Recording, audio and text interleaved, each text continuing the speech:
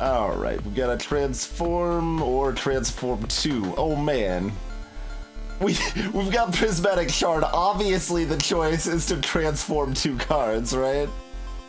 Critics per me, obvious. Okay. Transform 2 cards.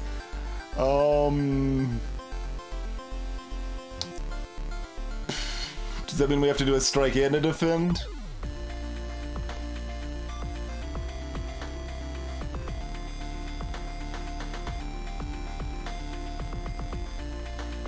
These could be anything from any card. Well, strikes they are. Alright, Storm of Steel and Dagger Swing. We got silent cards. Oh no, this is only for combat rewards. Never mind. Never mind. These are only combat rewards. These are only gonna be silence. Yeah. You're right. You're right.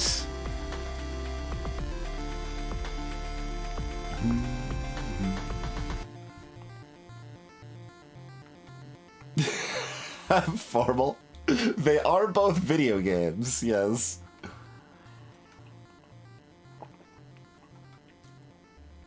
Well, we definitively lose out on this fire if we go to this elite, huh?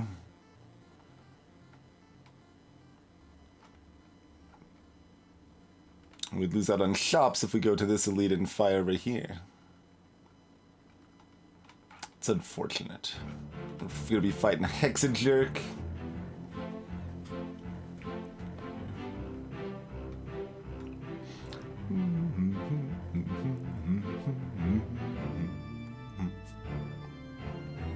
Well, I guess we're heading up, like, this way, and then we can decide from there. We'll probably take the fire and fight the elite later, but we'll see.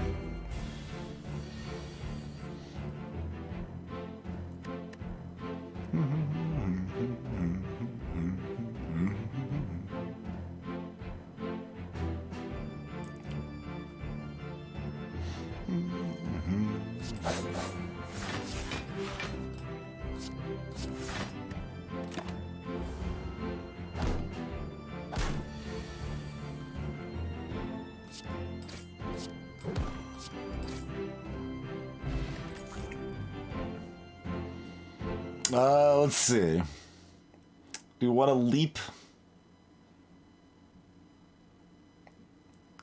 Oh yeah, that's right. We have 1 orb slot by having Prismatic Shard.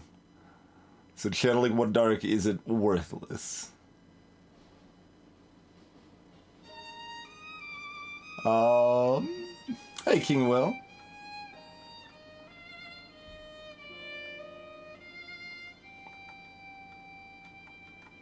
Yeah, Act 2 is always terrible. Just always avoid all the elites in Act 2 under all circumstances.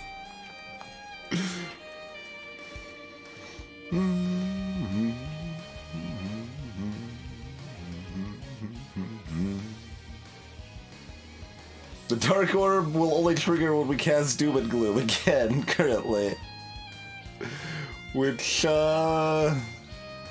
is good and bad.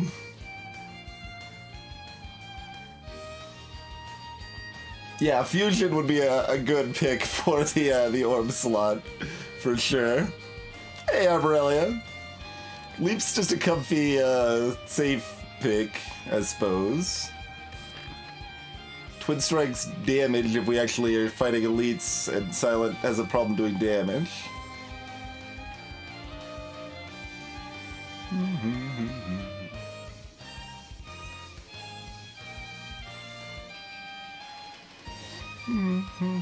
Let's try the Doom and Gloom.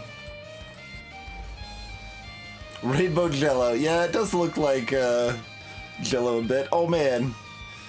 Is this correct? With our 7-card hand? 6 times 4 is pretty good, but we might as well do 1 strike first.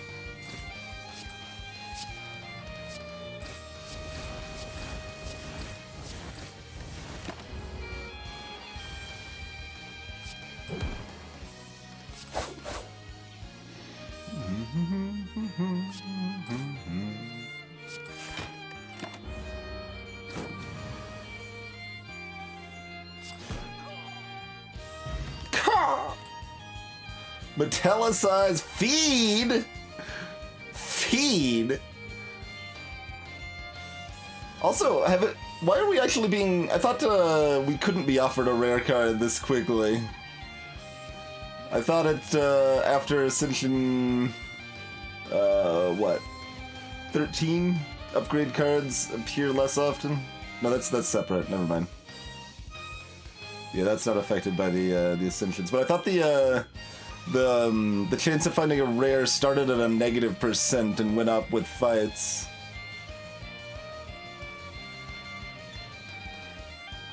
Hey there, Monarch.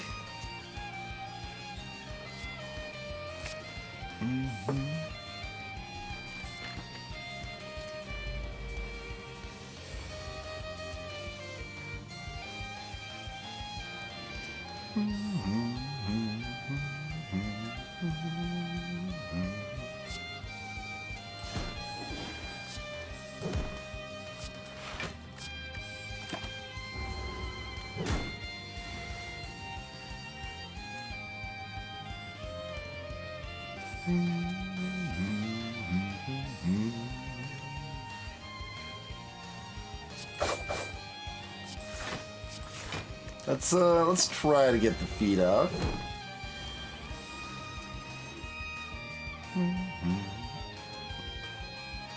This can bring them to exactly 1, although it doesn't really matter. As long as they're low enough for the, we're not redrawing this stuff, so might as well do it with some style. Making sure I don't have any, like, accidental damage that's gonna happen here.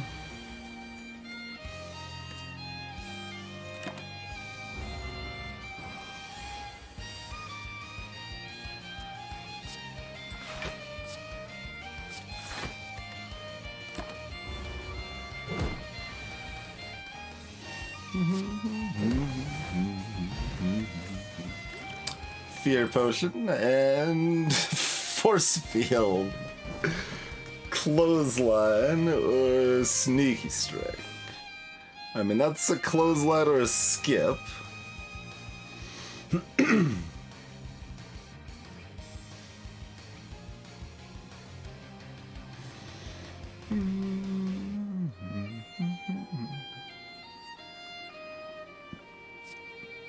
Alright, we'll take a clothesline. You walk by an eerie statue holding several masks. I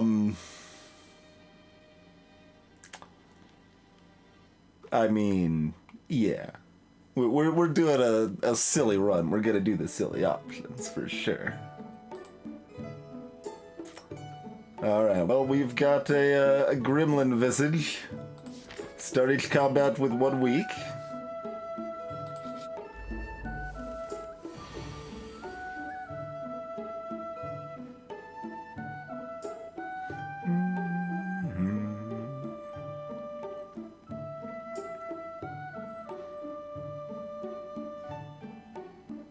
Hey, Baylor Lord.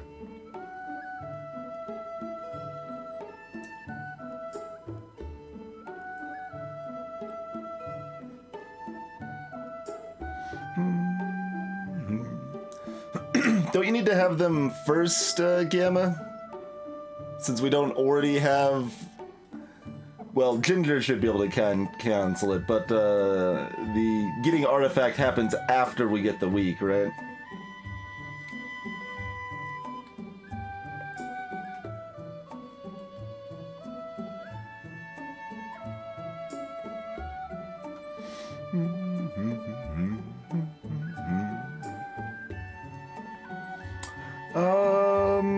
I mean, we probably need to actually do, like, damage and stuff, right? So probably clothesline defend.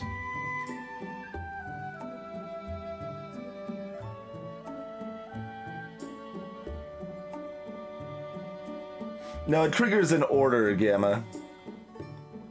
The order that you got it, as far as I know.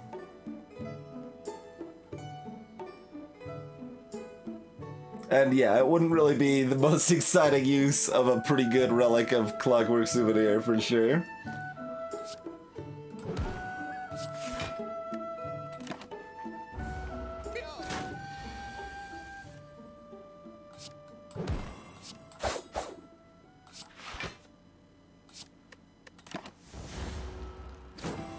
Weakness for everybody.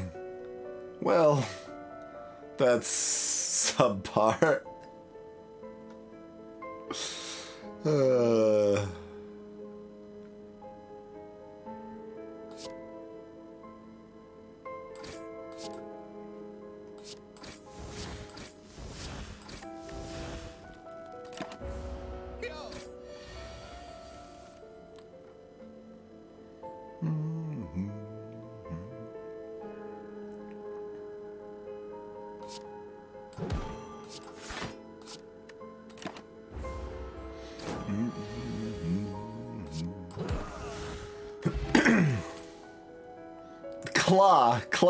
Claude Barrage. We got some high quality picks right here. Some high quality picks.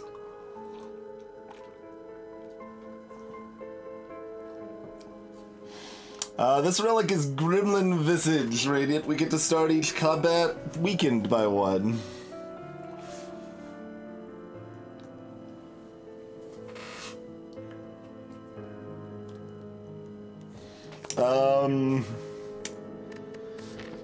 Well, slice or skip, huh?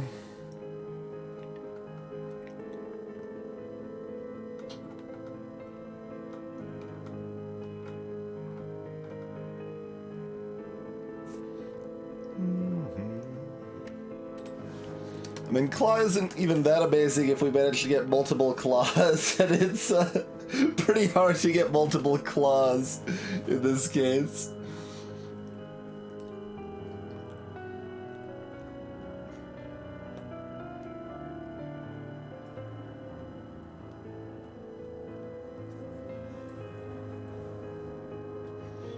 Yeah, 20% sounds about right for elites off of memory, but it's been a while since I've seen the numbers on it.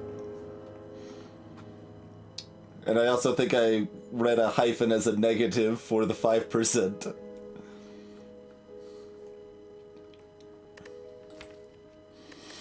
I mean, Slice makes our deck better right now, but...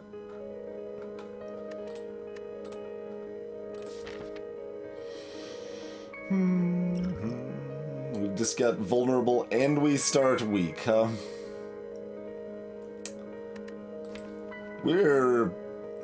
I mean, we do have some decent AoE for sentries, I suppose. For whatever that's worth.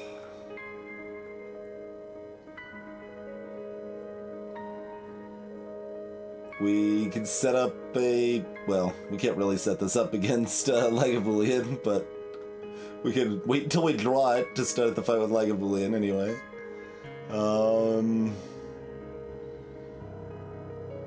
And we've got Clothesline for Knob.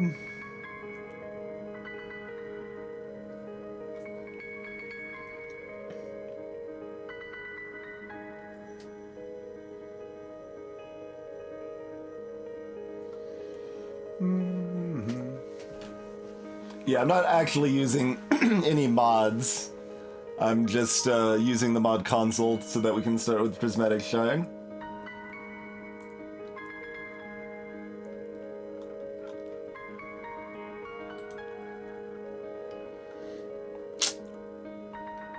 Man, I feel like throwing away a fire, but it might be worse in Act 3.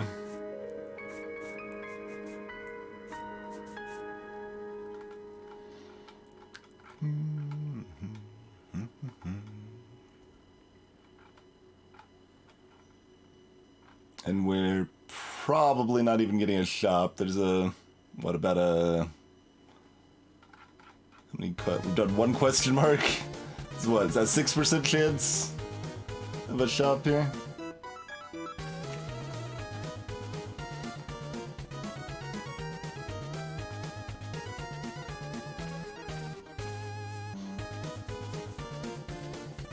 Need to get the key pieces at some point. Sorry, Prismatic. This will be a long day for you.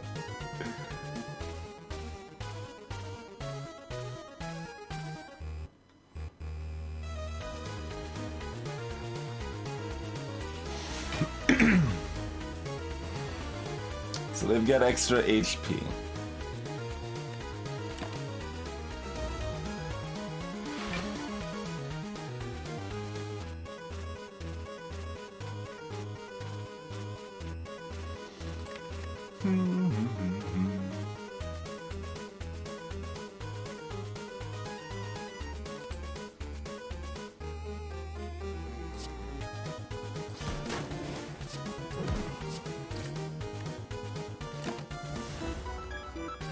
See if we can actually do anything with this dark worm.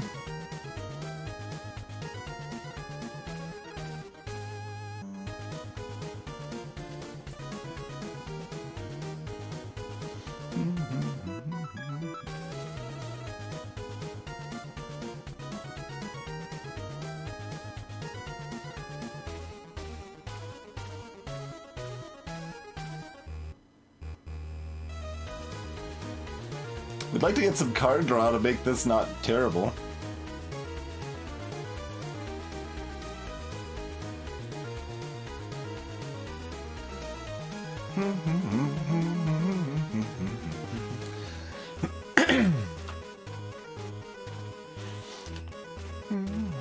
Deciding if I want to Vuln Pot, deciding if I want to defend, if I want to burn the feed for more damage now.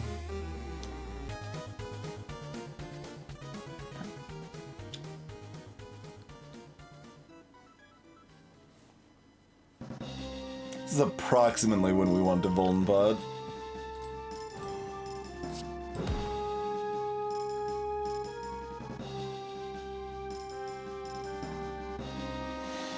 How greedy are we for the feed?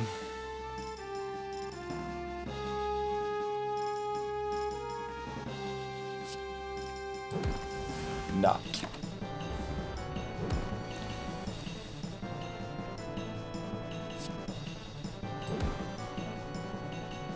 Now, is it doom and gloom time?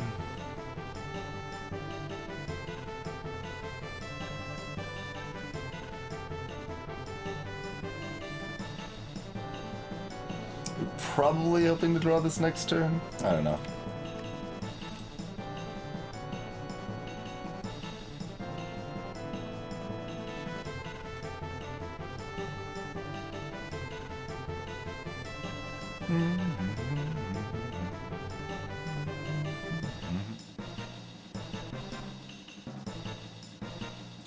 That's...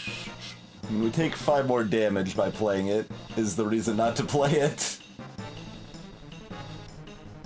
Now, I don't really want a capacitor, Radiant. Like, having 1 slot for darkness is the number of slots we want for darkness. More slots for darkness is actually hurts us rather than helps us.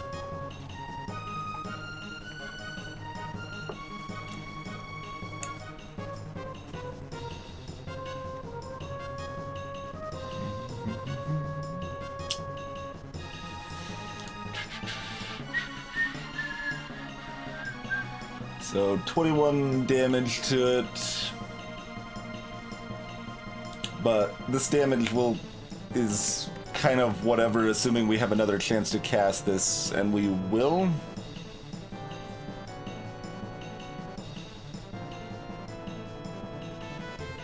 Let's see, so this would be 1284. Another 18. Jeez, they still got so much health left at that point. And then they're at half health and no longer vulnerable, and our strength and stuff is down. Good God.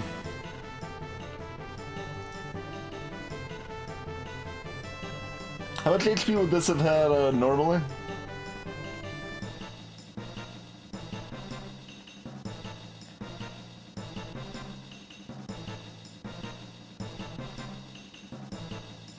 Ha, Eldris. Thanks, Lancefighter. Playlist knows what's up, for sure.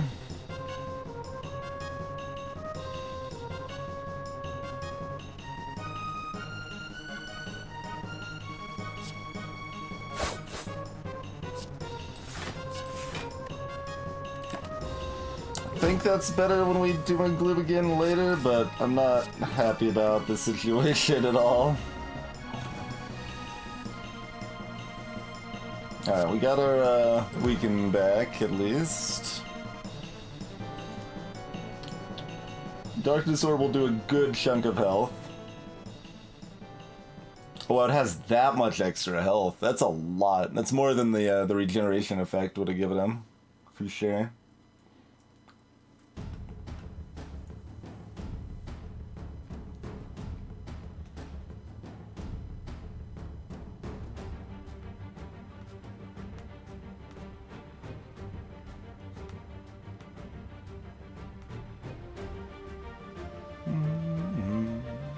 I know, right, Taylor? Just tears. I mean, we knew we were a little sketch. I wouldn't have even taken this fight on Ascension 20. I mean, I guess that's always happening, but...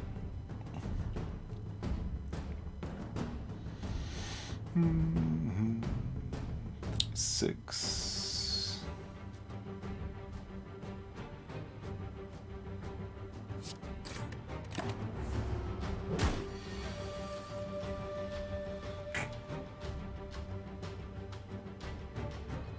These are 3 each now.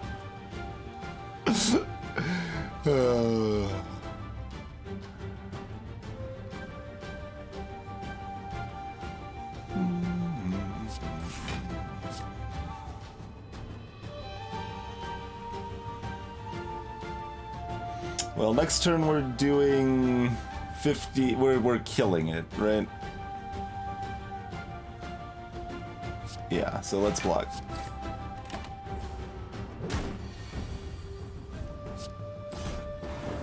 Like, we're either killing it now or we're killing it the turn after, and either way is fine. So we could have taken 4 less damage. We got a pocket watch out of the deal, though. That's pretty great. Whenever we play 3 or less cards, draw 3 additional cards next turn, synergizes well with Storm Steel, and is just a very strong relic in general. So, assuming we don't die, that's helpful.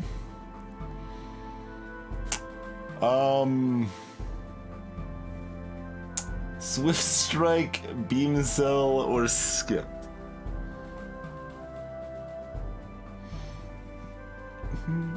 Hey, Artful Chaos.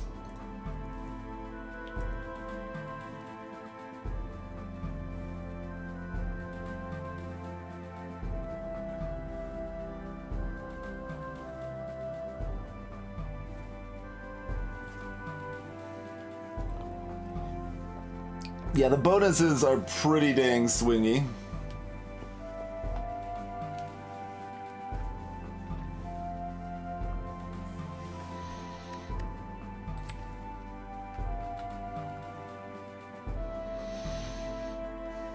I'm not exactly opposed to vulnerable, but I'm not opposed to skip either. I don't know, like, it's interesting.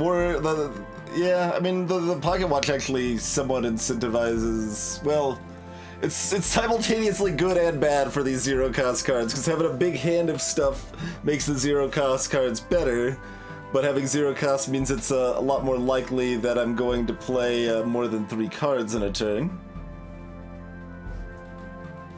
Alright, let's take a Beam Cell.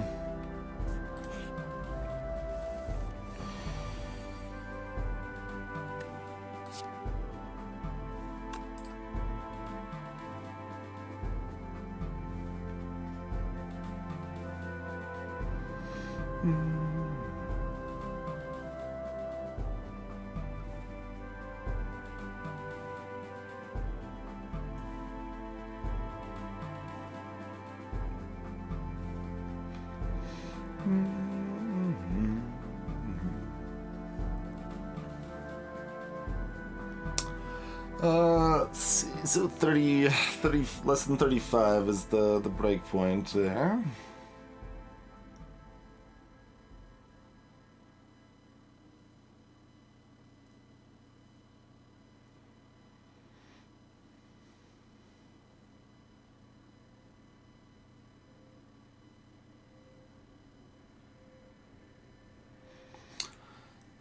I'm deciding if we want to double block, and if so, do we want to not play a dagger spray? I guess we just defend, neutralize. Which is a little sad, but then we don't play a card because we'd rather draw cards.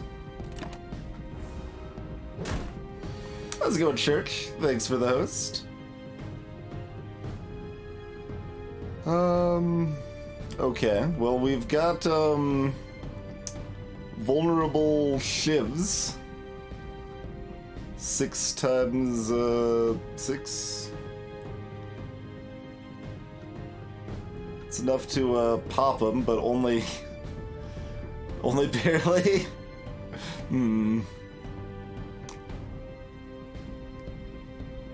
We can also strength pod.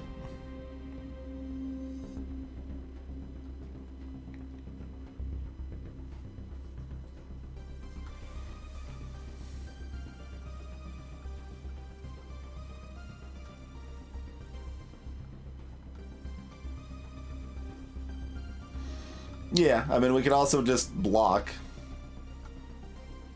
and keep stalling as it adds like slimes to my deck.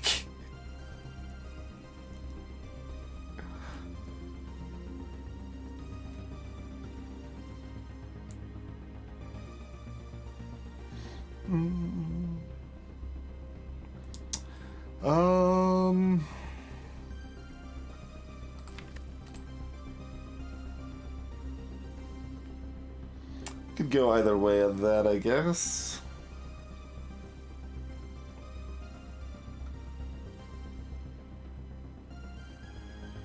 Well, could be fun.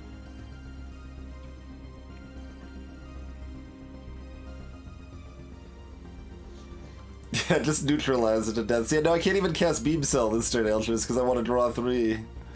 It's not worth casting Beam Cell if we're blocking.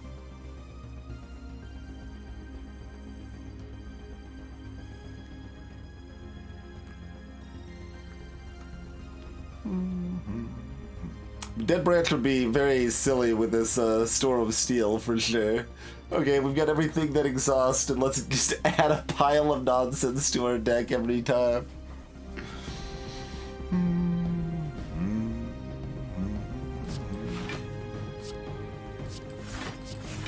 Let's stall and regret everything in a couple turns, huh?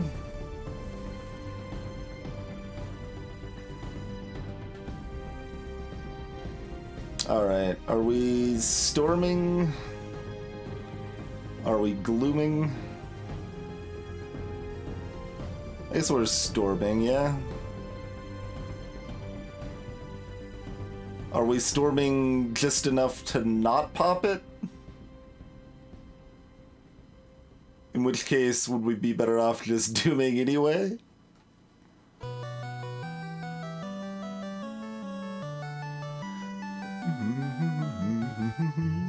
Instead of adding a bunch of shivs to our deck? No, Dead Branch can be any class. It's very, very strong on Silent as well.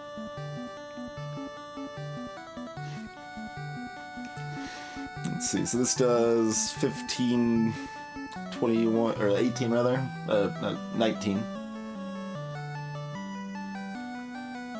Use it at 48. And we've got a Darkness Orb. And we still draw 3 more next turn. Or we leave it within 6 of popping, but don't get extra cards next turn and don't have a Darkness Orb. I guess let's have a Darkness Orb.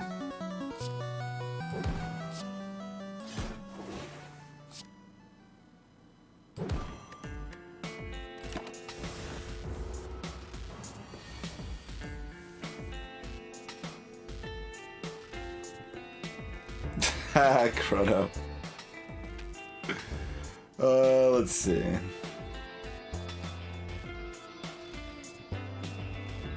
Dagger spray slime. I think is the play. Oh, what do we draw next turn? Okay, we got clothesline and 3 other cards.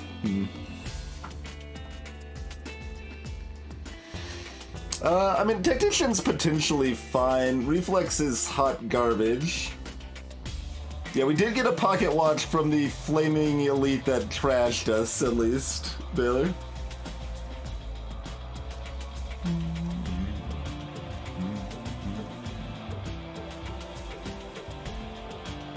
I mean, you don't really need to do anything too fancy to make Dead Branch do good work. It's just a really powerful relic in general.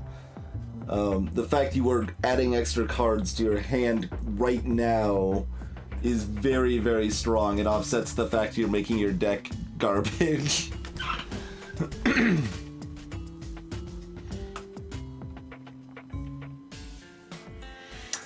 Anyway, this is splitting at 34.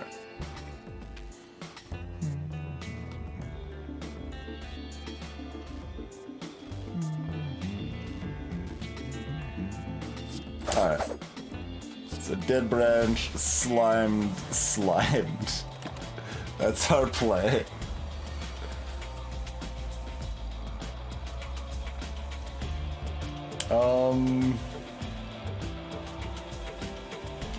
So 28. Yeah. Perfect.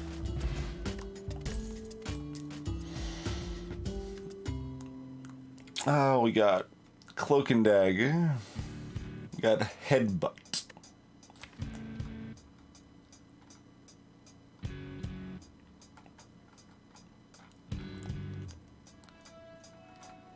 When we're drawing extra from the pocket watch, Headbutt is good. Cloak and Dagger is a Cloak and Dagger, though. Alright, I'm just gonna take Cloak and Dagger.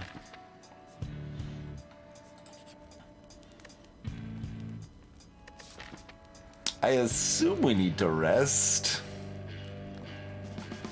We're just never upgrading anything.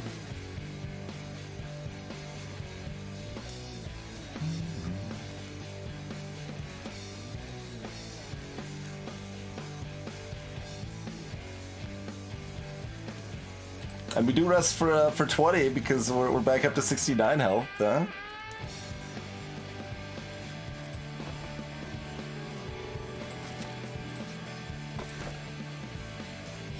Okay, 7 more health. Strawberry, that's a good omen. That's a good omen because we're gonna be starting up Celeste next stream for the first time. Perfect. I guess we're saving our money for next act. Or buying something in the 6% chance of a store. Oh.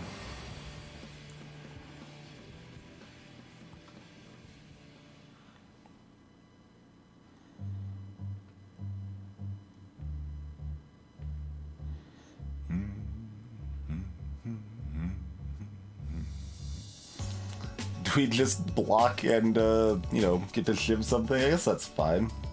Oh, but if we shiv something, we don't get to draw 3 extra cards.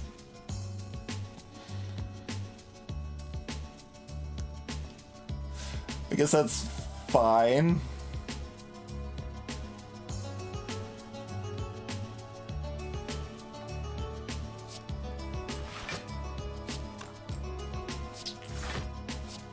And by it's fine, I don't know which way I'm going with it, because both ways are slightly bad.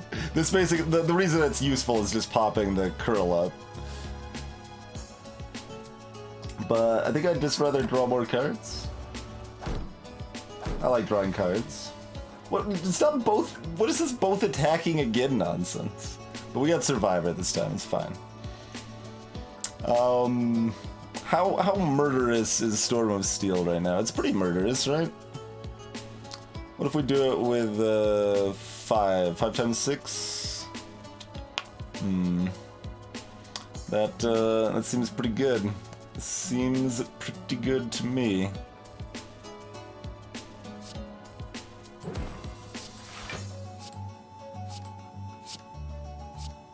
It's only 4 times 6. Good thing that's also exactly enough.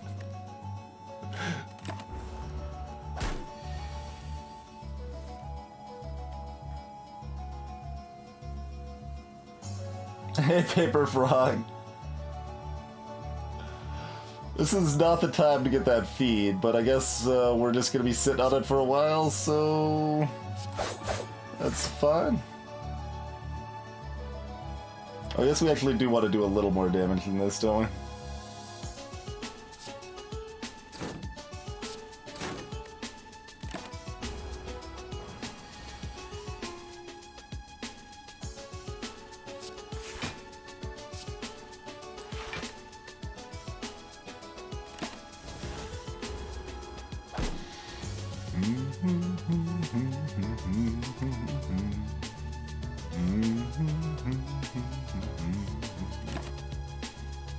Hey, Slug.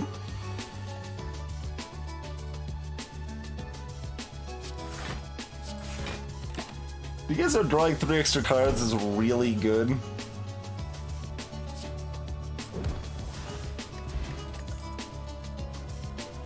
Hey, this card says draw a card on it.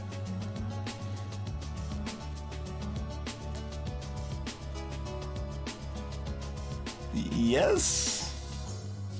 I guess I'm taking a pommel strike. I don't know how I feel about this.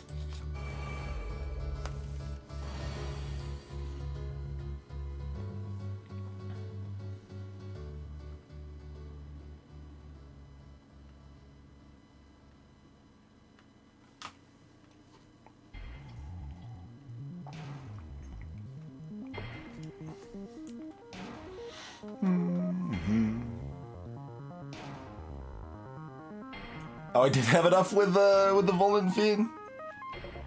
I thought I didn't because of the shield, but maybe not. I mean, we didn't take any damage for it. We just, you know, extended the run because our runs are usually not long enough, so that was an important thing to do for me.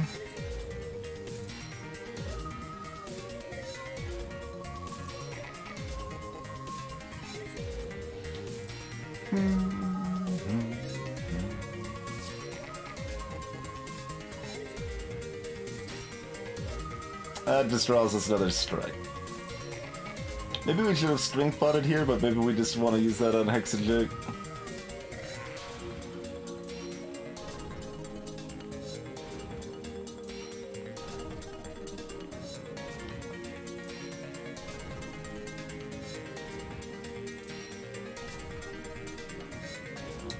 Why can't I draw any blocks on turn 1 when we start weakened on turn 1?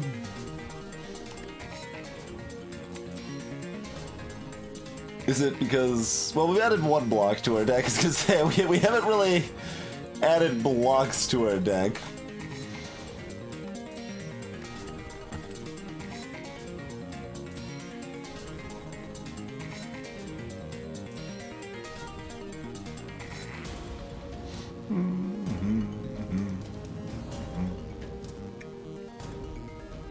I guess we want to defend... Because we're drawing a lot of defense next turn. How many... Okay, we played 1 card so far.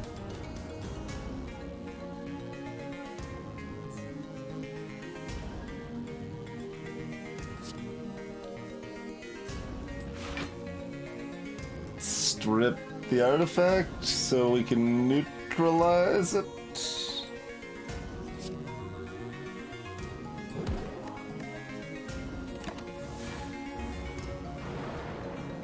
It's interesting, the trade-offs of like, well, are we just playing a strike or are we drawing 3 cards? 3 cards is a lot of cards, but actually doing stuff that like hurts the enemy is pretty good too. I've heard, where's my survivor? Man.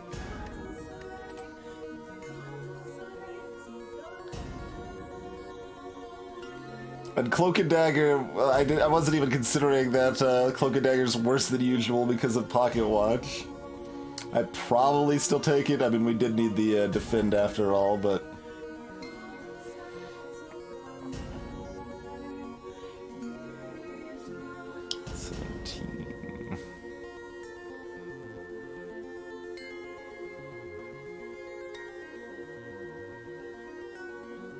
I don't know if I even want to play Dagger Spray though, Dark Freak. It means taking 5 extra damage.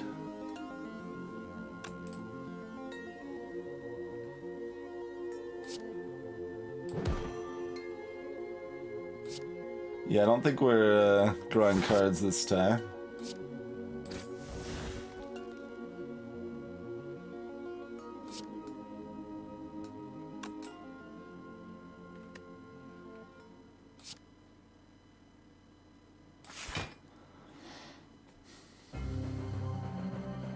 If we keep doing nothing, we just, you know, eventually die. So that's also subpar. Next turn we're looking at doom and glooming and surviving, probably.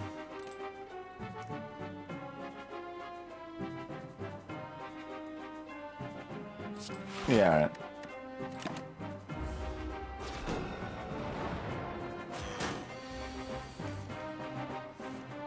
Okay, we drew 1 daze, that's good. I was hoping to draw some dazes there.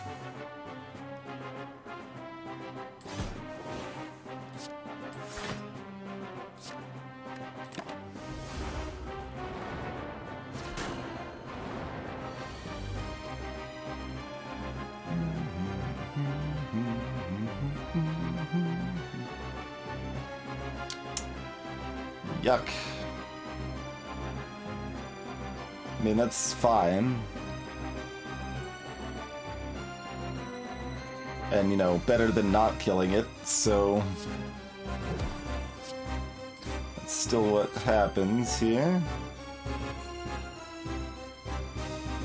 Let's see, we're not gonna kill that next turn... Yeah, the only way we'd be killing that next turn is if we Doom and Gloomed again, and that's in our discard, so... Start whittling down that. Take 10. Cry a little bit.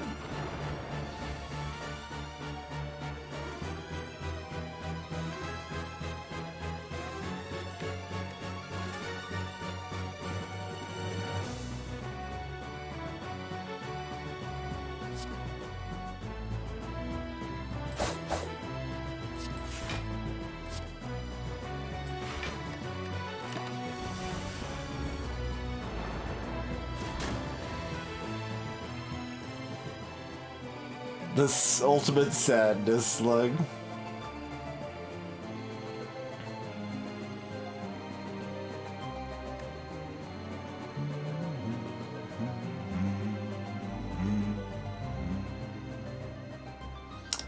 Alright, so kill it with Storm of Steel. Is it better to cast Beam Cell first? Probably.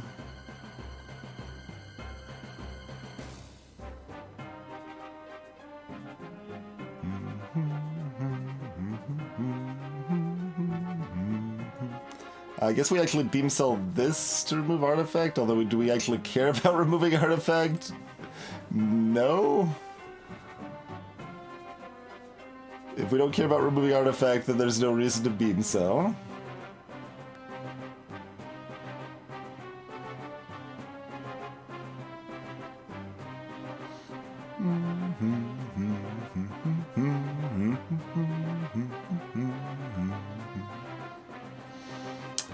Let's see, so this would bring it to 20. We would have 6 shivs. We'd still have to cast 4 shivs, so we'd do 8 to this. If we don't cast Beam Cell, we have 7 shivs doing 4 damage. And we have to cast 6 of them, we do 4 damage to that. Okay.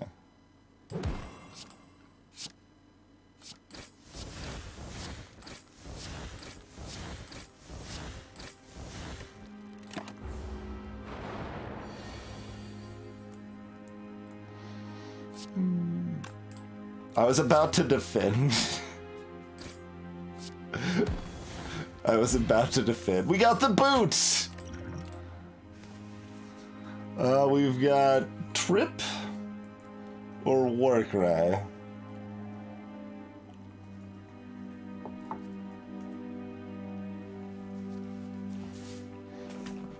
mean, we've already got Beam Cell. Trip is like a better Beam Cell. That's everybody? Yeah. Oh, we don't upgrade cards in this deck, Emma. I mean, Boots actually got some potential decent value. We start weak, and we've got Storm of Steel in the deck. Those shits could be doing 5 damage on turn 1 instead of 3.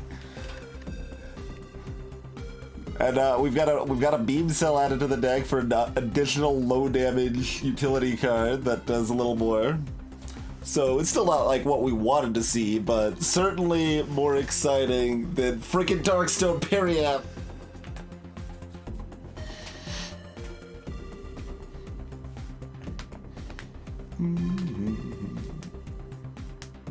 I mean,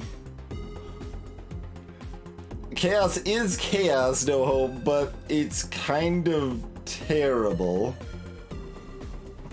Kind of just terrible. I think we just skip. Yeah, I'm just gonna skip. We're at 30 health, that should be enough. And 30 health is better than 32 health anyway. Oh wait, no. It's 12. 30 health is about the same as 36 health. Hey, Sigma Jargon. Look, it's just a simple chaos, Sigma. It's just a simple chaos. What do we even upgrade here? Is it feed? Is it neutralize? Is it Storm of Steel? I guess since we've got the boot, upgrading Storm of Steel is actually less exciting now. It's still good.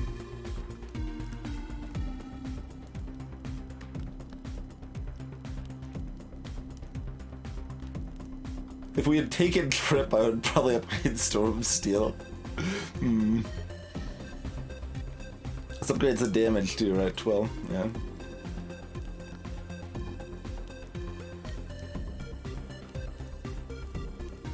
Salutations, Wind Queen VV. This draws an extra card. Drawing card is pretty great.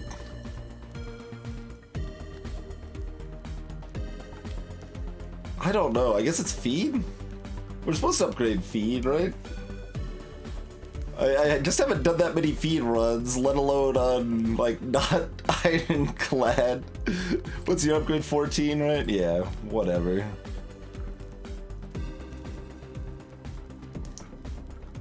We've got a lot of, you know, pretty good upgrades. Like, I mean, Beam Cell's also pretty good. I guess it's feed. That's the cocky answer, right?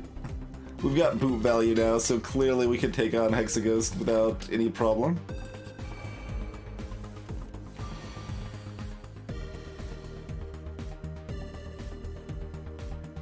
Okay. Beam Cell, Pommel, Storm of Steel. Murder's one of them, at least, right? Oh, we're getting boot value, though. Hold on. So we're doing 11 damage. And then, so we've effectively played one card. And 5 times 5. 11 and 25. Yeah, we do a lot of damage. It's pretty good. We've got Survivor in our hand, which makes it a little harder to draw back into our feed, but...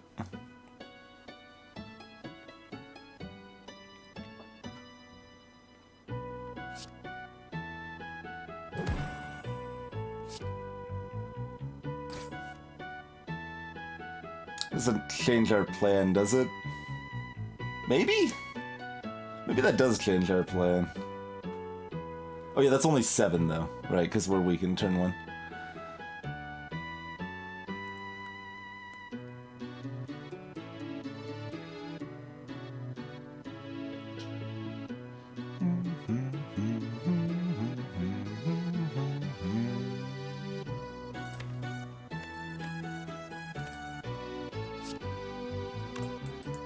This would mean we get Pocket Watch, though. Hey, Iron Furs.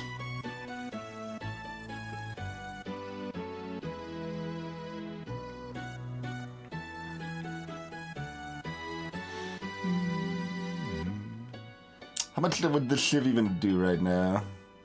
Because they're vulnerable and we're weak and we've got the boot. This does 13. I don't think it's enough because of the weakness. I should have considered it though, and I didn't.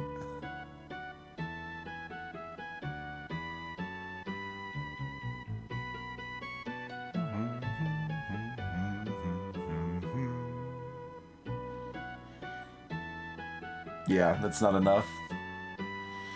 Okay, but this means I do get to draw more cards next time. That brings them down to 10 and them to 11. But then we need to kill one and block next turn. Yeah, alright. Boot value, boot value, boot value, and boot value. Look at that boot just flashing above my head.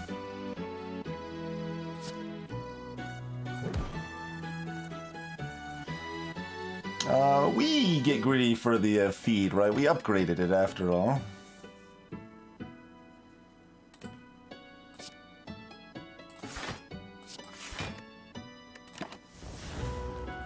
Currently taking 1 speculative damage. Hey, there's a feed. That was super worth it. Ghost in a jar. I like my potions. I like you more, but Endless Agony deals 5 damage twice because of the boot. Recursion's kind of interesting.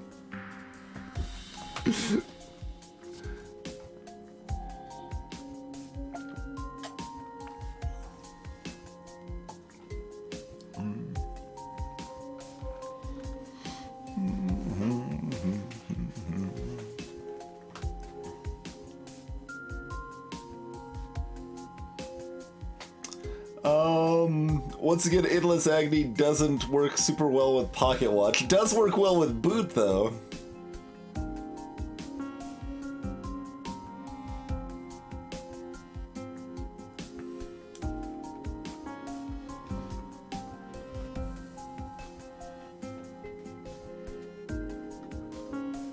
Yeah, that is a bad relic, Chrono, for sure.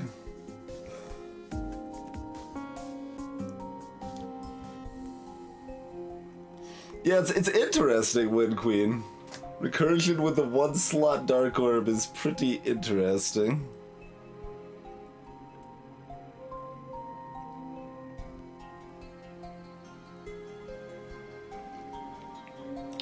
I don't think it's, like, particularly great? I don't know, it's okay.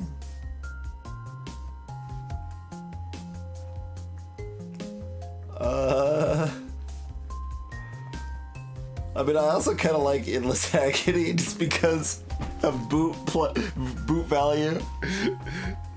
Anything that's like giving me boot value, especially on turn 1, man. Endless Agony also, I was about to say, gives me extra cards to discard to Stormsteel, but that's just not helpful at all.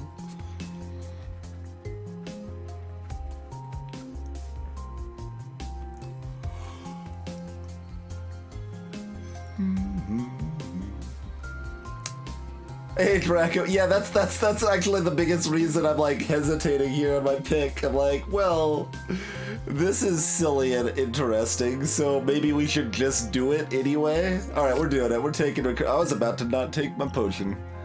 The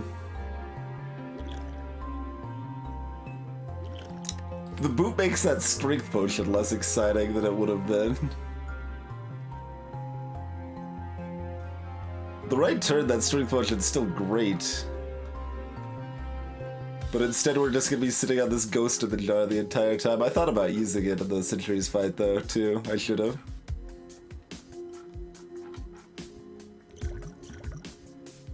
And this is gonna be only silent powers. Silence gets some pretty good powers.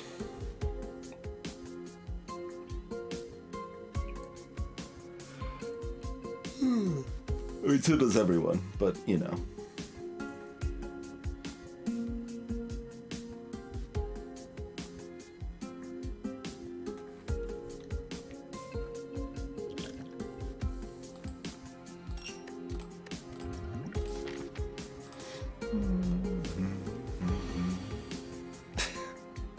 Amusingly feeding in this, successfully in this fight. Well, no, we're probably gonna take damage and then feed, right? Okay, we want to take 2 damage. Optimally, we take 2 damage and then feed successfully. Well, currently we're taking okay, we can neutralize this turn.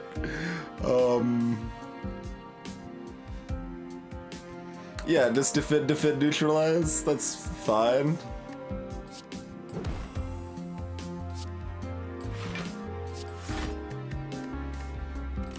See if we can take 2 damage at some point. This is 3 damage. Oh, we can take 2 with Cloak and Dagger.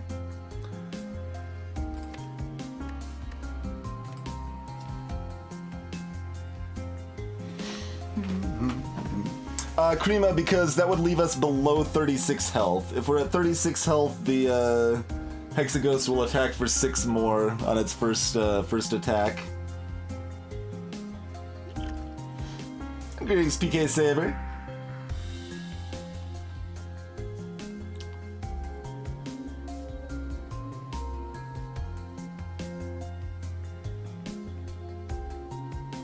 Greetings, Hyphenated. I've heard that rumor as well.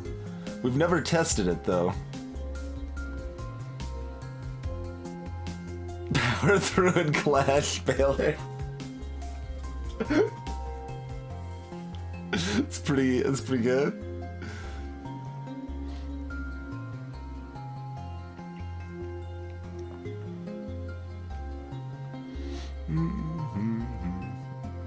A 4-cost double searing blow. Does it? I guess it upgrade. You can still upgrade it, right? It upgrades both halves. It's pretty good. Pretty good. Anyway, we can also clothesline defend, which means we take like 1, right? Which is less than 2, I'm told. Alright, Cloak and Dagger, Doom and Gloom, and Shiv. How about that? Let's take this 2 damage. Get booted, son. The thing about taking 2 damage is that we don't want to take any more damage. Because this is only like a little worth it. It's not a lot worth it to min-max the health here. We also still need to successfully feed.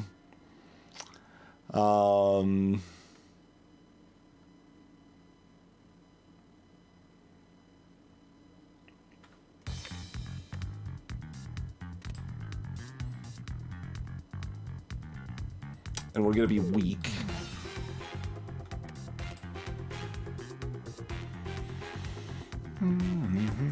So feed's gonna be doing 9.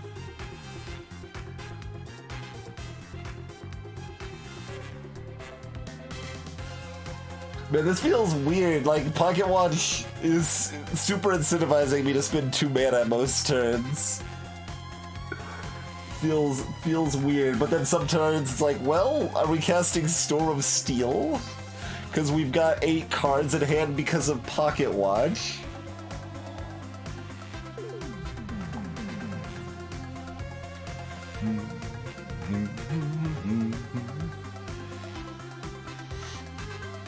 We put a lot of effort into the playlist here, Wind Queen. Oh, we've also got Recursion. That's just 12 damage right now, isn't it? That's pretty good.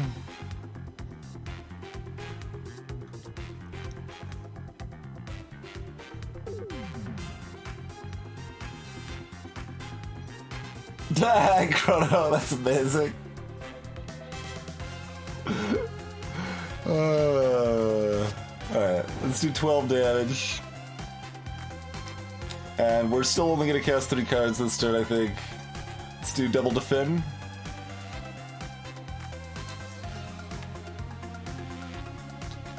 Either Clothesline or Dagger Spray alongside the feed's enough to get there. Doom and Gloom's too much, because it kills them.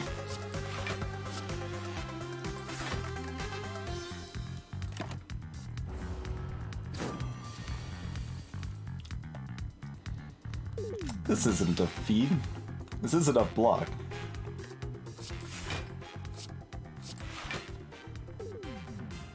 Wait, this is... Okay, this is 10 damage. Okay, that's not too much. Make sure I don't accidentally boot someone to death before feasting upon their flesh. Alright, 35 health. Optimal. Optimal health. Forethought, setup, and stack. Forethought and setup next to each other. I feel like the game is just, like, look, screw you, and then, like...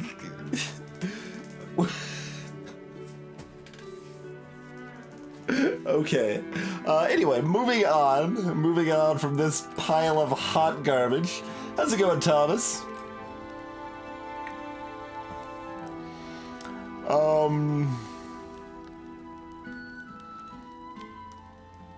If we wanted to cast Recursion every time we drew it, we would want to upgrade it, but we don't.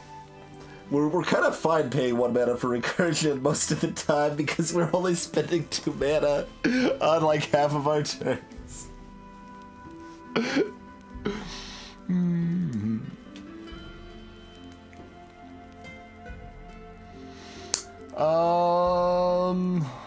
Storm Steel's still okay. Neutralize is still okay. Clothesline's okay. Pummel Strike draws another card. Yeah, maybe it's Pummel Strike. Let's just be a card drawing deck. We don't need to play cards, we just need to draw them. Stormsteel is worse of an upgrade because we've got the boot. But it's still decent anytime we can get it alongside Beam Cell. We kind of need both of those upgraded for them to be happy upgrades now that we've got the boot.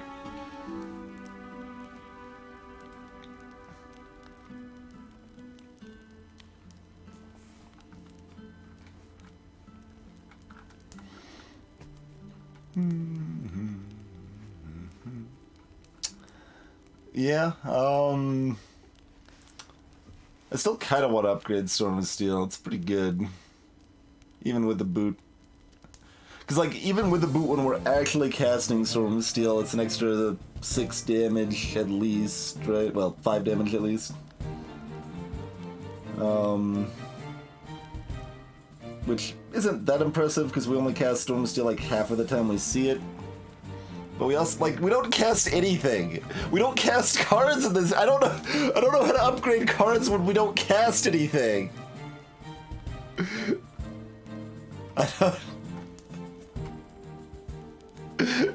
Pocket Watch is weird, man. Pocket Watch is weird.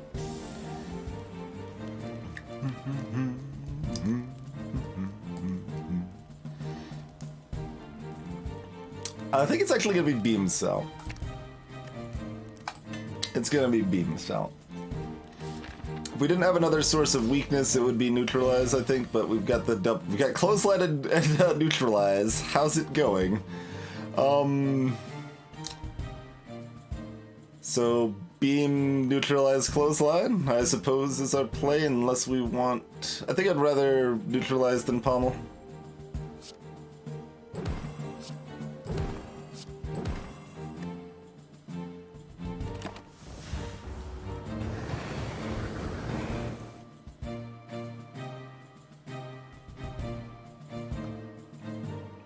It is vulnerable with Storm of Steel.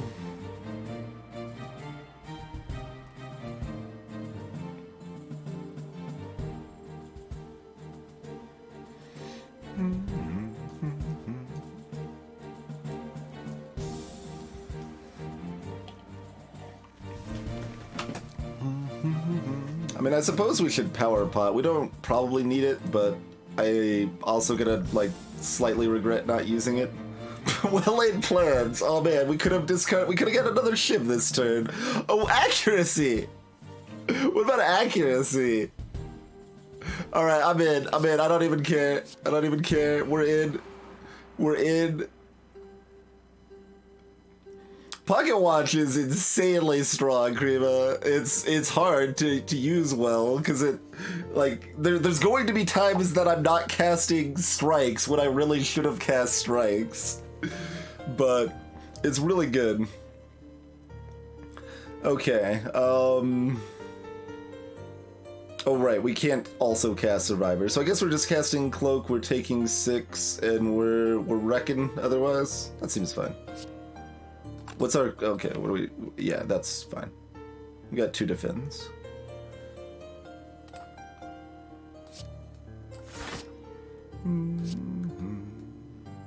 I don't want extra shivs in my deck. Yeah, no. Okay.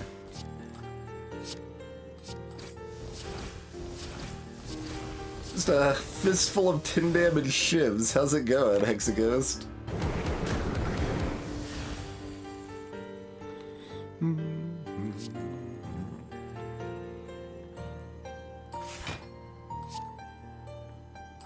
Alright. Well, Darkness Orb is up. Their weakness finally wore off, but just in time for us to get more. How many cards have we casted this turn? This is doing 5 damage either way, right? So let's see. That's gonna be... oh, we've only got 1 defended hand anyway, huh?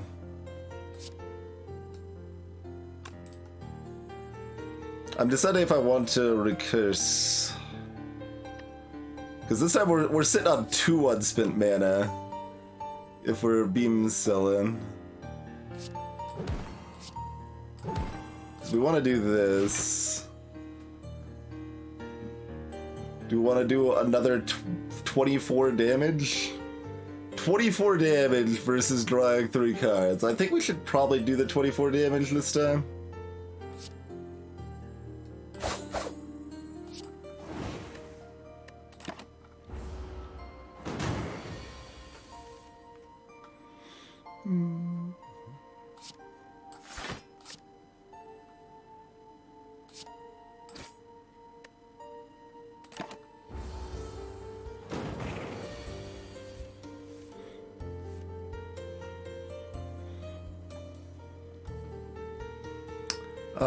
Let's see. So these are 7 each right now.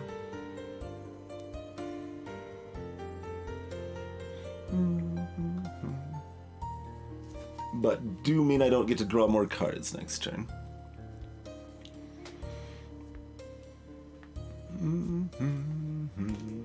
Yeah, there's a few different ways that Spirebot was set up. I defaulted to the most common one that I guess in the chats I was in at the time, which was Solarities, I think, that had the info. I would set it up for multiple ways to trigger it if I could, but I could only set one way to trigger it.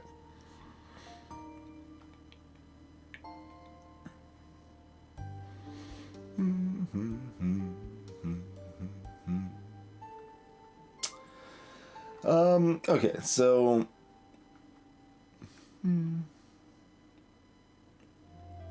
that's a lot of damage. It's a lot of damage. That's 58 damage. Do we want to just do 58 damage? I mean, otherwise I'm still doing 34... 43 damage, which actually isn't that much less, and I would still get to draw 3 more cards. Alright, let's start with the Pommel Strike either way. That gets a burn. Curse you. That slightly incentivizes Storm because we can cast Cloak. Oh no, we can't, because then we still couldn't cast this.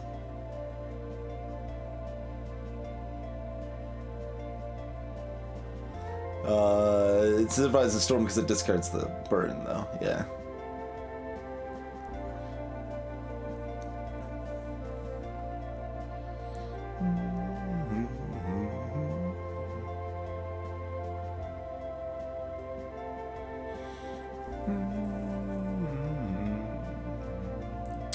Not that discarding the burn's the biggest of deals. I'm trying to figure out what's my best line to get feed off, you know?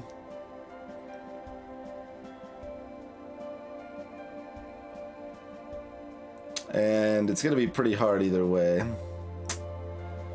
Alright, I think this is a better line, and we're hoping recursion makes up the difference for us.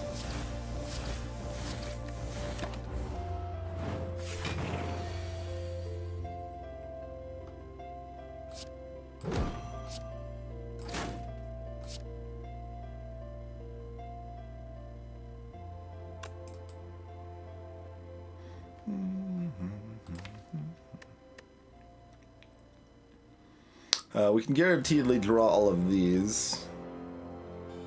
So would this 9 damage be enough to guarantee its death? Let's see, 30. Is it already guaranteed without it?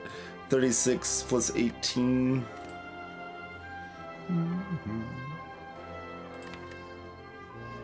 Plus, like, neutralize, right? Yeah.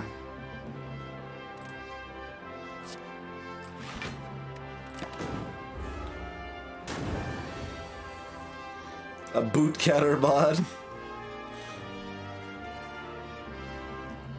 Did it break for some reason and you didn't feel like updating it? Is that what happened? Because, I mean, that sounds amazing. Everyone should want a boot counter mod. I need to make sure this isn't too much damage. I think neutralize recursion was enough. So that's 18, that's 5, 23, it's 59. Yeah, okay.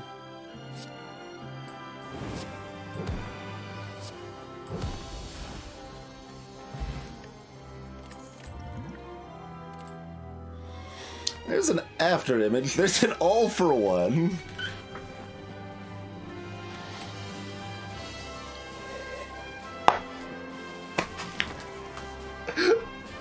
Oh man, there's some all for one shenanigans you can pull here. You can start just like not using shivs, right? We'll upgrade Cloak and Dagger, and then we play it, and we don't use the shivs. We let them discard, and then we pick them back up with all for one. On the other side, After Image is After Image, which is just flat one of the strongest cards in the entire game, and also synergizes with Shiv shenanigans. But,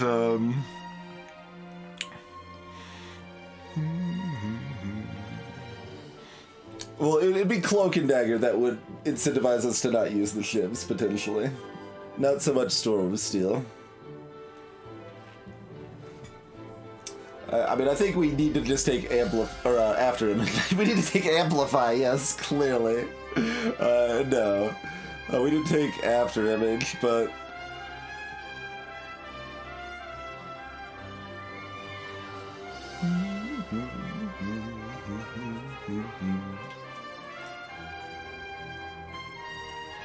It's fun. The silliness option here is definitely amusing to me. I mean, it gives us Beamsilla Neutralize too. If I decided to take one of the other zero cost earliers, I might just jump on this nonsense. But I think our deck is still too weak. We need to just take After Image and try to win, right?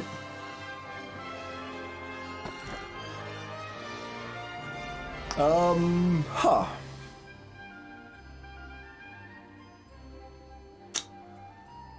That's I don't. These are dumb.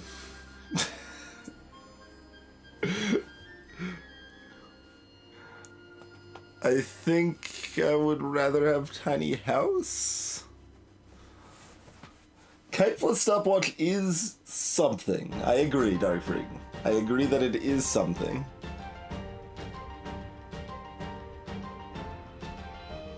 We're not taking Busted Crown because that just defeats the, like, whole idea of this, of starting with Prismatic Shard and having a silly deck.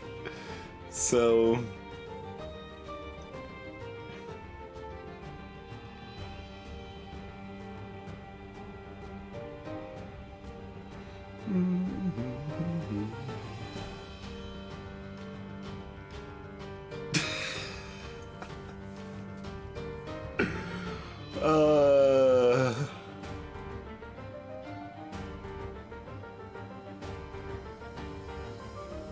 Huh.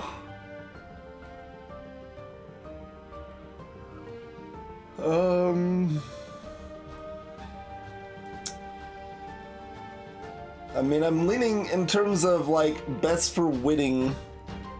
Kite's probably still better, but best for keeping our shenanigans is definitely effectively Skip. White Beast is still better than nothing, I guess, but it's very sad.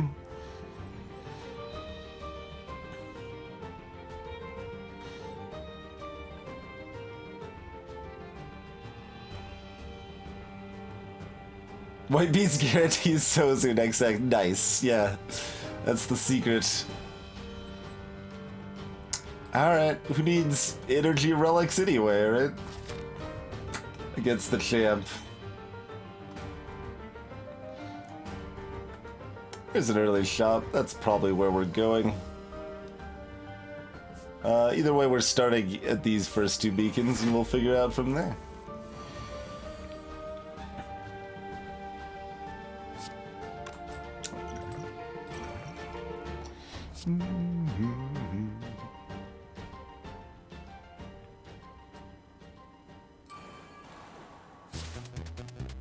Boot, boot, boot.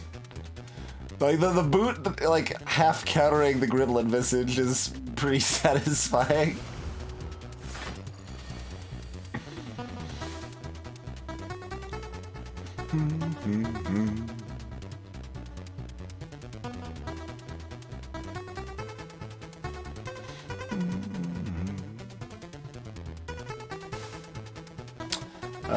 Do we Survivor Storm?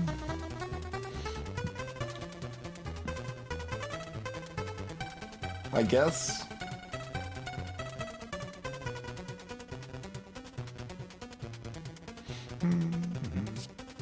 Yeah, sorry, Wind Queen. I should have covered what the relics did for people that were unfamiliar. The other one was Busted Crown, which meant we only got to pick from one card after combats instead of from 3.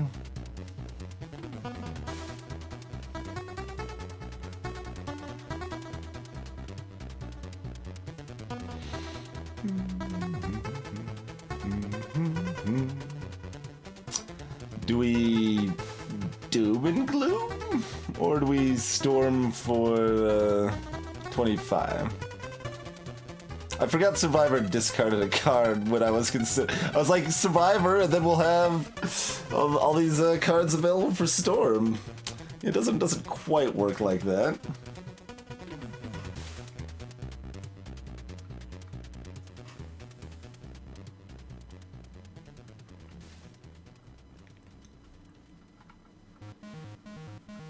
I guess we'll Doom.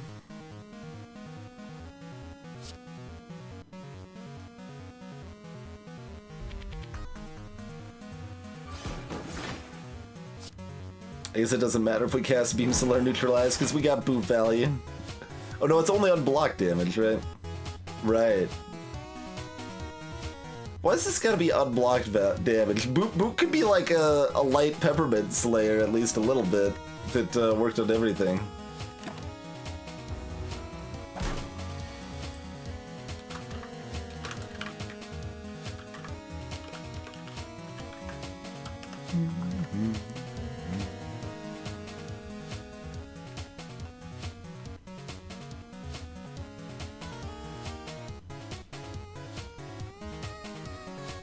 Yeah, no, I think covering Kite was the correct choice. It's just worse for the shenanigans that we want to do, so we said no.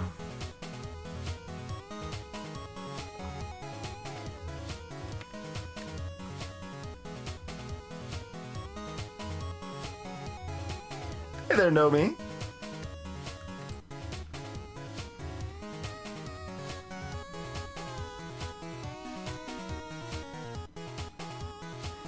This is everything's weird with the pocket watch.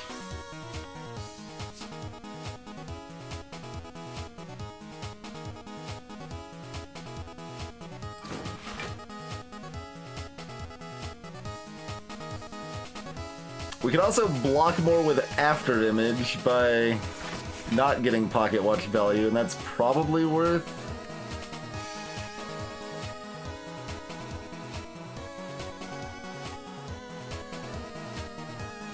It's only 2 more block, but it also... I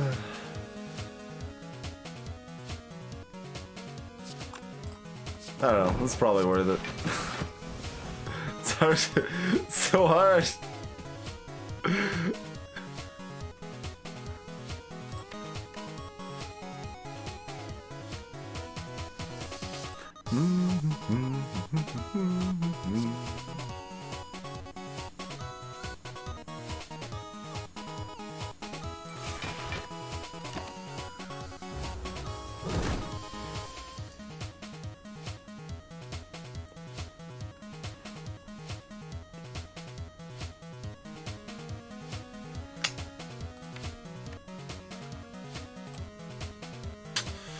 boo to that. But it's enough block that's doing approximately. Oh, it's exactly. No, it's not, because we're frail. It's 2 less, that's okay. Hey, let Mango. It's the number is the ascension, the skull's just the ascension indicator. It's like oddly close to the floor number. Like the way this is displayed feels weird, but greetings, Wuff.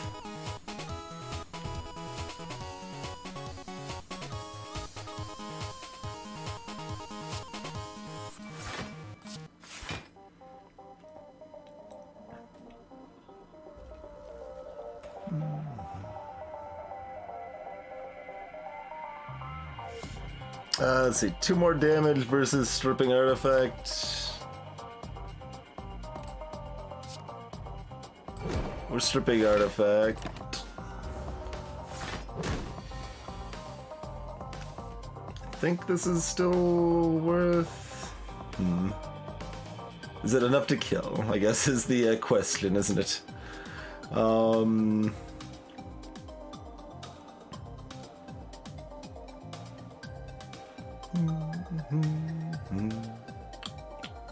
So that's going to be 6 times 6, 36. And there's no further boot value or anything there. 36 plus 4, 40. So we're 8 short. Okay, so this is 15, 39, 43, and we've got 1 mana left. 49? That's enough. Okay. Oh, that means we don't get to feed, though. I think especially when we're getting a potion each turn, we're a lot more likely to be able to heal up easily. So, do we try to force the feed again?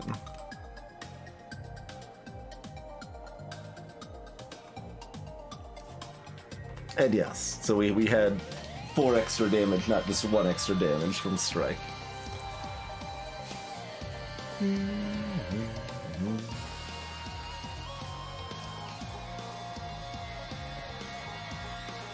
I mean, the answer is yes, right?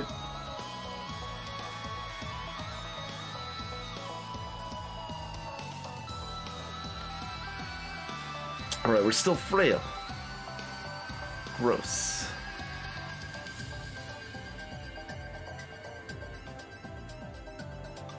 If we had 4 energy, we can cast both Clothesline and Doom and Glue. Make them weak. And that blocks for 6.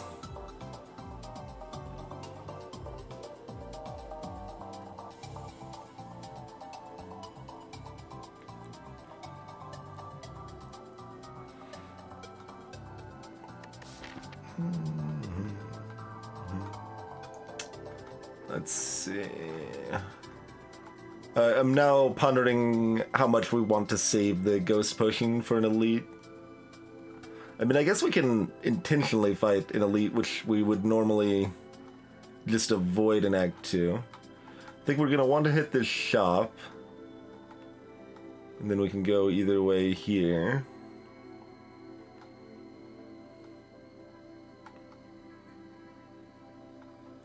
There's pretty friendly branching here. Hit that, go up here. Hey, Dice Order! So they didn't really answer my question, but we're kind of leaning towards like maybe fighting this elite.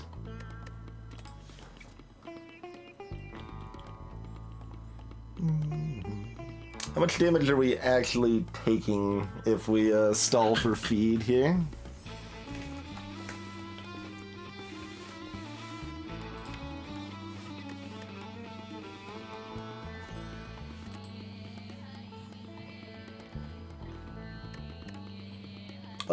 A good chunk.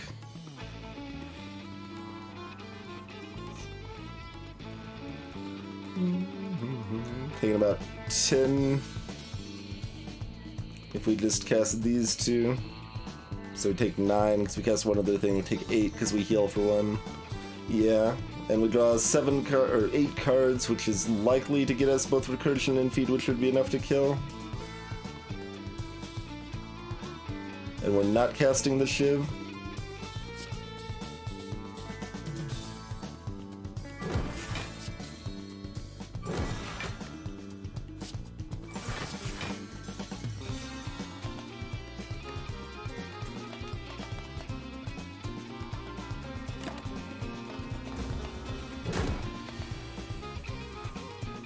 There's Recursion. We got it first, which is all we... Oh, they're blocking up again, though. Wait. This kills them. Recursion's too much damage. Oh, no.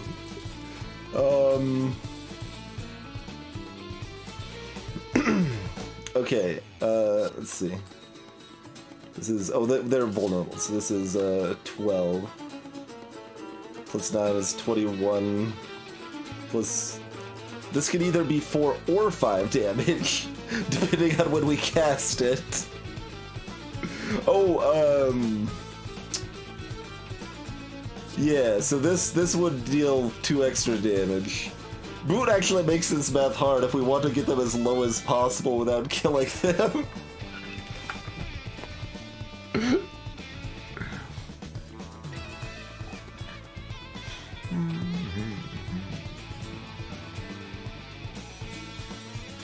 So we actually wanted to do less damage last turn. Amazing. Oh, God. Complications of this math shenanigans here, for sure. This is how if we cast this first, we're kind of ignoring the boot value, which we might want to do. So that brings him to 14.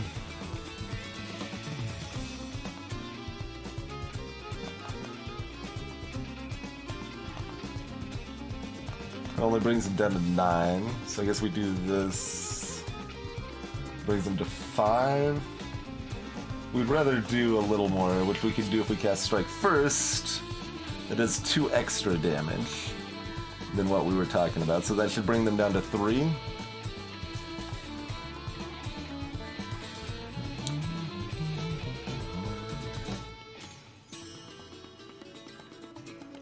Yeah.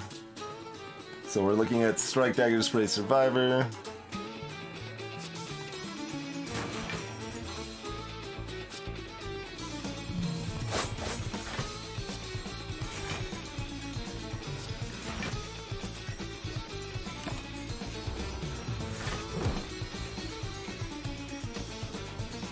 Okay, so that should be fine.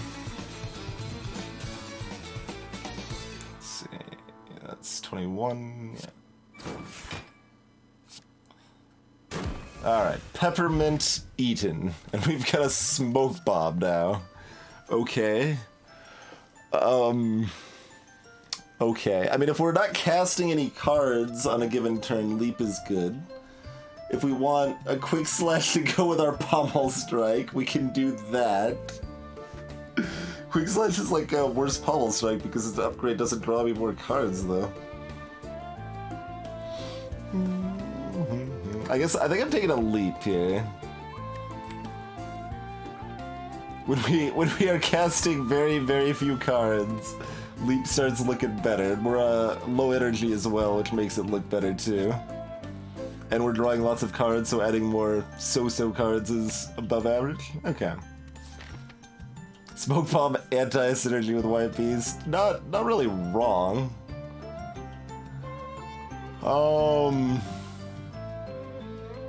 These are only going to be silent cards. What silent card? I mean, there's plenty of silent cards we want. And we don't want to sleep because we've got White Bee Statue, is the theory? That's the theory.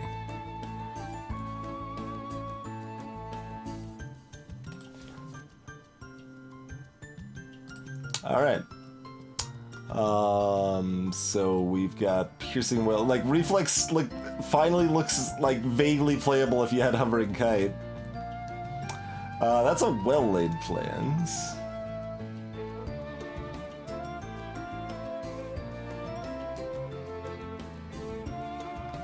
You know what's a good card is well-laid plans.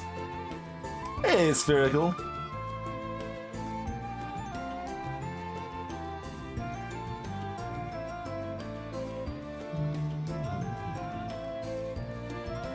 Yeah, it's just gonna be well-laid plans. Eviscerate is... I was gonna say, like, also good with Hovering Kite, but it's still only kind of okay, right? It's like, you know, decent. But yeah, well-laid plans is great. That's one of the best cards in the game. We're taking it.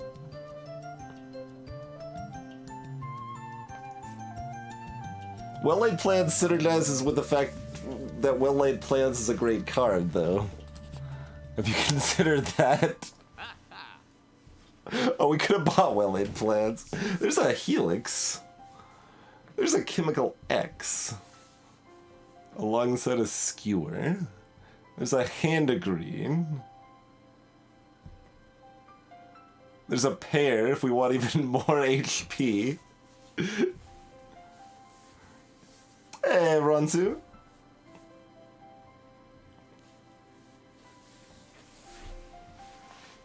And Piercing a Whale.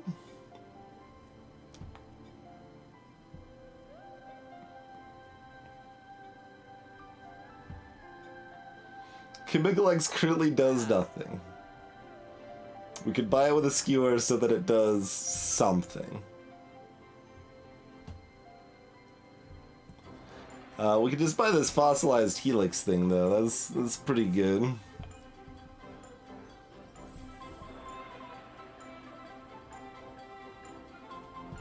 If I didn't just get a well-laid plans, I would buy this well-laid plans. I still might. 2 well-laid plans is okay. And having 10 card hands is pretty good. And, I mean, you're right, Chrono. That, Sword of Steel is, losing its ability to be good pretty quickly. Hand of Green does feed on the feed territory.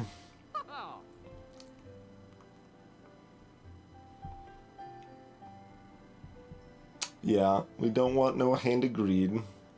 I assume we want Helix, though. Is it Helix Remove? I would buy a Backflip.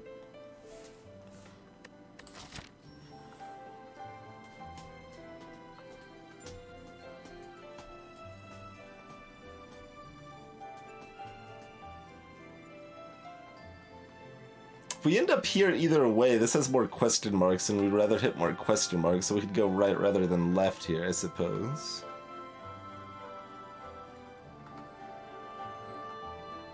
And then we can choose on this elite. Go to this fire and then choose on that, or depending on how things went, where... Oh, that does lock us into kind of this elite, sort of. It soft locks us into this elite.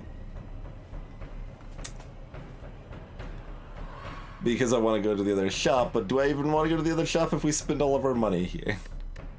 Eh? I mean, I think we're buying this Helix, right? I haven't really used it or seen it used a whole lot, but it's statistically great, and I agree with statistics in this case. Like, that's a really powerful effect. It's a really powerful effect. Alright, let's take Helix. Are we taking a Piercing Whale or a card removal? I was kind of tempted by the second well-laid plans, too, to be honest, but I think card removal. We really don't want to be casting our regular strikes, even more than usual.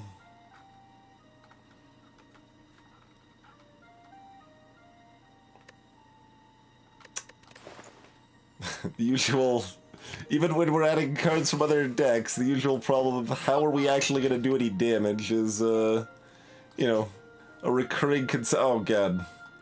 I mean, we're not too worried about losing all of our gold here. Turns out. Can I look at my hand first? No, here, we start the fight, we can smoke bomb it if things don't look good.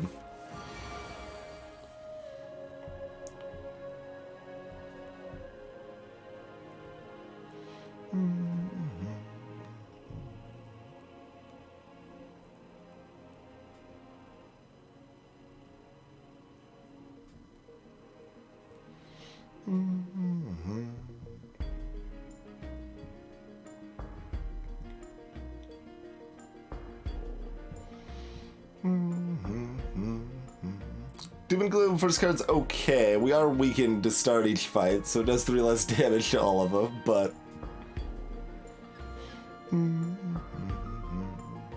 Still the leaning, yeah?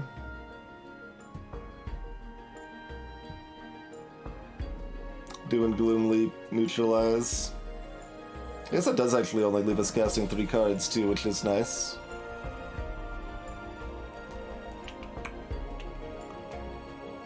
There's a few other kind of interesting options there, but that's the best.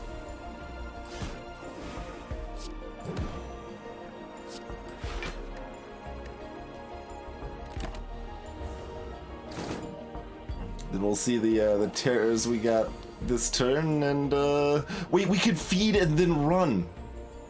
We could feed and then smoke bomb, right?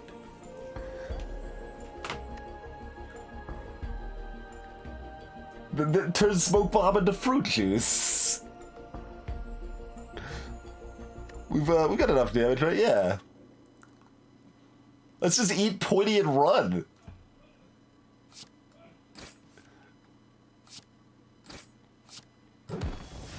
See you later, suckers. I was about to click discard.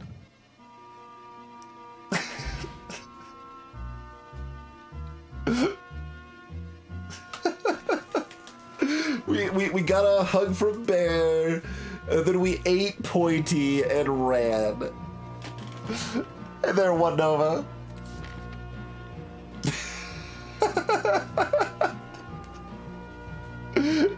Greetings, Mashamita. Old Dine and Dash is right.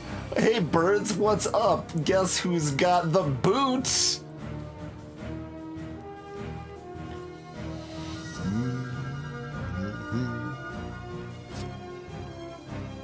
I still think I want Pocket Watch, though.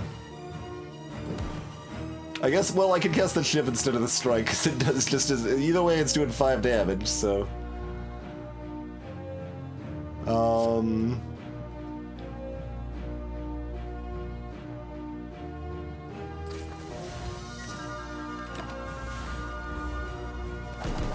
Hey, Melek.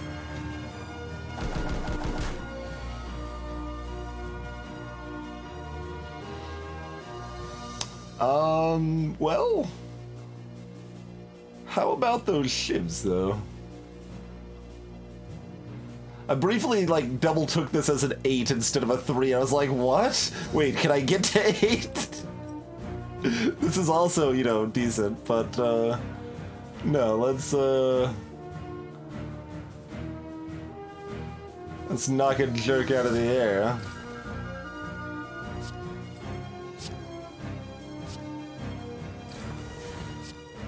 So we're at least doing that.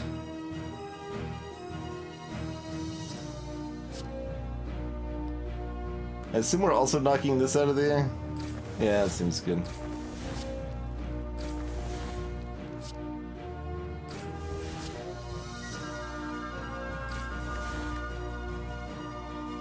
Maybe I should have just killed this. I mean, we can clean up fine next turn, so it shouldn't be a problem, but... Hey, Dagger Spray! Never mind, I made the right choice.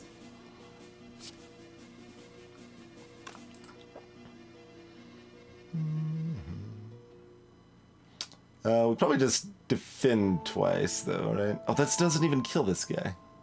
Oh, it does, because of boot value! Heck yeah, boot value. This is some of the best action the boot has ever gotten.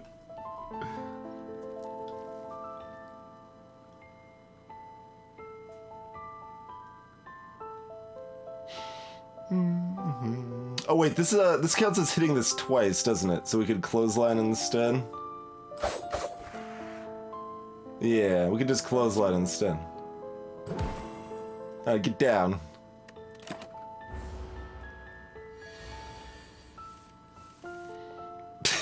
Wait, hold on, we need to feed. We need to feed. I was about to be excited and Storm of Steel again, but we must feed. We must feed. Okay, if I cast this, well, I don't need to neutralize it.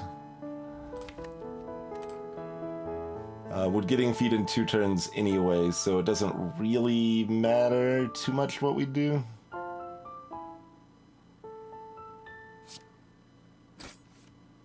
Alright, we didn't get it now.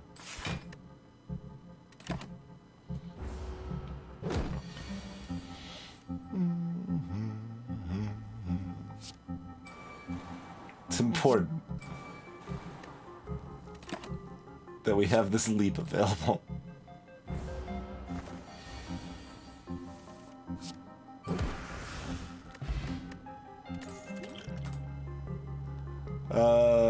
Backflip. We don't have any. I'm just like we've done so many silly things. I need to make sure that, yeah, that is garbage. Okay, backflip. Backflip.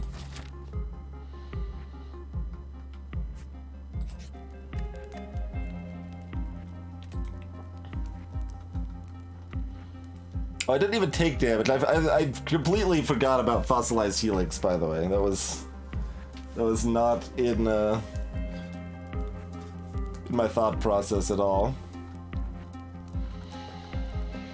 Let's see. So upgrade considerations are Storm of Steel, Pummel Strike, Well-Laid Plans. Yep. Those are mostly the ones. Oh, we'll be making use of all of our health against the champ. Quite possibly all of it.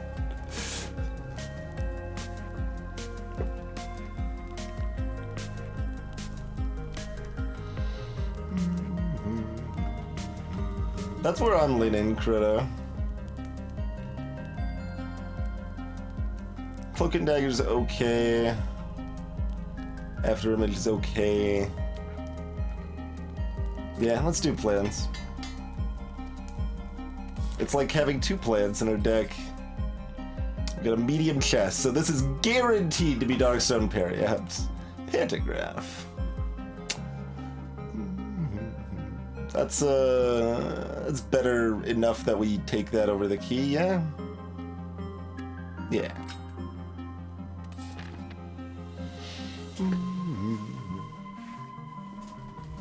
Yeah, leap was a consideration as well, certainly.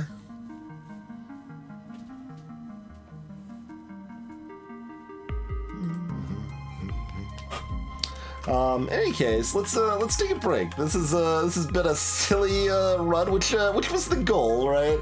The goal when you start with Prismatic Shards to have a silly run, and we got Gremlin Visage, Pocket Watch, and Boot is kind of with Storm of Steel. I keep wanting to say Shields for some reason, but I guess it's a Storm of Shields with After Image. But in any case, thanks for hanging out, folks. We'll be back in just a couple minutes and let the nonsense continue from there.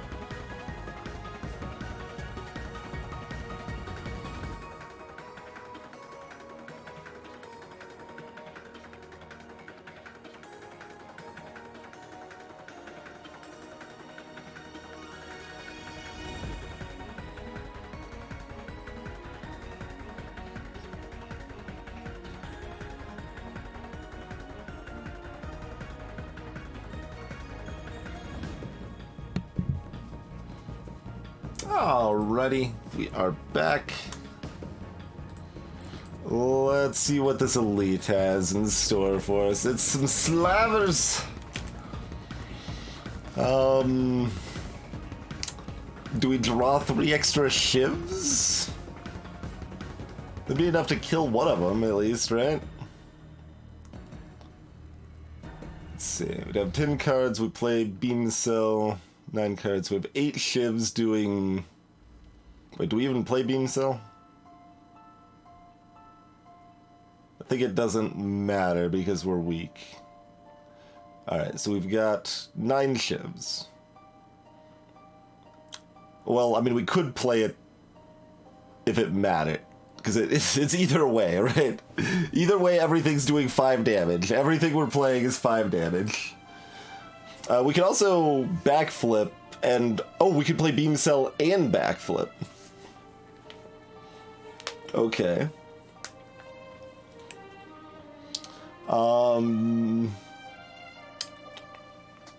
Huh.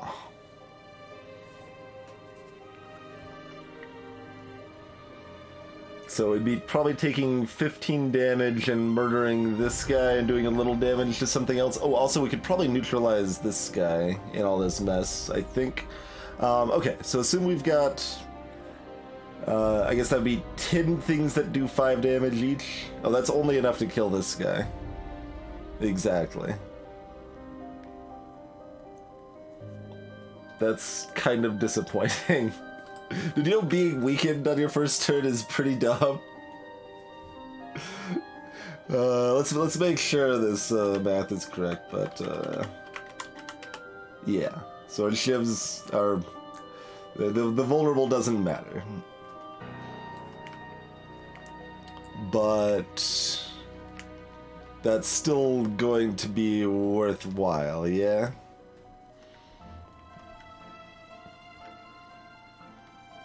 Requires using the backflip and the swiftness pont.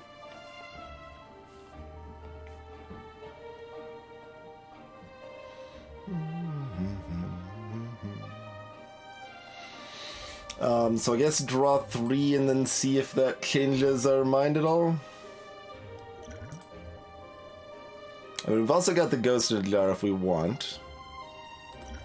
It feels less bad to use when we're I can't cast this if I want them to die. No.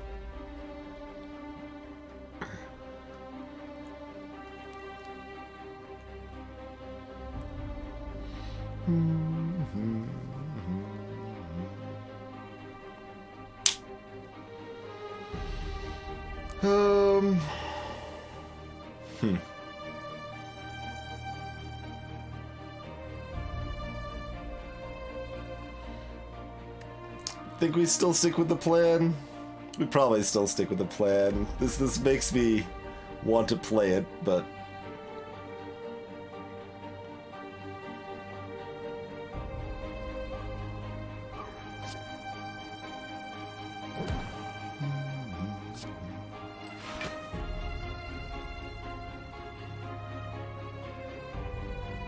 Little horrifying, we just got Leap as well, so we're lacking on good cards to deal with the remaining 2, but I mean, I guess we could Ghost in a Jar later if we feel so inclined. Oh, and we're gonna... That block doesn't actually do anything, but we're taking 7 because of the Helix. That's pretty good. How's it going, OBG? Thank you kindly for the host. How did your low oxygen adventure end up going in the end?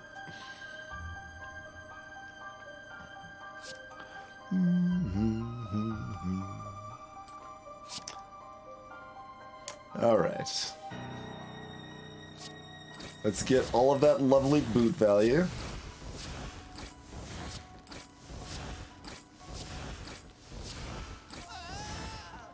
That was a lot of work to do 50 damage. This deck isn't very good.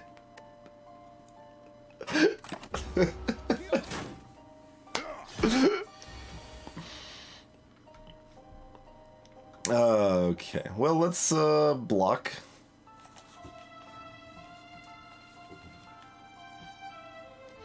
Okay, that sounds about right. That sounds about right. You guys should definitely give OBG a follow if you're not already, by the way. They're making a push to get more subs in the next 2 months to help their...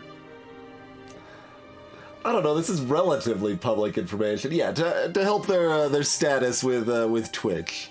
And that would be really cool if they could reach that.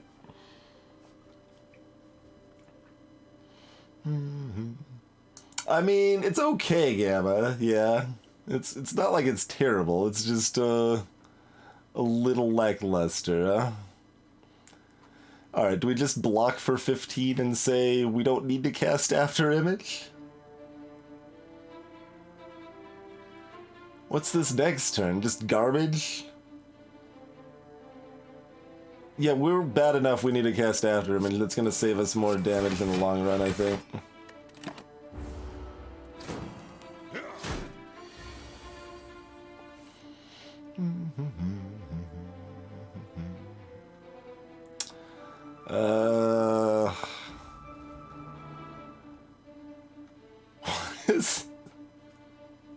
What are we even doing with this deck and our lives?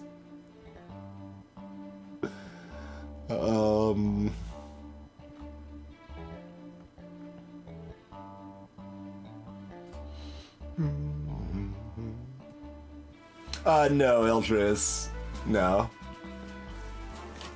Like, as I mentioned when I talked about it, it was really too big of a stretch for us to have any chance of getting there because it can't just be gift subs.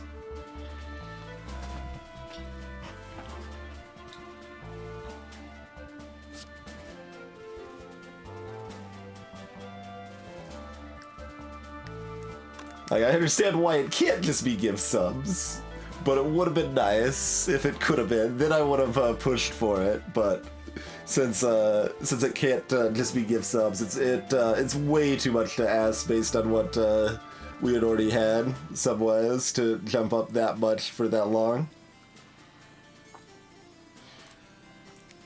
I mean, starting with Prismatic Shard is a good way to have a deck that ends up as nothing, because then built-in class synergy doesn't even happen. Instead, you've got like, alright, well, we got these cards that deal with the worms over here, and, you know, we've got 106 HP because we're silent with feed, and, you know.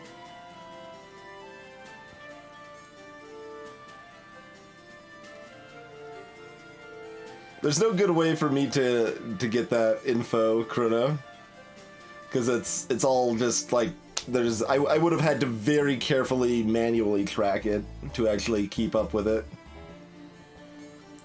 Twitch does not really give us that info in any reasonable, distinct way. That's true, we could get Fieldo Pain. We could get Fieldo Pain. Alright, is this just like Dagger Spray defend? That's fine, I guess. Taking another 10.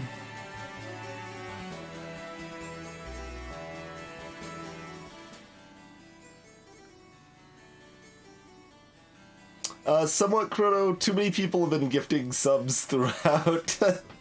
People have been too nice for me to measure that in any reasonable way.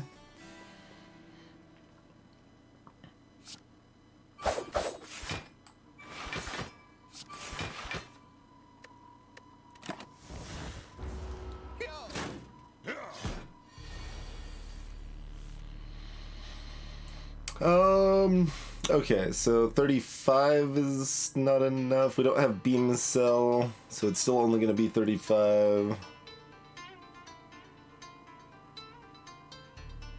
I mean, it could be 35 while blocking, but that's still no good.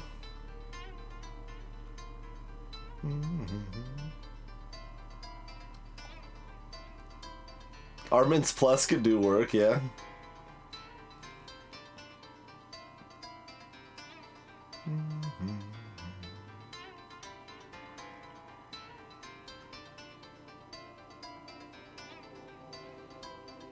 that would be good as 4 mana.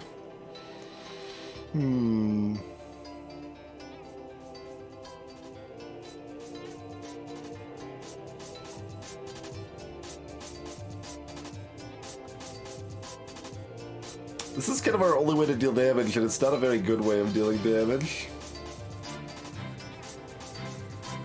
Oh yeah, you're right, Black Backflip does get us up to 40. That is accurate.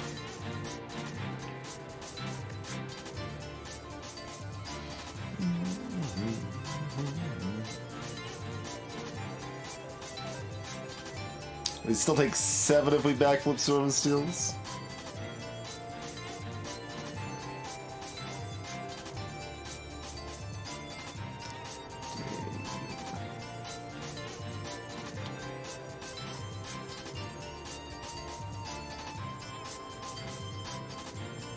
Oh, we just cloak leap shiving? I mean, we don't take very much damage if we wreck these guys, and we do need to kill them, so...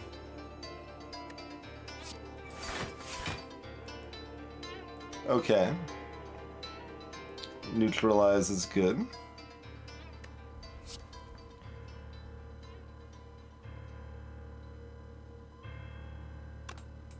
Okay, and we can't cast Cloak because we already did Backflip. Yep, okay.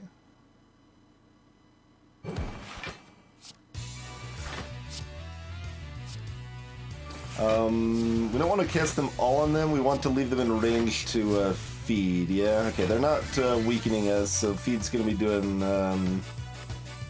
feed's not in our draw pile, so maybe not the best to leave them alive, turns out. That's where we'd leave them if we wanted to leave them alive, but...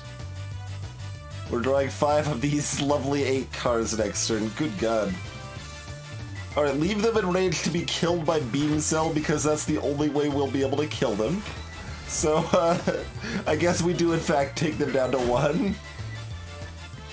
Oh, we didn't even draw both defense!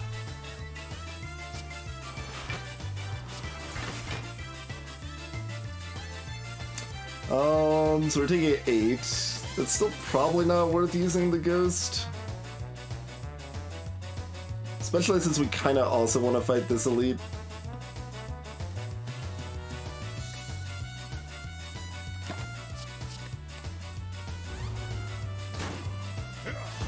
I mean, this is still Plan's value because we're not redrawing these wounds.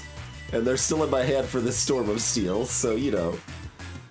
Still actual value. Hey, G-Volt!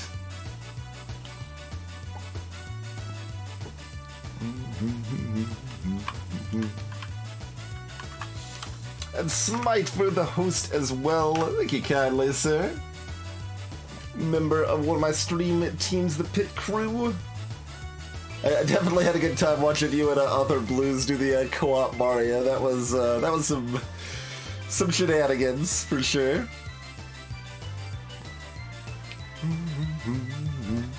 All right, do we just Storm Steel? Oh, we've got a mana free. We want to Beam Cell this guy.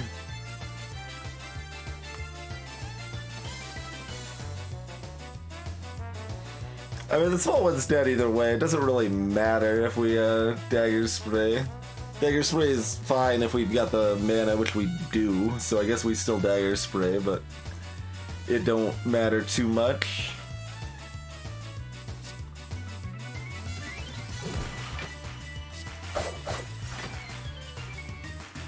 Let's see, and then we don't want to kill this.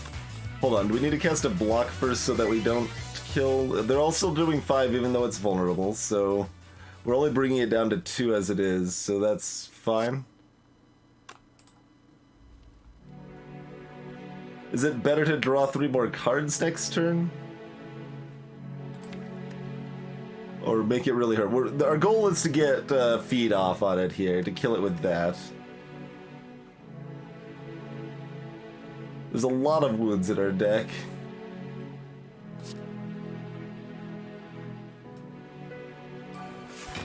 Yeah, I know after him it will take care of it. It's just a matter of if I'd rather do that and not cast all the shivs. Like if this is all the shivs I wanted to cast, for example. Just making sure we could do that fine.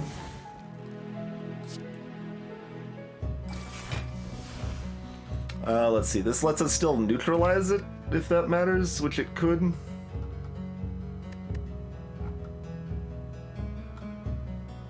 Doesn't let us clothesline it, but... Feed will always be enough to kill it there, so there's no reason for me to... Oh, we can save it! I should have saved it anyway, yeah. I could have converted my... Oh, whatever, we got the feed now anyway, it doesn't matter. Everything's fine. Alright, Blood Vial heals us back up a little bit. Regen Pod for some more healing. We got an unupgraded armaments, a Swimming Beam Plus, and a Blade Dance.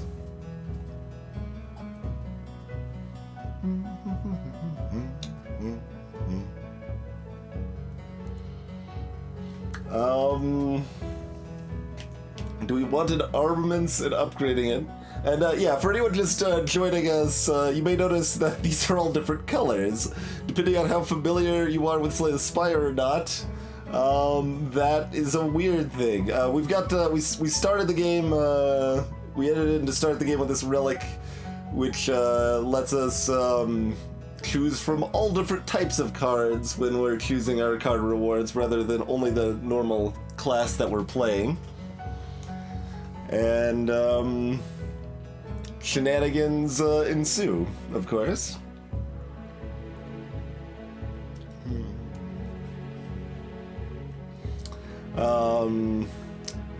Sweeping Beam's okay, it draws a card.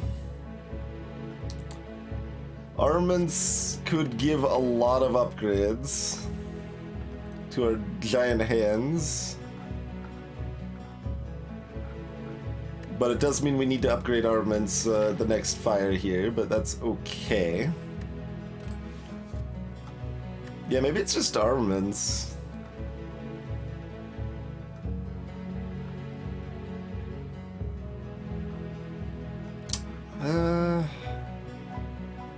Like, how much do random upgrades to everything else matter, though?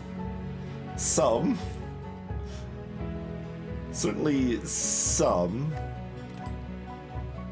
I'm taking Sweeping Me. I'm not happy with either choice. The Courier, huh?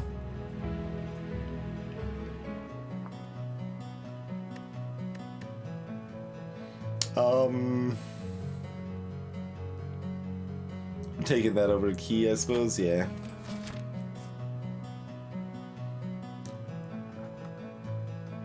For taking this fight, we're intending to use both of our potions, I think.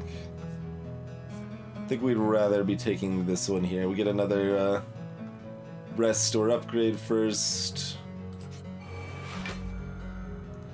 Get a Century and a Peppermint.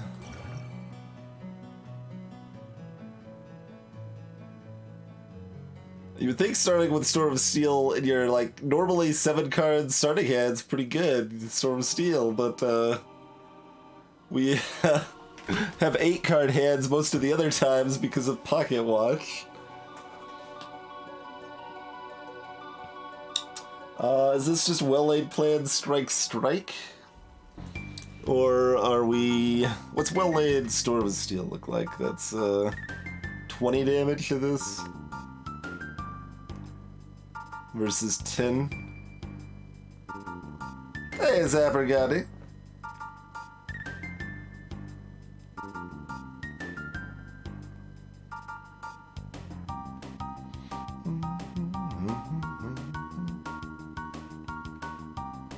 Well, this is 25.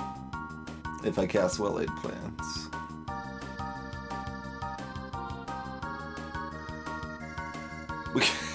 We could cast well-laid plans, use Storm of Steel, and only use 1 shiv and keep 2 shivs for next turn.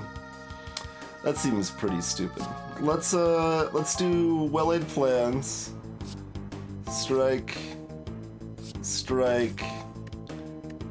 Save Storm of Steel for next turn.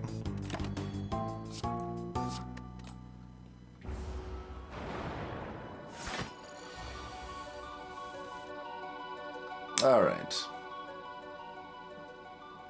So that's plenty to kill this guy, and also leap.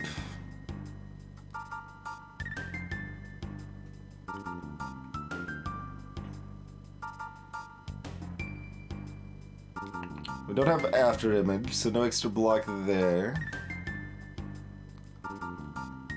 How's our non-steel damage options looking? Not great.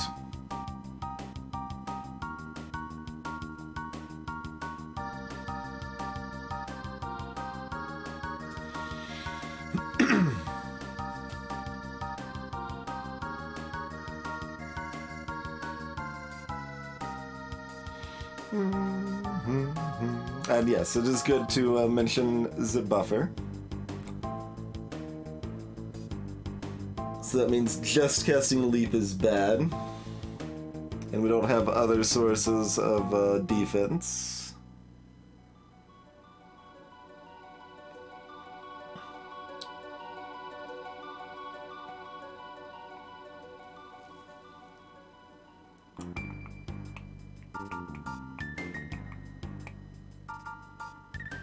And we can actually do a lot of damage here. We can't do 85 though, right? Because I'm seeing that. I was thinking we could backflip and sweeping beam and then Storm of Steel. Can't do all of that. No. Can't do all of that. You know what we could use is a little more mana. That would be pretty good. I've heard mana is a useful thing. Alright, so we just use the buffer stack to block this 11, we kill the Century, and it's fine. Do we want to try to strip this artifact at all? Because we could afford to cast Neutralize and Beam Cell on it if we wanted to. No, it's just not going to do anything with 3 stacks. Like, if it was just 2, we could still clothesline afterwards, but we don't have enough artifact stripping.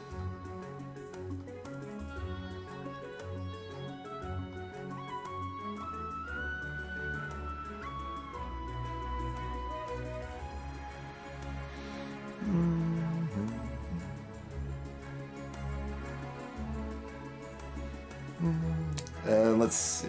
Sweeping Beam is better than Backflip as far as damage goes.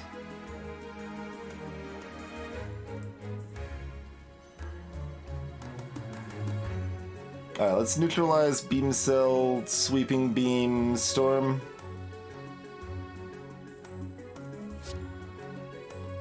I think that's approximately correct.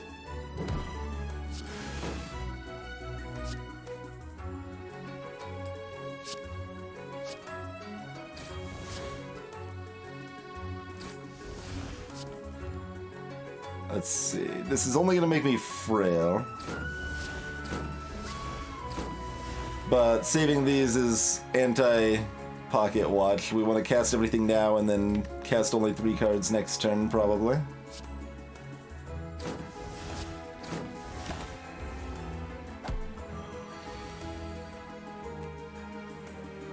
And this turn's, you know, sad, but we do at least have a After Image Defend Survivor turn, which is not the worst, even as frail.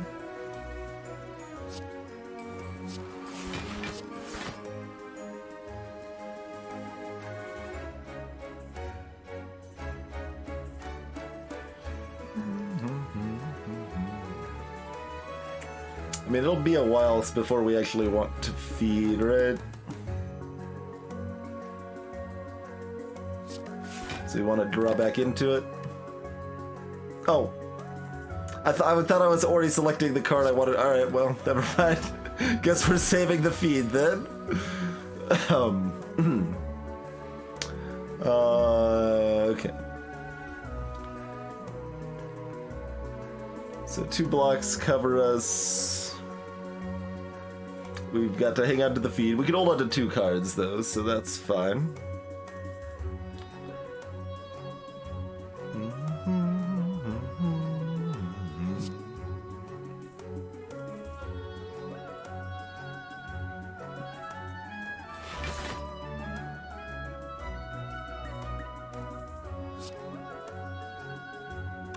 I don't even know what we're trying to get to.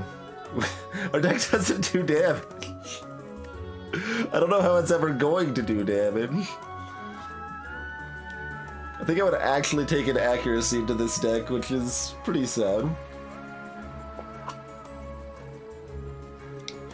I mean, this Dark Orb theoretically is our damage, and we need to make sure we cast that somewhat early against Champ before we split, and then kind of stall up a bit as best we can.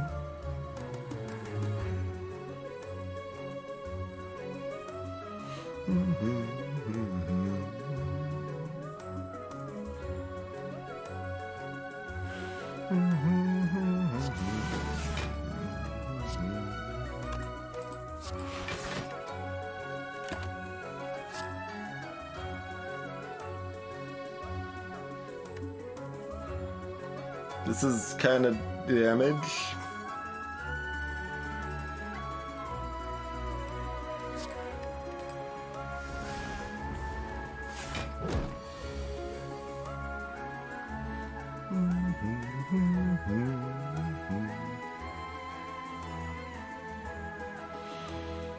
And this is sadness.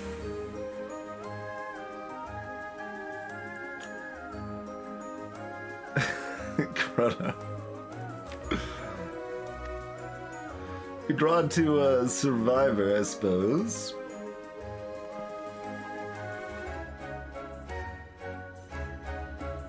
I would just defend backflipping and just, I don't know, crying mostly.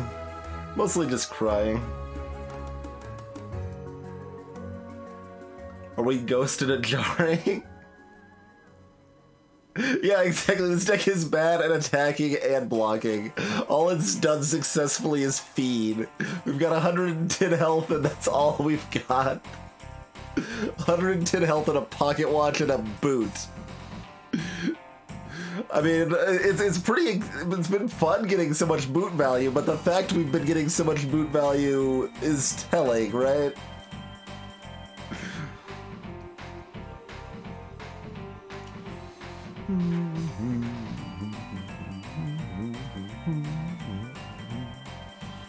I mean, maybe we just ghost in a jar? I don't know.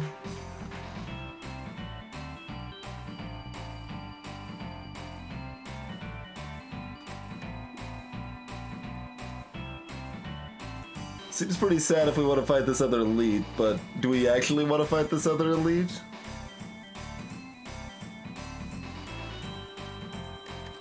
I mean, we've gotten so much boot value. I cannot overstate just how much boot value we have received in this run already. Just all of the boot value. When you start the fight weakened and sometimes cast shivs on that first turn.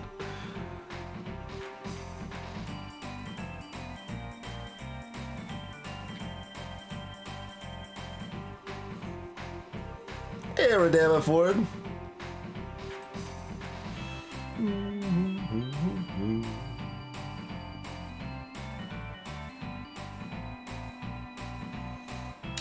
I mean, with our current hand, we could block for 13 if we wanted to. But we don't do any damage now. I guess we do 3 damage. Excuse me. 3 is a number greater than 0. I don't know what I want to do here. I'm gonna just do this.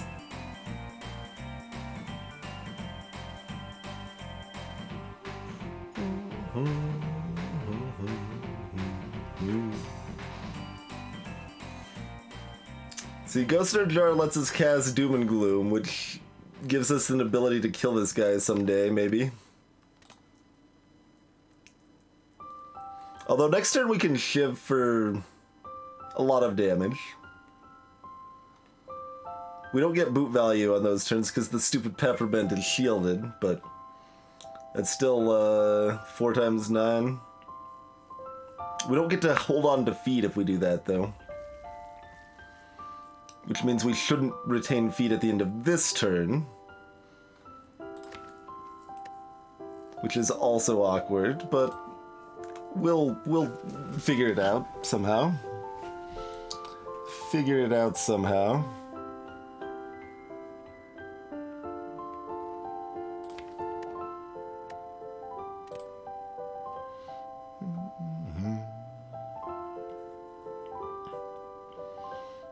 Alright, we only want to cast 2 more cards.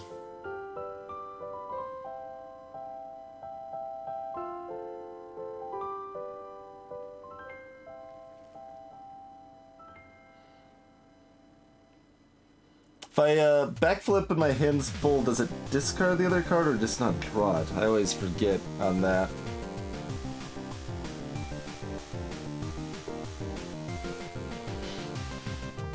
Boss music for the peppermint. I mean, playlist is not wrong. We're getting thrashed a bit here. Because I don't want to draw discard the store, but if I draw it, it's fine because I can retain it. Alright, so we'll do that. Because if it was Survivor, I wanted to then cast it. I guess we wanted to cast Cloak as well.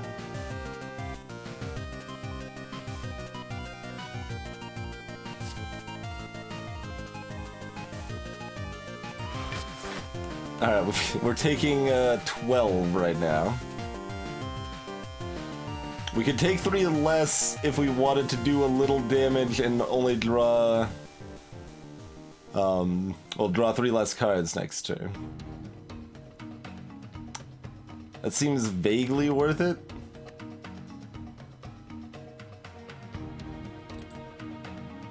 We lose out on a little damage, but not a lot.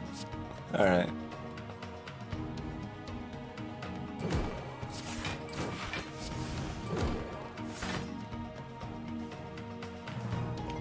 I like taking 3 less damage. 12,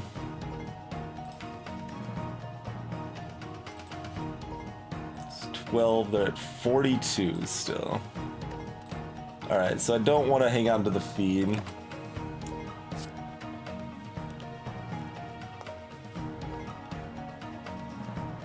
Don't even know what I want to hang on to.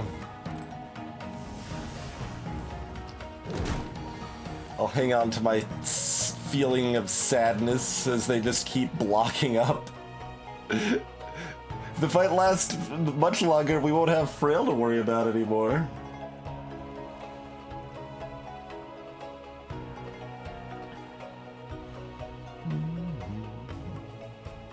So we take 4 damage and deal... I was gonna say 35, but boot value is not a thing when they've got the block, so... We get a tiny bit of boot value. We basically tear down their shield and then they put it right back up. That's pretty much what happens there.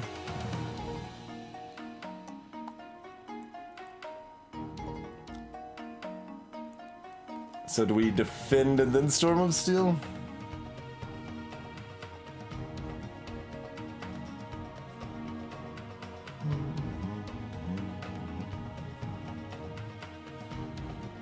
I think that means we take 1 instead of 4.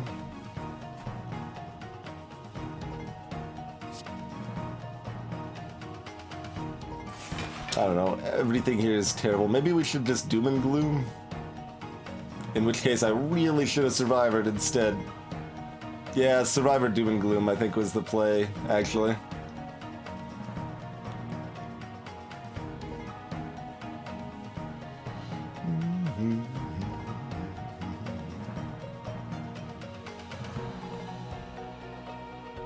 That would have been the play.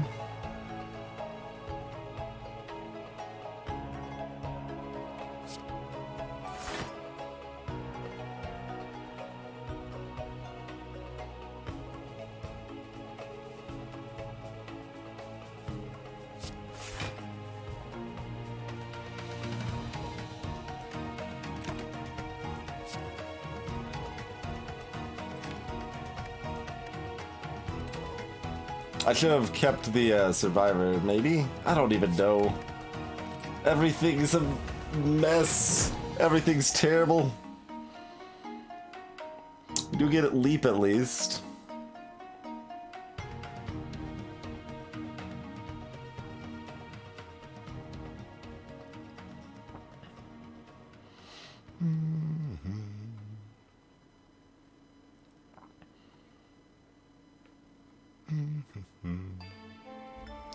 Is it just Leap Storm?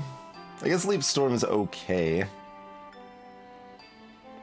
That's 16 block. We take another 5. Do some damage, and we're finally not frail anymore. Oh god. What are we doing with our lives? This isn't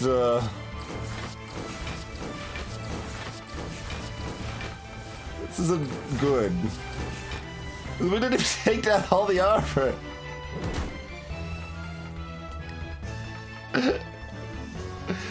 Oh.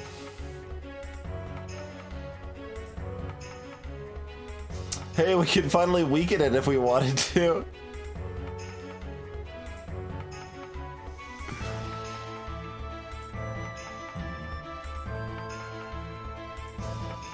Let's see, that's 1 point of boot value.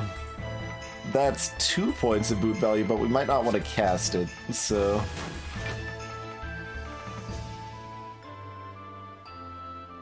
I mean, I can kill this turn, but, I mean, we're certainly waiting for feet at this point. We want it as low as possible.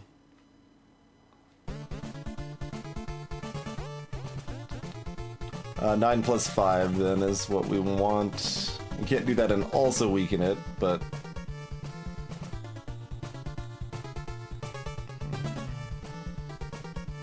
I think that means we take 2.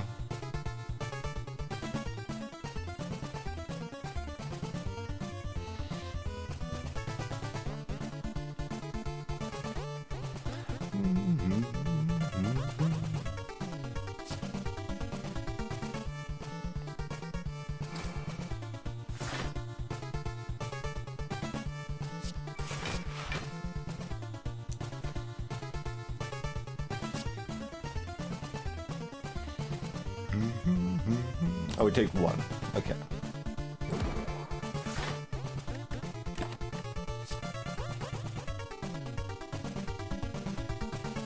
We might actually need damage again next turn. Because they're gonna have 15. Okay. Well, that's not Fiend. If we draw into it, is it enough? Yeah. Okay. Alright, well that's not Feed. But we can finally neutralize it. So, there's that. Taking for 16, yeah, okay. So we're fine.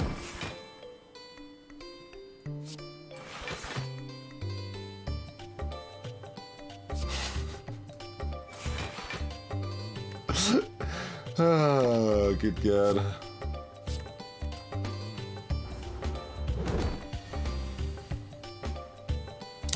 Those cards don't say feed either.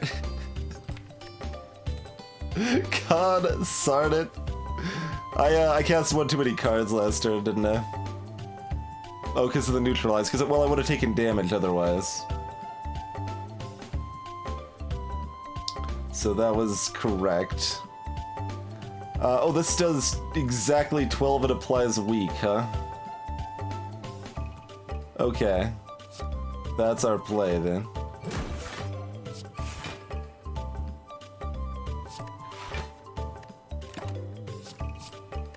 Okay, we've got the feed. We can do enough damage. We finally... This peppermint nightmare is over and bodes the least well for our future that anything is ever boded in the history of boding.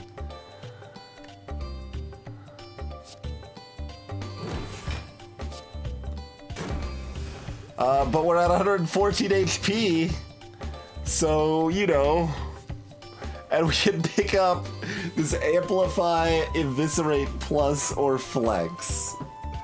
Wait, Flex, though? Is Flex a thing? Flex is sometimes a thing here. Huh.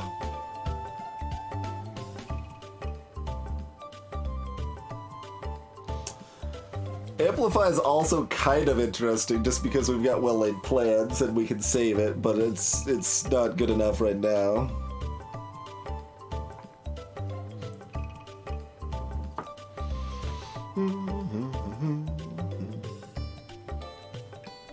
So this means we lose one shiv out of the deal most of the time. Only some of the time. Most of the time. We need backflip to gain it back, I guess, specifically. So we often lose a shiv, but I mean, we kind of need to upgrade flex at that point. I don't know. It seems like this might have a chance of saving this nonsense garbage deck. And, hey look, a relic that's exactly what we needed is now out of the game and we'll never see it again.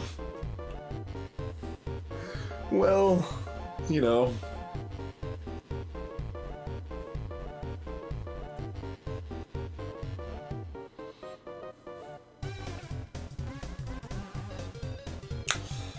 Yeah.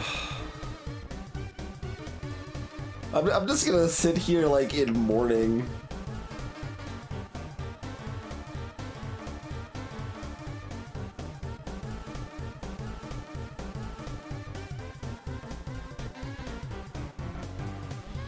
I mean, random is still random, Gamma, so there's no specific reason to care about what shops removed from the pool, per se.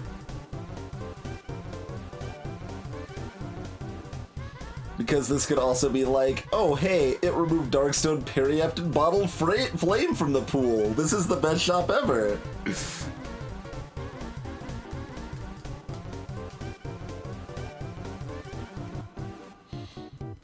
Also, this wasn't a shop we intended to go to. It was a question mark. Purify? Is Purify a consideration here?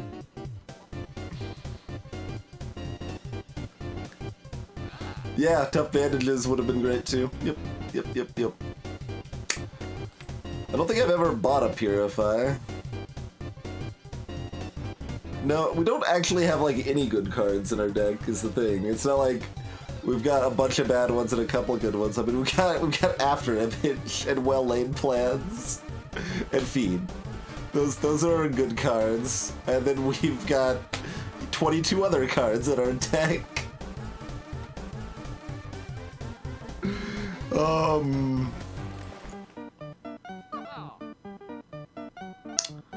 I guess we buy nothing.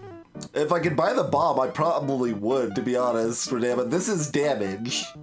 This card has a 2-digit damage number on it. It might actually work for us, but I think we buy none of this. And the music, the playlist wants us to get into a fight, so let's go get into a fight. Are we fighting this elite? We heal for 34 when we rest now, which is pretty nice.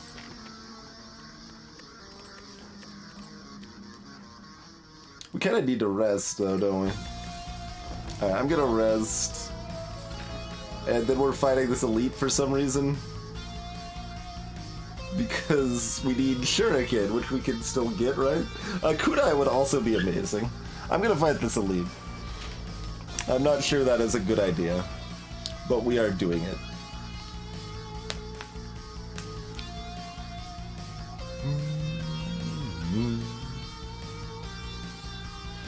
We really want to kill this guy.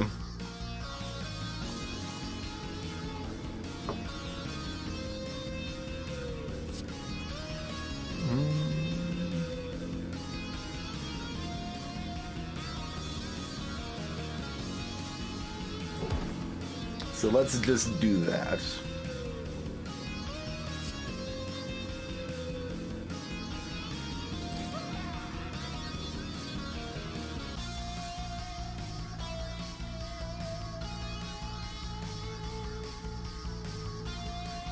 Why kill it? We've got the boot.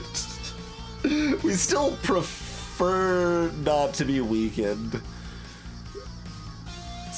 It's still helpful at times.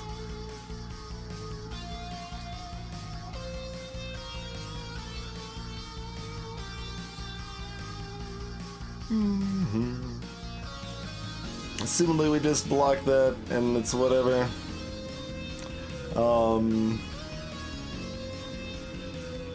I mean, we could also strike neutralize. And I'm also pondering, I mean, I guess we probably just poison the leader.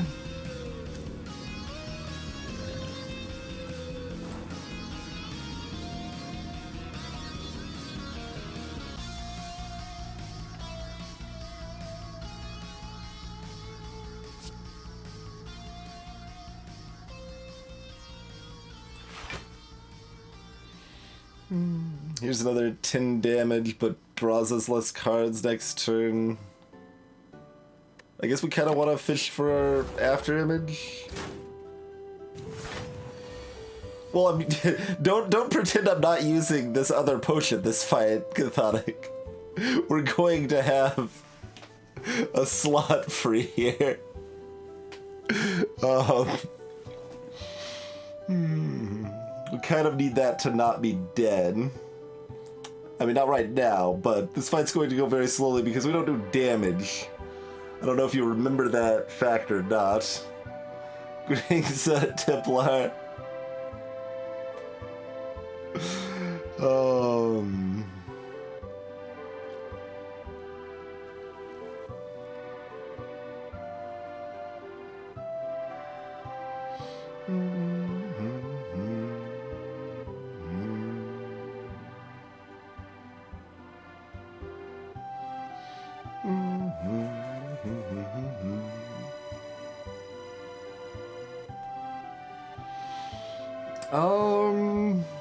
I don't really see how that would work, OBG.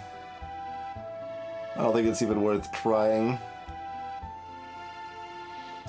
See, the thing is, I need to cast Doom and Gloom and Clothesline. I need to do both of those things. And I feel like this fight gets worse and we still want to save the Ghost in a Jar for now.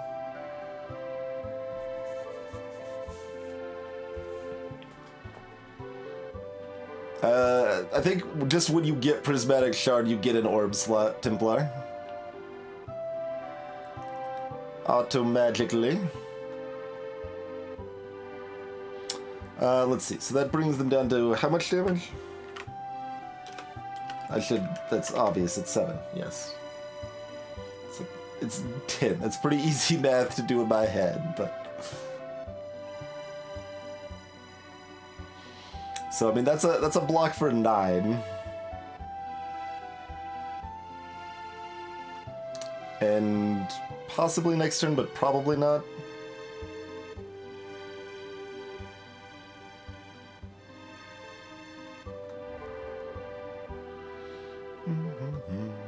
So I've been casting 2 block cards is still more block, but this, does damage.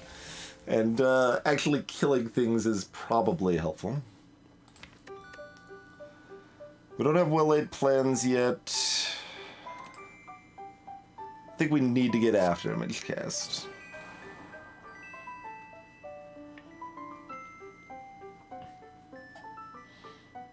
We need to cast, like, everything.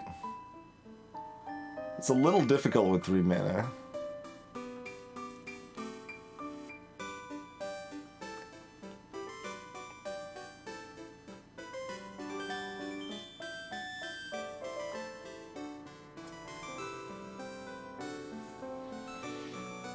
Do I just flex Clothesline and Cry? I mean, really, the Cry is going to be the end result of any of these choices, but...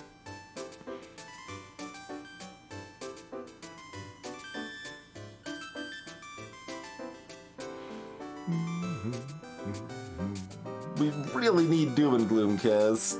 That just increases the damage we take rather than decreasing it, though. Alright, I think that's the play. I hate all of the plays. How? Oh yeah, the buffer. That's fine. I think I still do the same thing. I still need an after image cast, though, is the thing.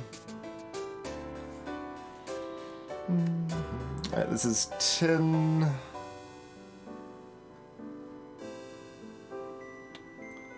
And I guess we just make sure this guy dies.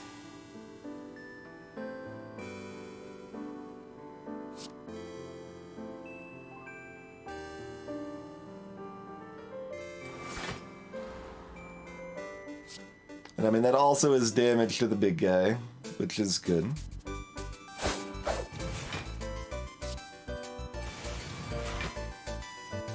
Oh, right. Oh, no, that's not a minion.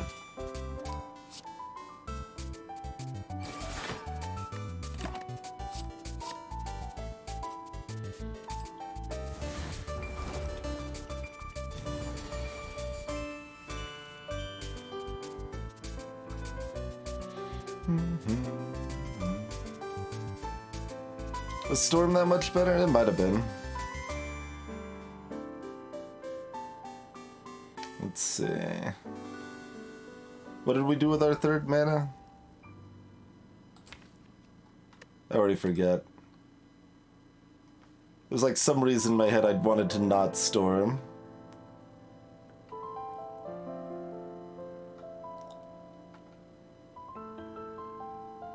You would have abandoned this deck to the goblins. Yeah, I fight to the brutal end. We try to make it work, even if it's garbage. Anyway, we'll just pommel Storm here, and that's fine.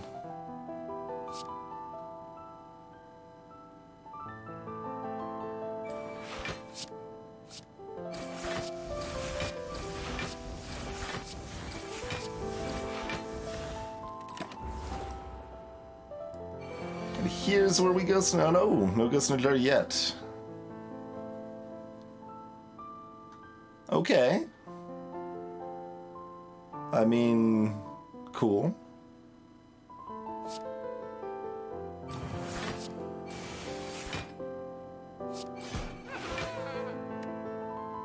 Can't really complain about that draw.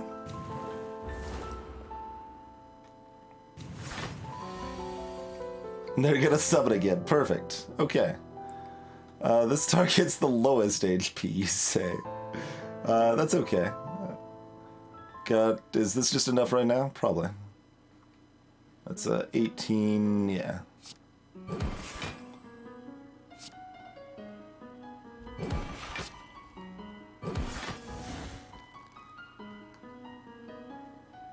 We didn't even use the... Oh, God bless it. Why? Alright, we got the Darkstone Periapt out of the item pool, so that's mostly what we were looking for with that fight.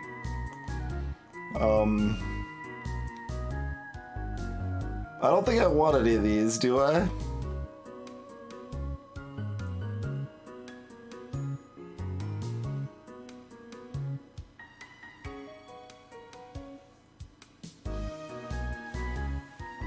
No, Catholic. That would be Duvu Doll. I would be excited to see Duvu Doll. Yeah.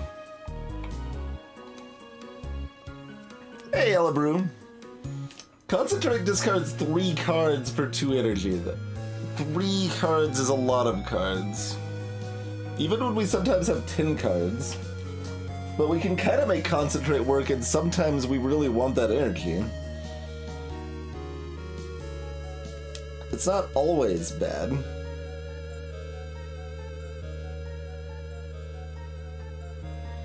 It's interesting. We've with Pocket Watch and the fact everything's bad already is kind of and we've got other card draw. Adding situational cards that are mostly bad is way more appealing than it normally would be. So I am legitimately considering Concentrate here. Because making sure we're able to actually cast Doom and Gloom when we need to is pretty helpful. We can also cast Concentrate when we want to cast 5 things instead of 3 things, and we've got 8 cards in hand, though. Or 10 cards in hand.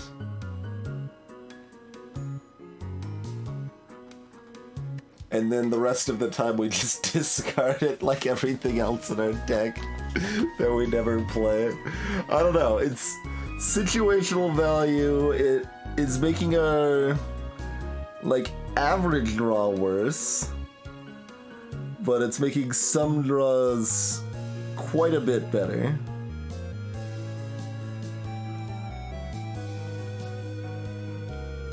And I mean, part of the reason I'm considering taking it, to be fair, is just to see if it does in fact do something decent for me instead of complete trash. But another reason is that I'm desperate. So, you know, there's lots of things that are factoring in here, but I do legitimately think it's not as bad as it looks. That's not necessarily good enough reason to take it.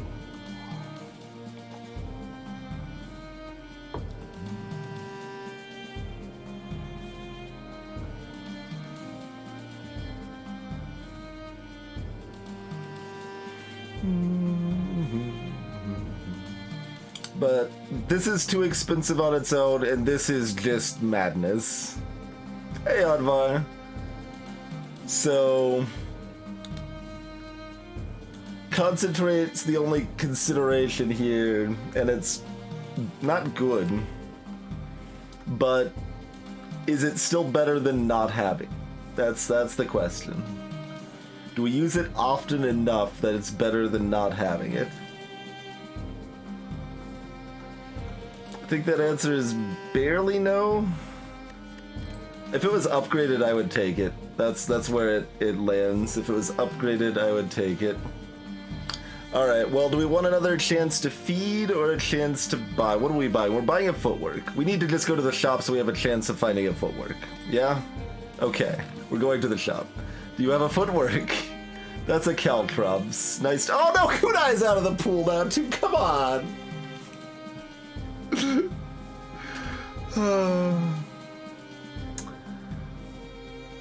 Okay.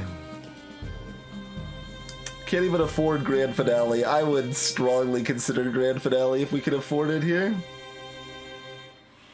Alright, so Crippling Cloud, Discovery, these are cards. Removal is a consideration too, of course. Caltrops has the word damage on it. Discovery will be only silent cards, yes. And it's not good for Pocket Watch. But it could give me something that's actually good. What is it even gonna give me, though? Like, what could it possibly give me that I'm like, ah, that's the card, that's gonna save the run? Footwork, right? I guess it's just footwork. That's the only answer. I mean, I exaggerate, yeah. Like, Malaise, After Image are both good, too.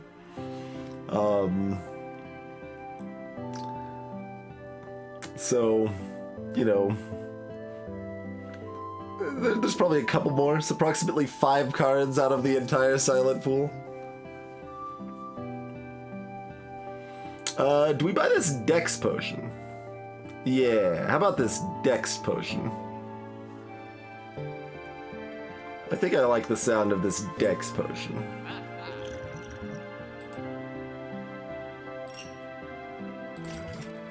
Okay. And we can't remove, so we're done here. But we have a Dex Potion. Bullet Time's like fun, but it's not even that good.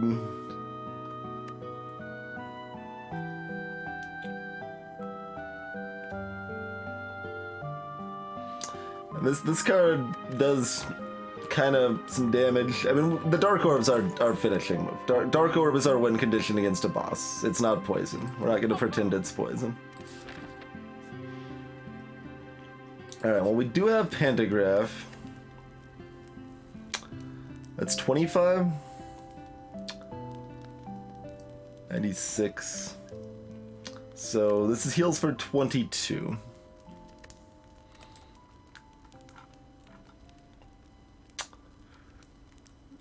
Do we upgrade Flex? That's the thing we could do. We could upgrade Flex.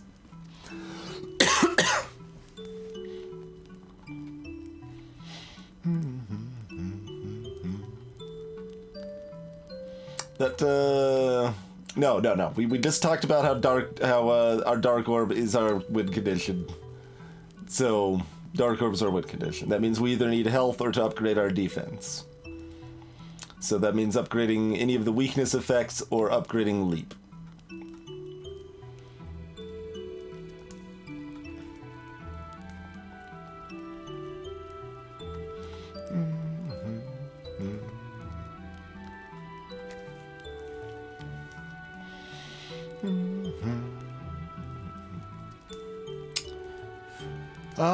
I'm thinking neutralize over leap, but it's close. Yeah, I think it's neutralize.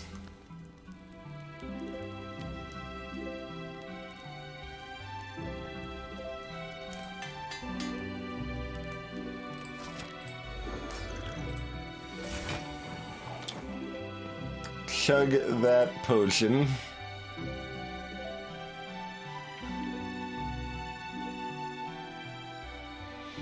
Alright, are we trying to draw into cool stuff?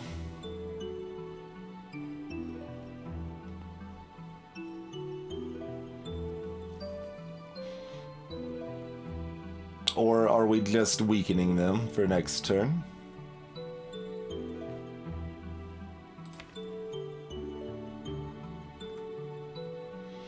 Because we need to get Doom and Gloom cast, we need well-laid plans on After Image cast.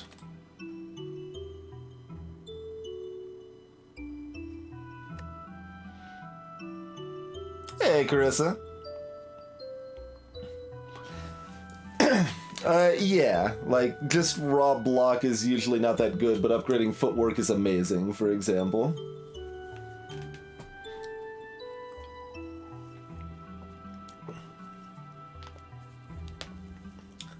I mean, there's some, like, like, dash is still a pretty decent upgrade.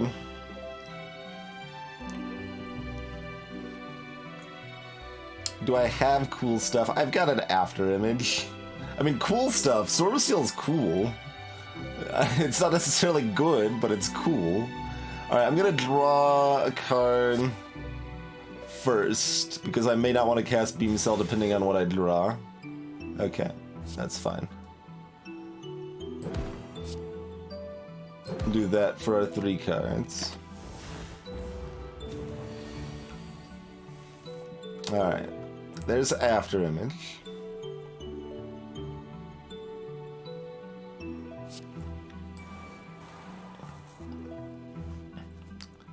And we just block.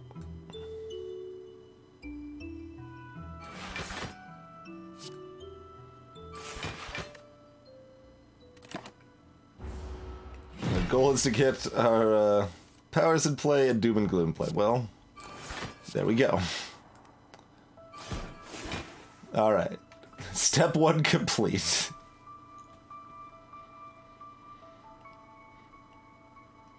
So here we neutralize.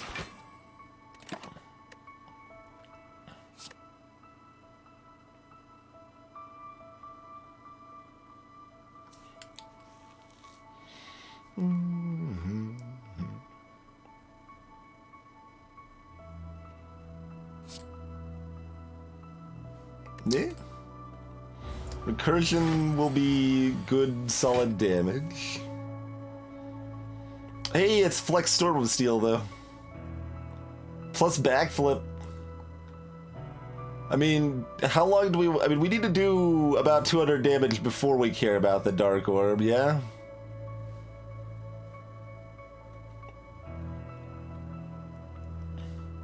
Also, we didn't upgrade Flex, so this is less exciting, but... we also don't have the Beam Cell to go with it, so less exciting again. So this only gives 1 extra damage. Oh no, they've got block. They've got block. It does something.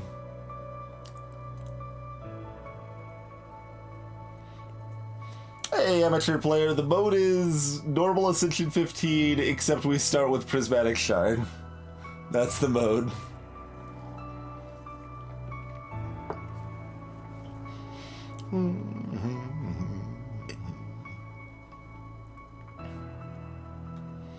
I'm excited, except for the fact that it doesn't do anything.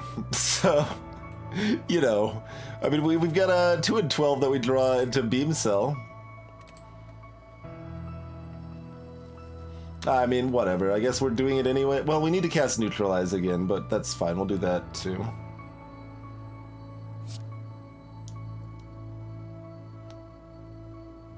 This means we're not hanging on to Leap for next turn, and we're also only drawing 5 cards next turn.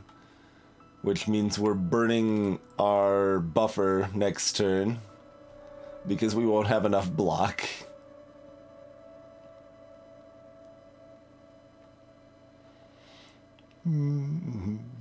I mean, potentially Carissa, except that it costs a mana to play Feed, and we don't have enough mana to do anything we ever want to do, ever.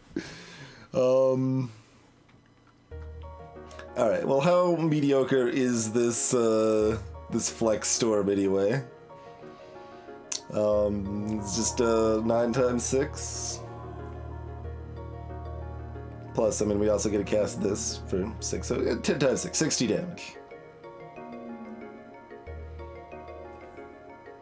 Which, like, almost half of it is blocked.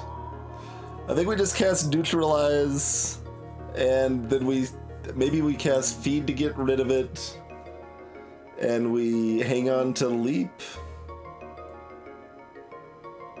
We could also hang on to Flex Stormsteel if we wanted to.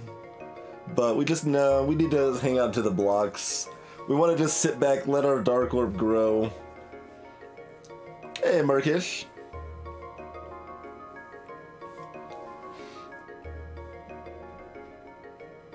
What a bother, Crota. What a bother. And yes, that is probably more accurate. Oh, good God.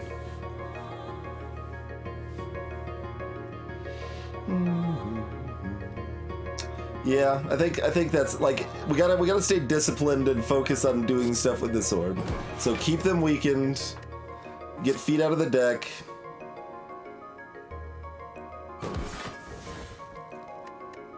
And save Leap Backflip.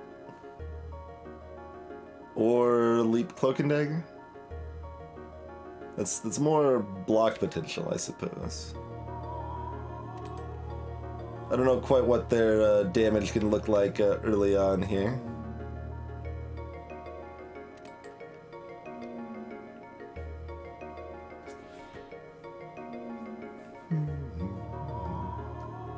Which means, because we might as well recursion for 4 damage, but if we're not saving it.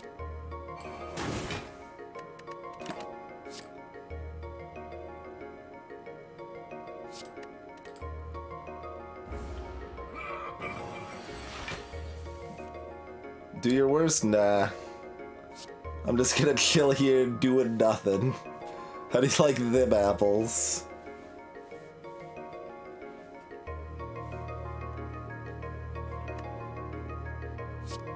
Because of boot timing and stuff, somewhat counterintuitively, it could make sense to not cast Beam Cell first here, but I think that still makes the most sense. What are we drawing through? A garbage-ish, except we maybe want the weaken. Okay, we'll just draw into the weaken next turn. That's fine. Got one more play, so that... yeah.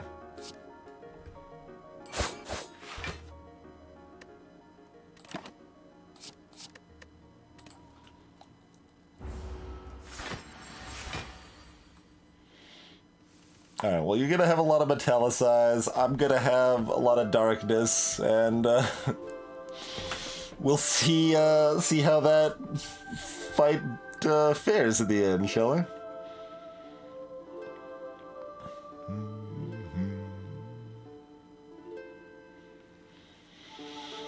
Let's see, that's 18, that's 20, and then another block would get there, and that's probably just what we'd do.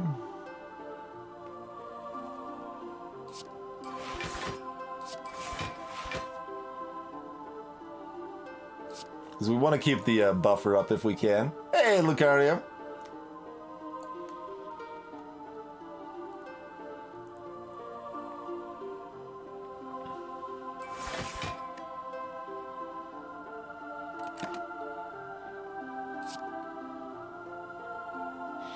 We're just gonna posture back and forth. This fight is basically like watching Death Note.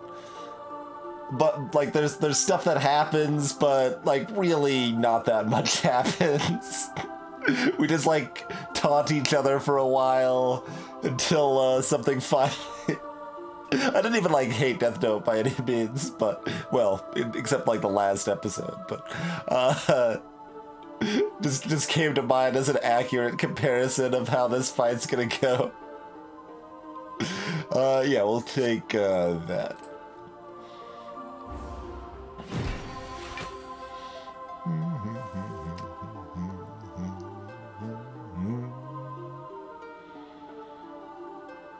Alright, so defend, neutralizes. I guess, let's see, can we defend clothesline? Survivor clothesline? And then also neutralize?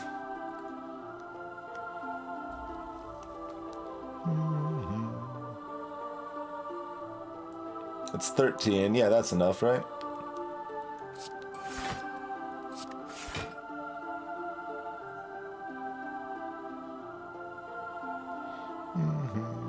Either way, we're getting the same boot value, right? Yeah, of 1.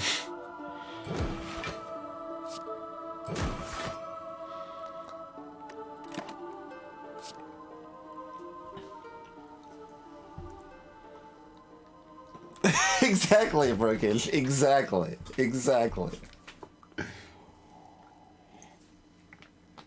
Yeah, we could potentially recurse and Doom and Gloom on the same turn.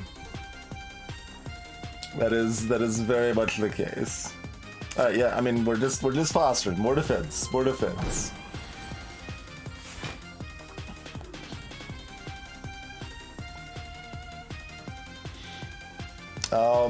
Recursion, clothesline, neutralize?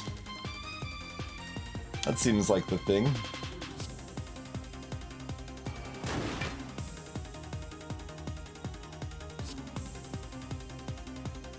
Stack that weak until the end of time.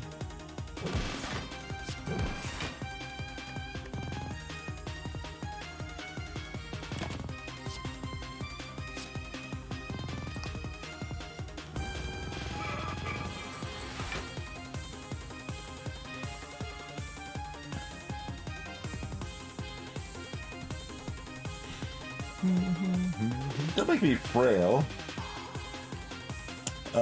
Let's see. Can we avoid popping buffer this turn? Let's see. So 8, 14, 19 plus 2, 3, 4, 5. Yeah, we can. We lose our pocket watch though, but.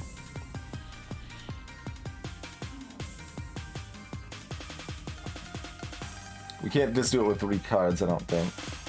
14, 19... No, that's 22. We're exactly 1 short. Okay, that's fine. So that's all 3 of our mana. We're just casting the Beam Cell and the Shiv to go with it. Hang on to Survivor Defend. Oh, wait. What if we cast Survivor? Hold on. 8, I was completely skipping over the Survivor here. It's 15, 21. Yeah, no, that's fine. We could actually do it even with a Defend and hang on to the Cloak and Dagger if we want.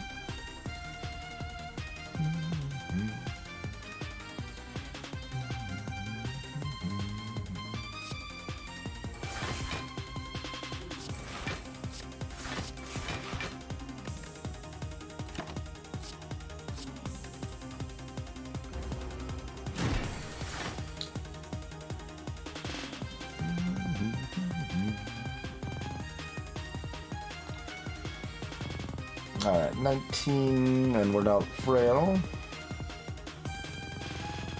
But we don't have 3 blocks. Oh, no, we do. Yeah. Also, we might draw into 1.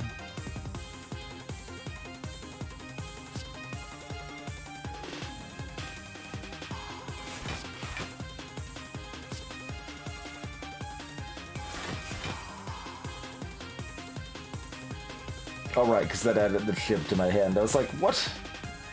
Yes, okay. I mean, I'd be fine taking 1 damage if we didn't have the buffer, but... I think we'd rather draw 2 cards than play... Let's see, what's left? Like, Leaf's still in here, right? Leaf and Survivor both. And the other defends.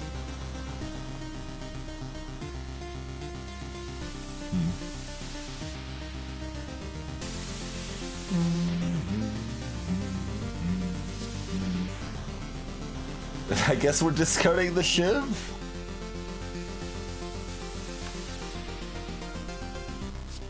Nah, let's, like, they're gonna take a pause turn, right? They haven't taken a pause turn for a while.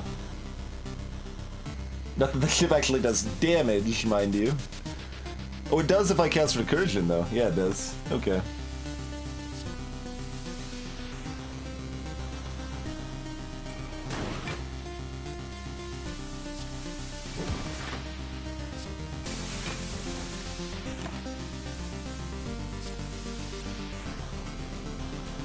I don't even think we need to use... Well, I'm getting ahead of myself. We might not need to use the Ghost in the Jar.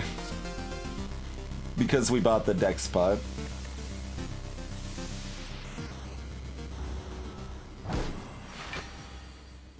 Hey look, he's attacking this turn. And we're also frail. Alright, so this is when we lose our buffer, right? 17 plus 4 is 21. Yes.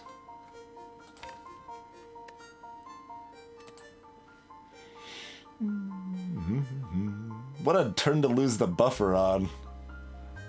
We don't even get to do anything.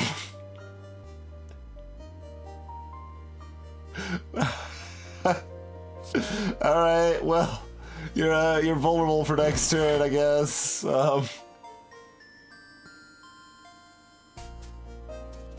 Good turn. Good turn. Let me double check my math, but 17, 21. Yep, okay. Hey, retreat.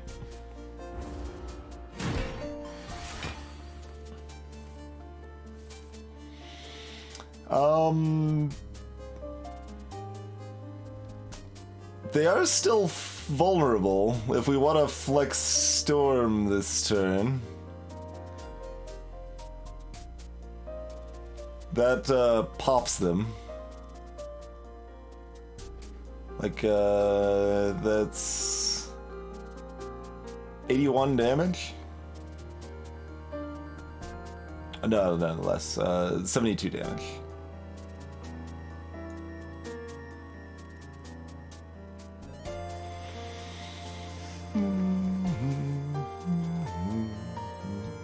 Plus, like, casting Dagger Spray for slightly more than that.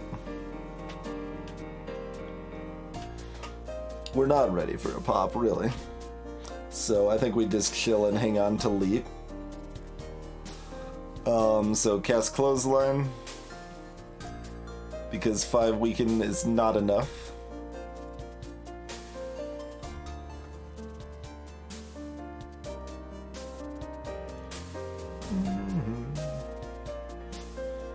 Hey, Bing.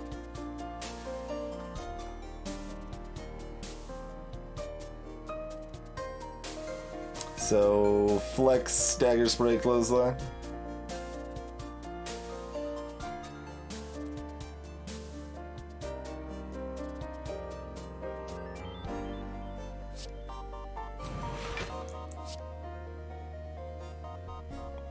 Boot Value. Wait, no, that was not Boot Value. Either way, we didn't get Boot Value. I can pretend. I can pretend.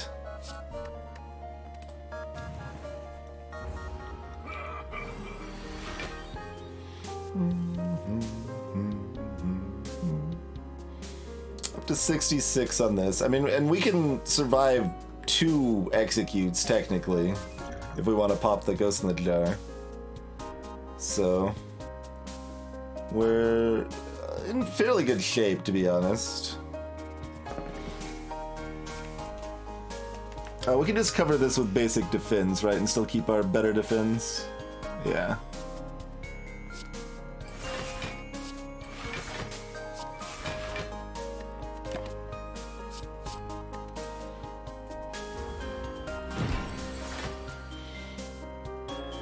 I mean, 2 Dark Orbs plus Shiv Spam could also be acceptable, Carissa.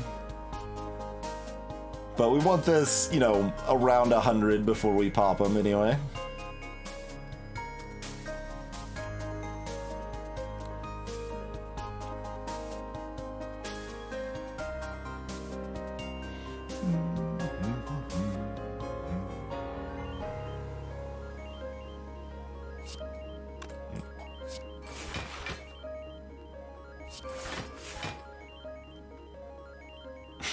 I mean, well, actually, we don't have the buffered upkeep. If we want to, we don't actually want to recursion.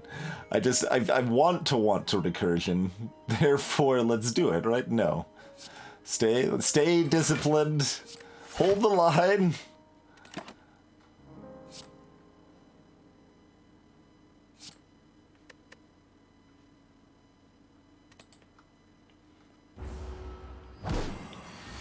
Keep posturing. Keep casting triple defend. Oh wait, we're frail. That's fine. We can take 2 damage. We just talked about how we don't have the buffer. It's fine. Although we can cast 2 cards to take no damage if we wanted.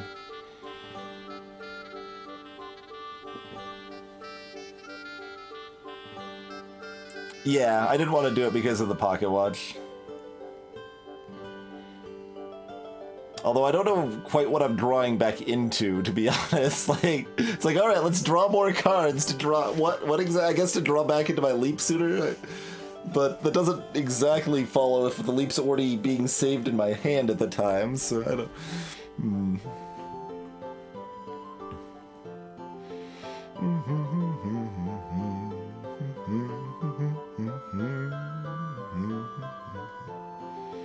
Yeah, if I realized we were frail, we'd do things different, but that's fine.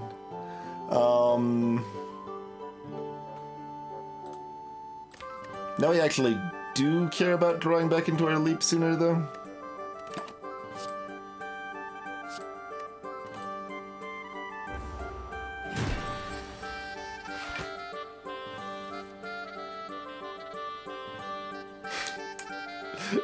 It's so tempting every time.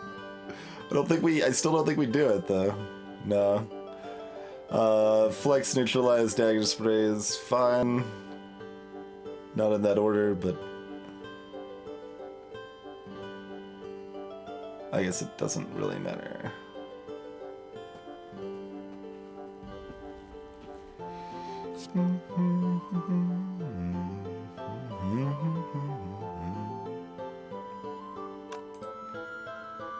I guess this is probably better to strike, dagger spray, neutralize.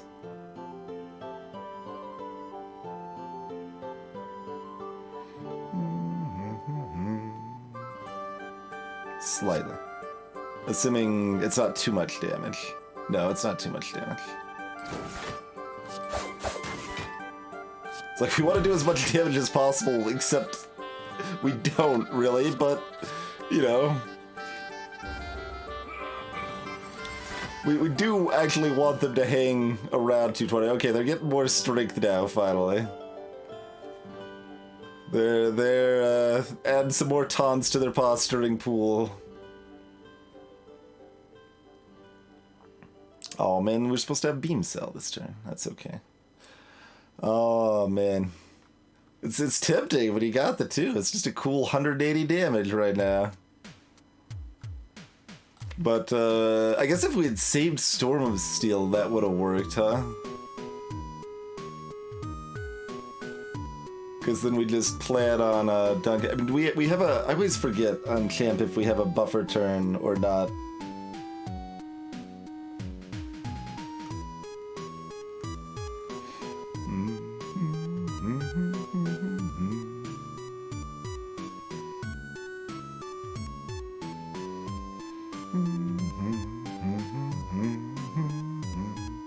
We do have the free turn. I think we still stayed disciplined. We don't cast it yet. I think if we had saved Storm of Steel, we could probably get away with Recursion Doom and Gloom this turn. But we'll do just a little bit of damage with Clothesline Pommel Strike stuff here.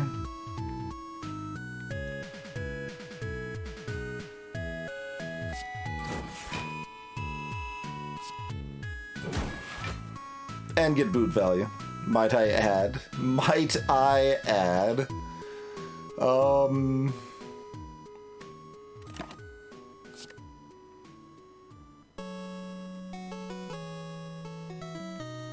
We're also weak, so the dagger spam would have been potentially less exciting. I mean, it's still 5 per dagger, so it's whatever.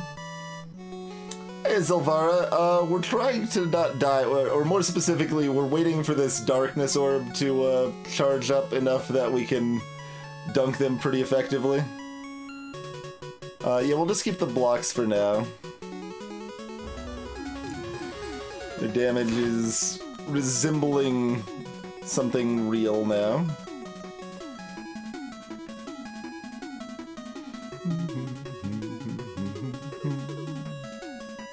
So we want to save Doom and Gloom, probably.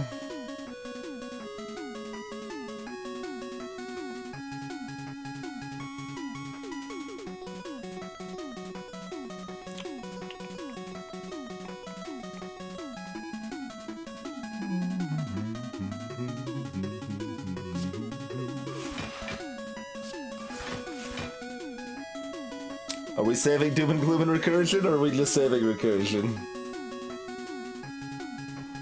Hey, Atreus. Slowly, prismatically, and full of the boot. We've got a boot and a pocket watch, and a bad deck, and we're trying to make the most of it.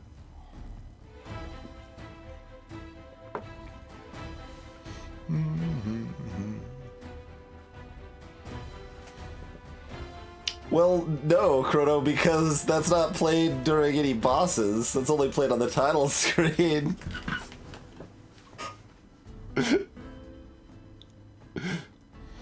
They've still got 5 weakness, so yeah, we just cloak and dagger. We didn't draw into a regular defend, is what we were hoping to draw with a backflip. Look, title screens could be a challenge. Like the Stardew Valley title screen, that's the best part of Stardew Valley is the title screen. Not really because it's challenging, so I don't really know how I tried to seg that, but I just wanted to say that the best part of Stardew Valley is the title screen. That's really all I'm getting at there.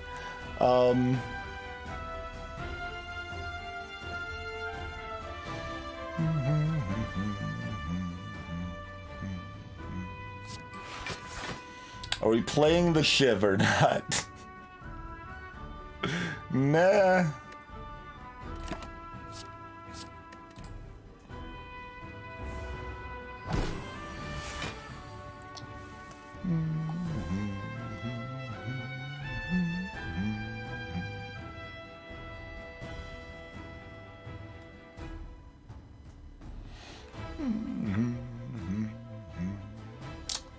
Hey, Jargon. And hate it, Kodo Mokodo. But yeah, we want to use Doom and Gloom, Recursion then Doom and Gloom for the Wombo combo, just get the back-to-back wreckage. I think we could probably recurse this turn. So they're gonna give us another turn to draw back. Let's see, 15.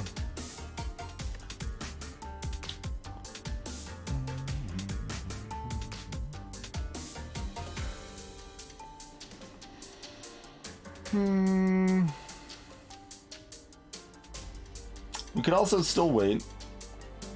Yeah, we can still wait. There's not any reason not to wait another turn, I don't think.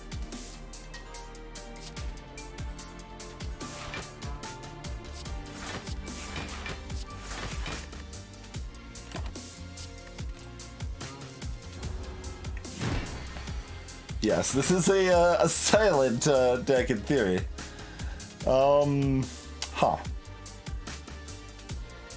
I mean, that's fine-ish.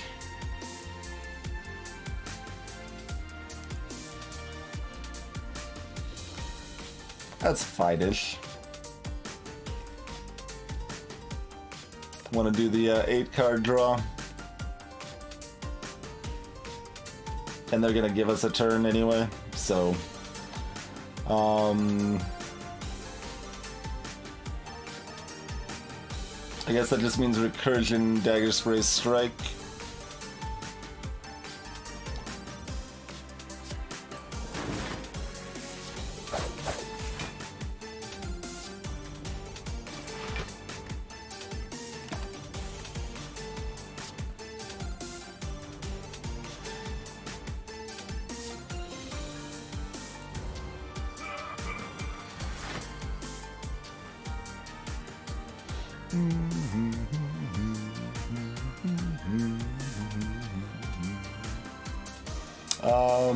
Yeah, I mean, I guess, are they dead this turn, or they're not, right?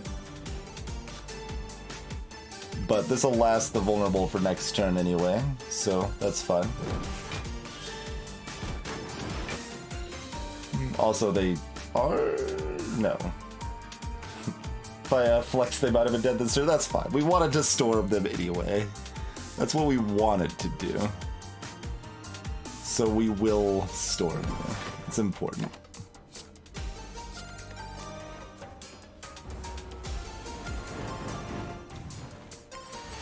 Face your wrath 37 times 2. Hey, look, we read through that shiv.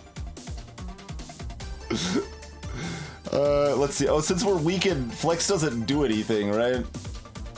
Flex doesn't actually do anything. I mean, it doesn't matter, obviously. It's gonna be enough either way, but... I guess Flex does a little bit because they've got Arbor, technically, but, you know, anyway. We gotta kill them with shivs, with boot shivs. Man, we should have saved feed. We could have got there. I was afraid, though. I was very afraid. Corpse explosion. Well, if we fight Dodo and Deca, that means we might win instead of lose. It's the bomb, also. We can get the bomb. We're still relying on the Dark Orbs, though. Corpse explosion means we can beat Dodo and Deca. It's only a 1 in 3 chance. It helps against several hall fights, too, though. I mean, I kind of want to take the bomb just because you never have a chance to really take the bomb. Panache does synergize with our Shiv Storm, potentially, sort of. These are basically like in order of value and fun, like reverse value and fun. So the rightmost is the most value, the leftmost is the most fun.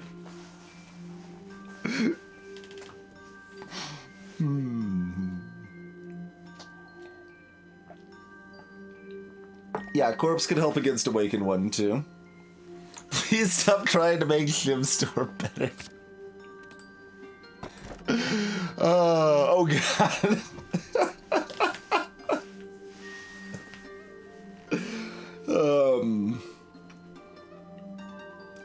Well... I mean, it's Fusion Hammer, right? We don't need any cards in our deck ever upgraded this entire run.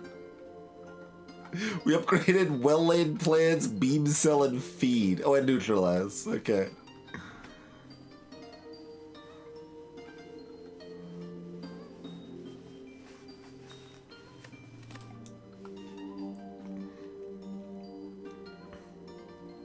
Otherwise, we could take Tiny House. When we were offered our last choice of 3, I was thinking, man, I kind of wish I had a Tiny House.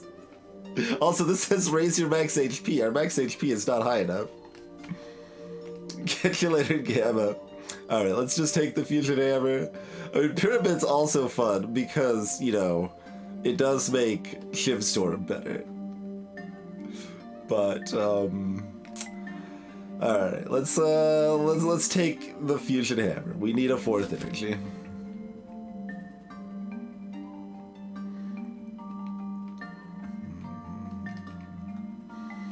I mean, we don't really need fires. We just kind of need not fights. We want as many question marks and shops as possible, right?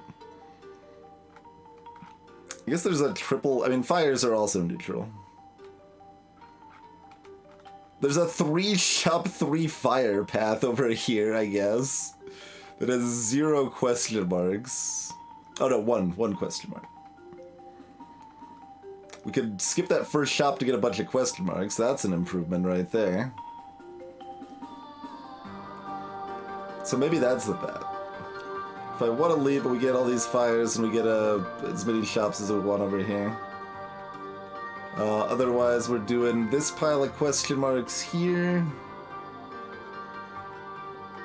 which gives no campfires, but campfires are not terribly exciting right now, to be honest.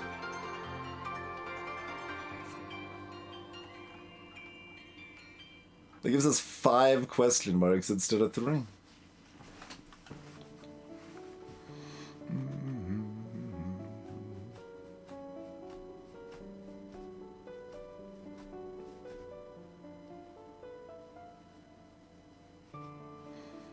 If you end up fighting the boss through Mind Bloom, it has different music, huh? Interesting. I will probably forget about that.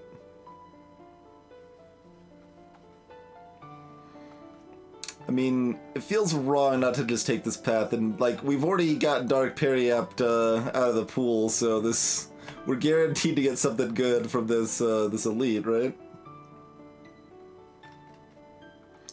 But on the other hand, 5 question marks. And we can even audible into a fire to skip one if we want. But then there's just a drought of anything good. Just and there's 1 more question mark. So there's 6 total question marks on the path. I mean, we can upgrade our entire deck. Depending on when we got it. Don't say it, Dark Freak. I was thinking it, but I didn't want to vocalize the fact Bottled Flame was still in the pool. Man. Now I gotta take this question mark path.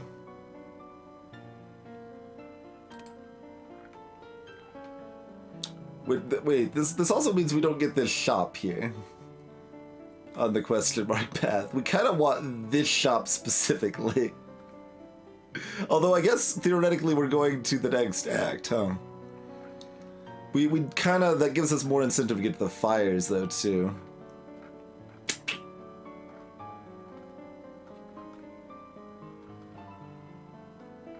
Alright, I'm going the left side. It's time meter, yeah. So, yeah, time meter is pretty stupid, but it'll probably be fine. They're all blocking. I don't think I've ever seen them all block in the first turn. It's a good thing we've got the hand for it too. We can really take advantage of this this situation. we can shiv 1 for 5 damage.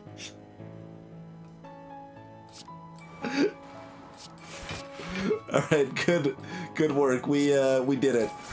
We got there. Good job, team. Well, I can also recall Eltrius. And resting might be important also. Keep in mind our deck is bad and hallway fights in Act 3 are not necessarily the kindest things.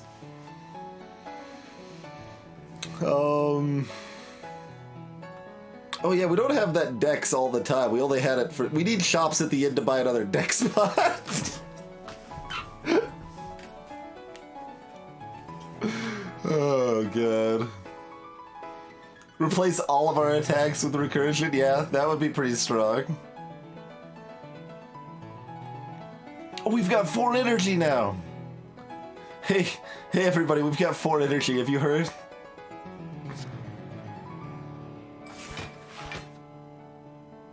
Feet's hard to get value on this fight.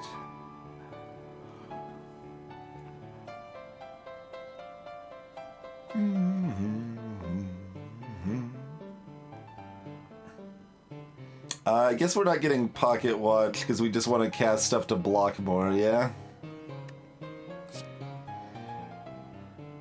Seems like the case. So, am I going to try to optimize my boot value here?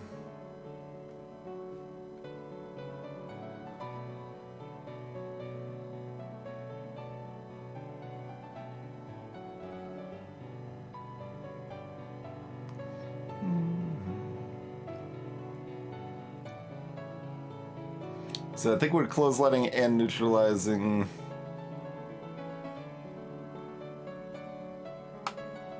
I was wanting to sweeping beam, but then we can't do the other defend, I suppose, huh?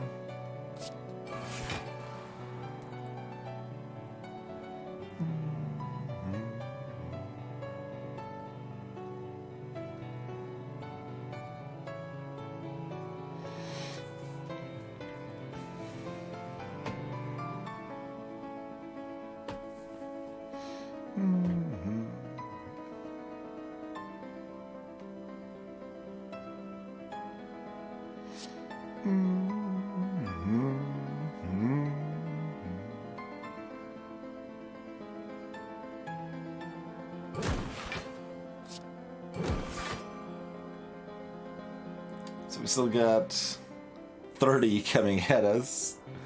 Take 14. Or we can do a little more damage.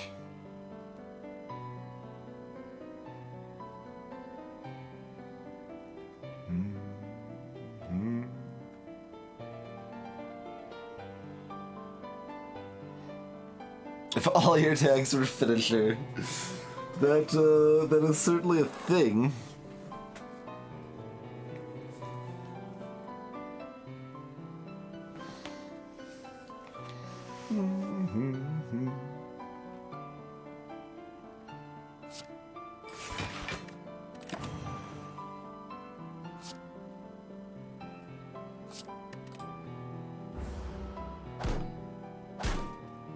Alright. We took 2 less damage than the number I said because of that buffer I forgot about. Alright, well. Yeah, this is all fine.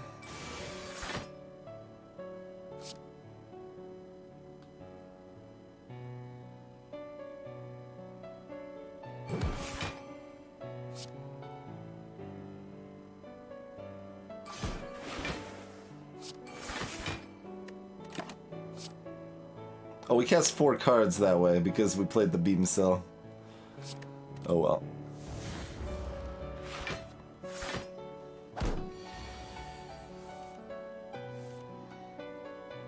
Hey, Corpse Explosion. You're a card in our deck.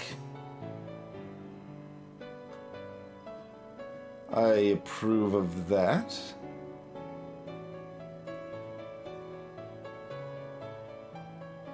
Let's see. Does Corpse Explosion Storm Steel do the job? Probably.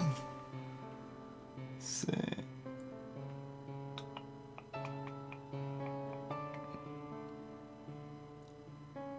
We don't even need to do much. Yeah, that's fine.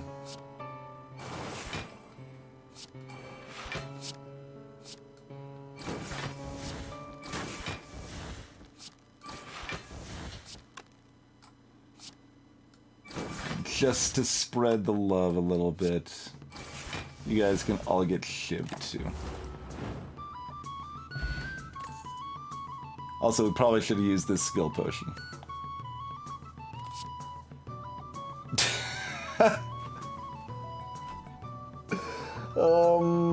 Maybe? Do we want another recursion?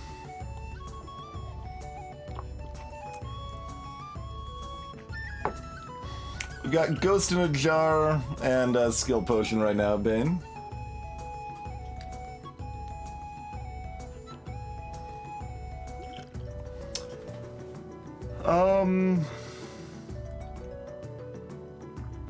Probably.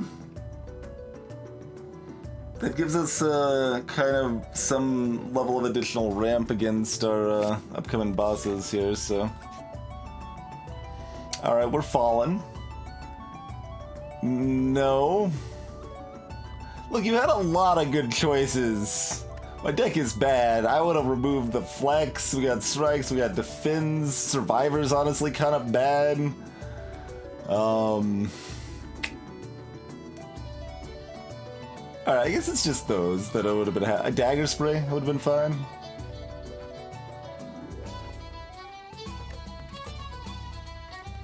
I mean, it has to be cloak and dagger. Yeah, it's not really a choice.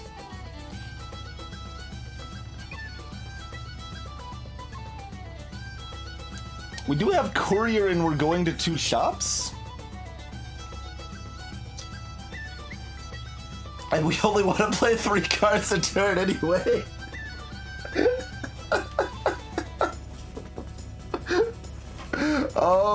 Huh.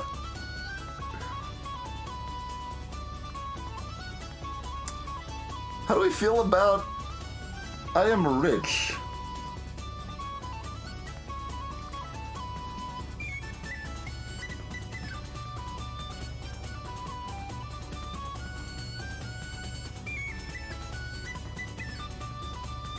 And Periap value. We get 12 more HP out of the deal. Greetings, Hamish. Yeah, I think we do this now. Let's go, Lily. I've never done this, so I'm just gonna do this. Let's go. 130 health. Can it really be this easy? And I mean, the fact we kind of want to cast 3 cards a turn anyway. Hey, do we want another curse?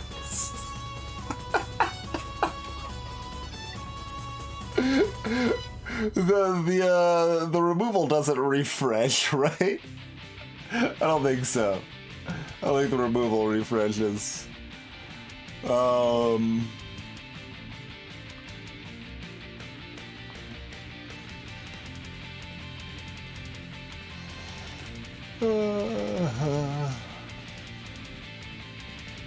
Look, my opening turn is always garbage, though, King Will. I'm already weakened on my opening turn as it is. Let's see, we heal 16, or I don't know. Can we really afford to lose 7 max HP? Oh, new-ish, Dan. Yeah, it's been there for probably like a month and a half or something like that.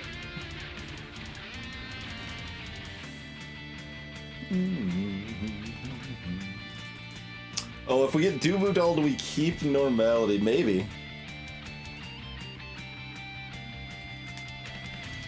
I don't know, this is a choice. Heal 16 and, well, basically heal 20, because our max HP is 6 higher. Or lose 7 max HP. So it's a difference of 13 max HP, but as someone mentioned earlier, you do effectively get diminishing returns the more HP you already have. It's, when the enemy is attacking for 50, it's like, alright, well, cool. I was able to survive that attack. Oh, they're attacking for 50 again? Well... guess we can't do anything about that.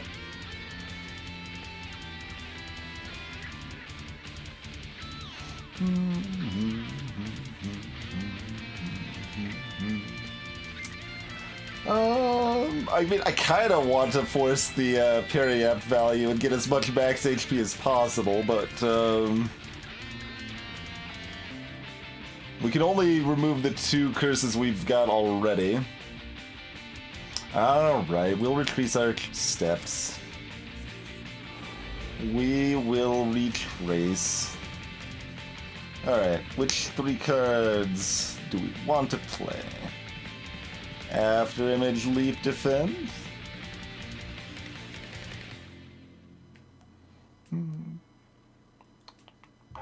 Or Leap, Defend, Defend? We take 3 or 5?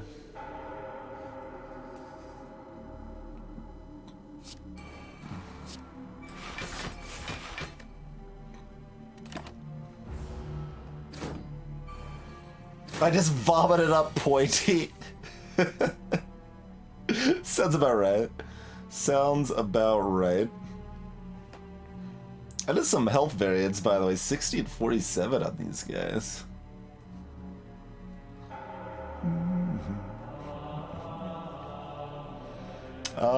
I mean, we could do 30 damage to everything and block this attack. That's not bad. I'm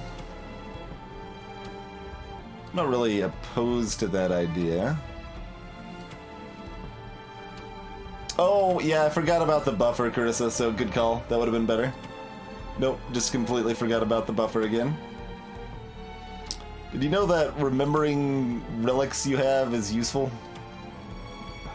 Like, all of my focus is on Pocket Watch and Boot. That's where this stops. Pocket Watch, Boot, can't go any further.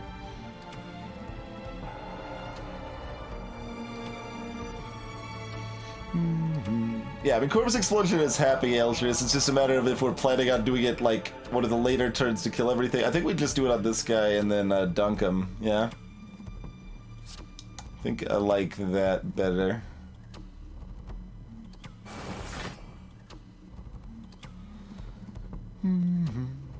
Alright, so... Shivs are 5 each. We need to cast 5, so that means we can cast Well-Laid Plans.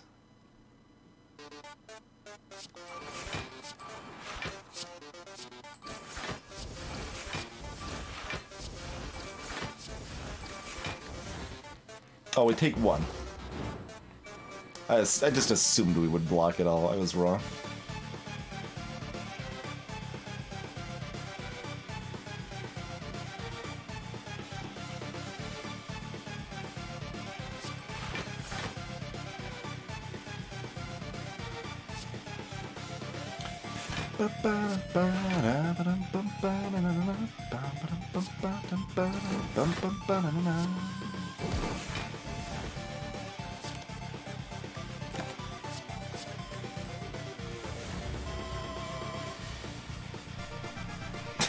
Normality.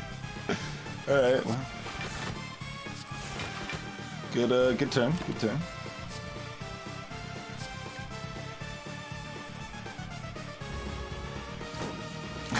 Chrono. Don't you mean the Earthbound Halloween hack?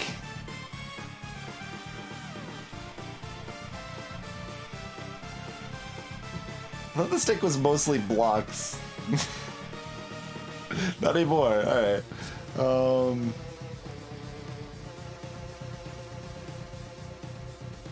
We just do nothing. Alright, good turn, good turn.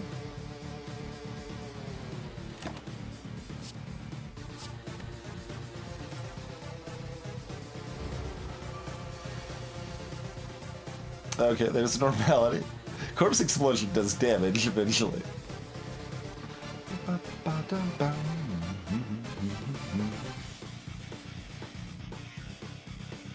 So it's just defend backflip Corpse Explosion.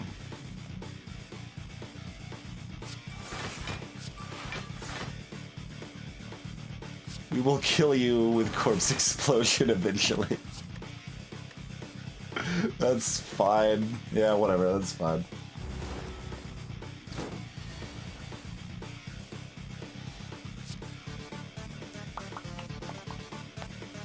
Wait, there's nothing to do damage with this. Well, there's a Storm of Steel, but I was like, hey, we can discard the normality. Remember how we didn't have any blocks last turn? Alright, well, I'm not gonna cast anything this turn. This is fine.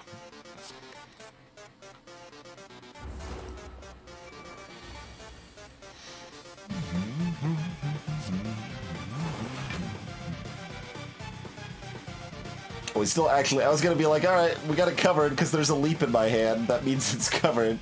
That's how that works.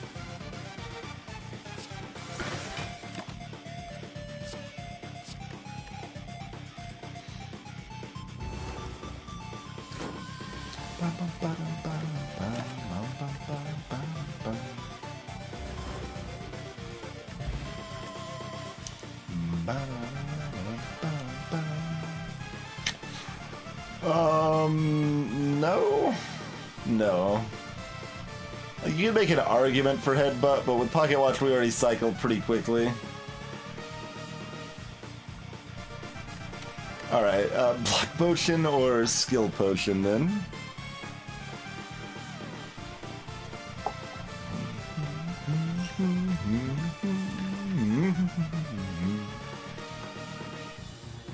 We can lose out on a fire to fight an extra elite.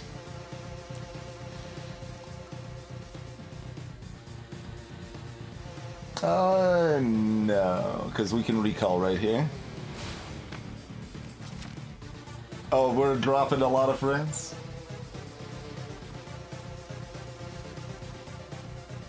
I was like, at least you can still hear the hoe. I'm like, well, what do you mean? Looks like it was just a frame hemorrhage and we're probably fine.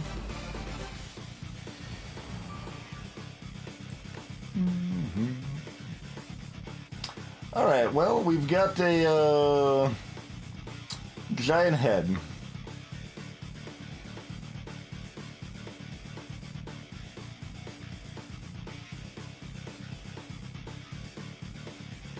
Huh.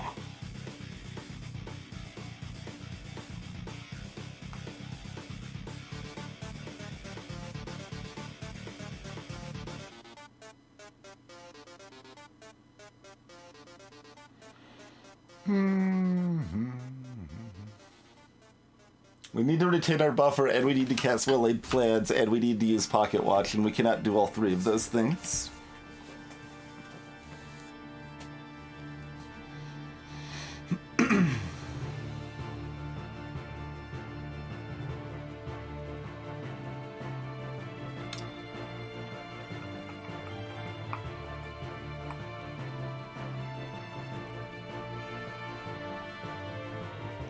No, we're not dying.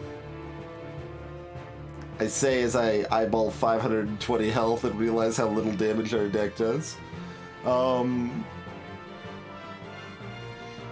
We do have 120 health and a ghost in a jar, though.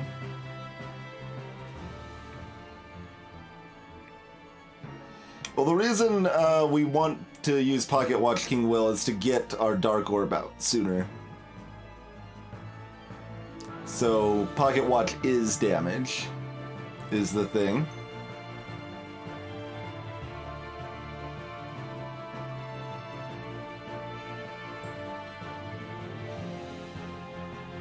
We could basically use our block potion as a swiftness potion here if we wanted to.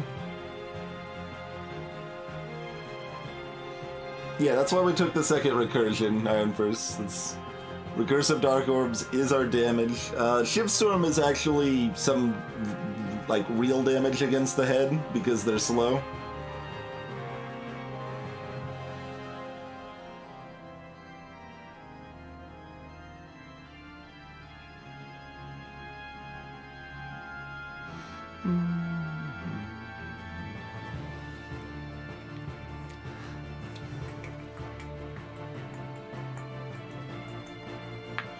Let's see, neutralize does drop it down to 10, right? Yeah, okay. Or 9 even, but...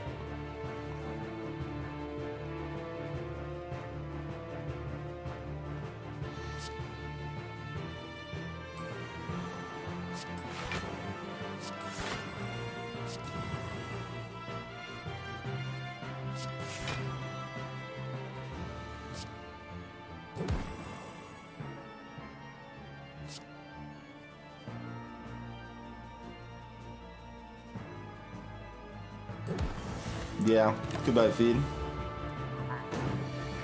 We already made our concession when we took the retrace our steps option instead of taking another curse into our deck. Alright, well, we lose our buffer this turn? That's disgusting. I guess we block potion because the buffer is worth more than a block potion later, probably? Interesting. I'm not sure if that's correct. It resembles correct.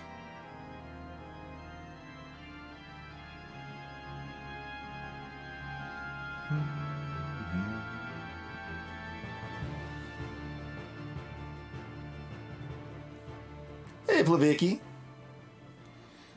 If you have any questions, always feel free to ask. And this is not a normal deck to learn from, though, I will say. This is a very nonsense deck. But yeah, I think I used the block potion to save the buffer, right?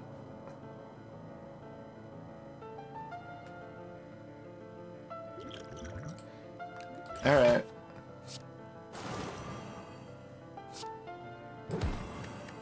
Keep the weak applied.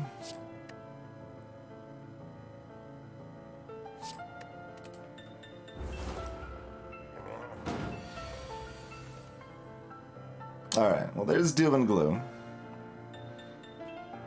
We can Survivor to discard Normality if we want to cast more than 3 cards, but we probably don't anyway.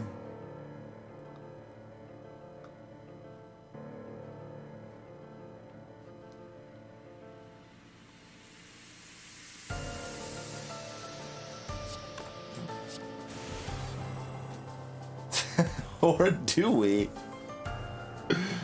Oh, that's too much mana.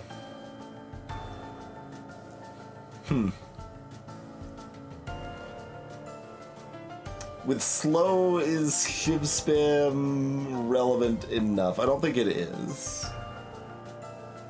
No. So we still need both the Shiv Spam and the Doom and Gloom. So we save the steal for next turn. And that'll be our last chance to cast it basically comfortably before they go crazy.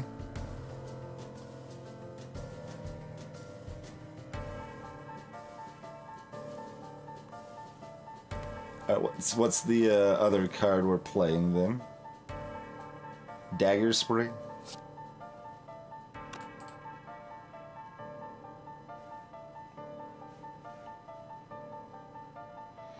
But yeah, Plevicki, so kind of the idea is that we started with this Prismatic Shard, which means your combat reward, so after you fight something, the card choice you have can be from anywhere rather than only from your class.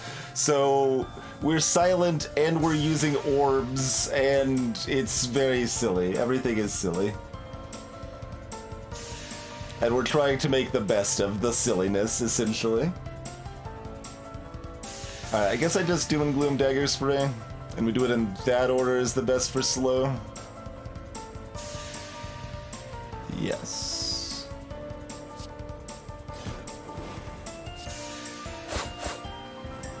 I guess it didn't matter. No, the other order would have been better because of boot. Man, missed boot value. We missed 1 damage. Okay,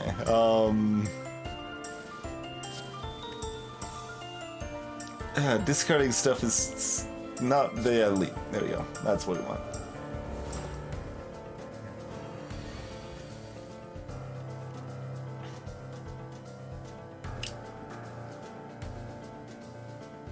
Huh. You know what I want to do is cast 4 cards. That would be nice.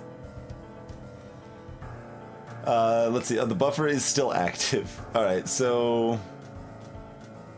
After Image Leap Storm then, and we're a little sad that the Storm is not better, but we need to get After Image cast, and wait, After Image plus Storm probably gets there, right? That should, yeah, because we're playing 10 cards. So After Image Beam Cell Storm. Yeah, that's fine. Okay, cool.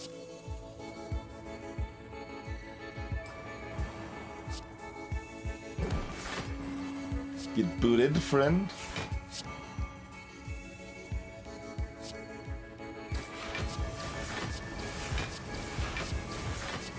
All the way up to 8 damage!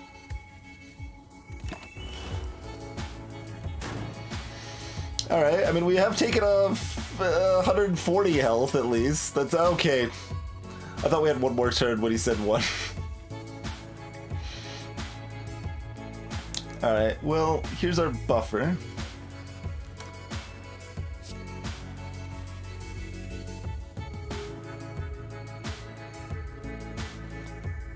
We're almost definitely played. No, if we draw a clothesline, we want to play that, and that's more important than 1 more damage on Sweeping Beam.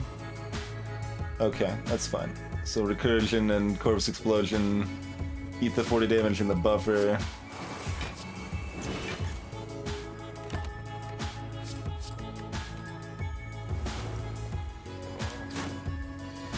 Only take another 16 turns to kill. Oh, God.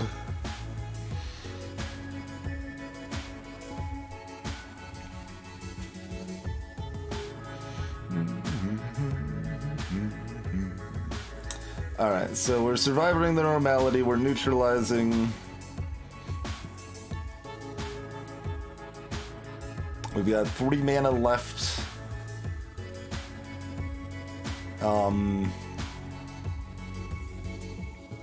Are we just casting a defend? How much do we want to draw a card? We need to do stuff. And we can retain 2 cards at least, so not drawing cards is not as bad.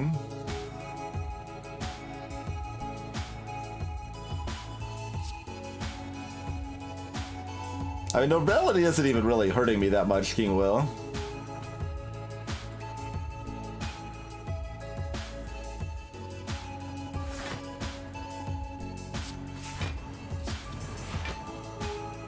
My deck being bad is the main, you know, the main thing that's causing issue at this juncture.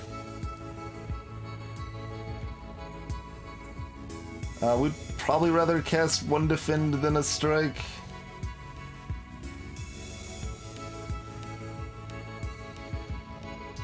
I don't know, it is a flex strike. Yeah, I've kind of been playing normality the entire run.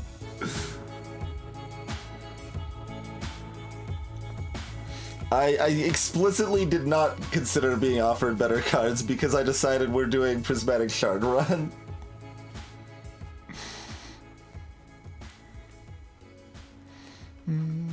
Alright, how much are we taking?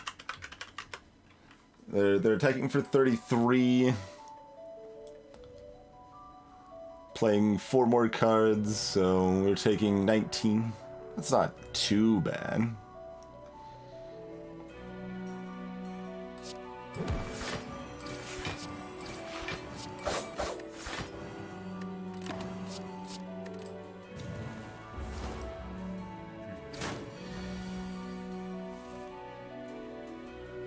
I mean, Storm of Steel wasn't even a pick, Chrono. That was a random add to my deck from Meow.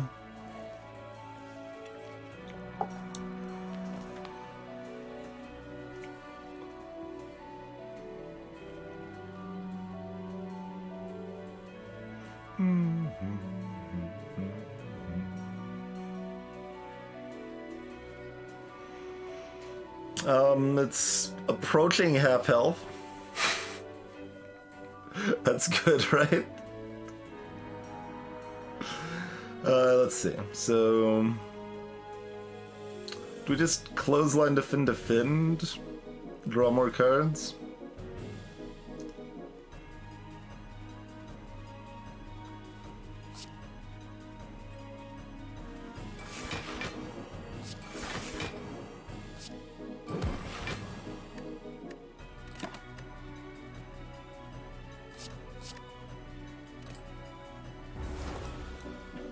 Yeah, our HP is tanking hits. That is certainly part of the plan here. Okay, we didn't get backflip, but that's okay. This is still a pretty good turn. We don't get to use the recursion either, but...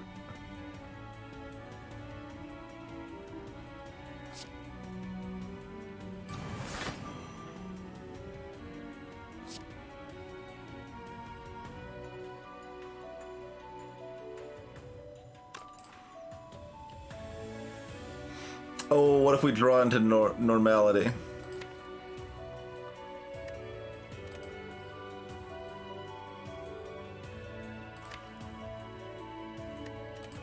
I was gonna pommel or and sweeping beam both potentially.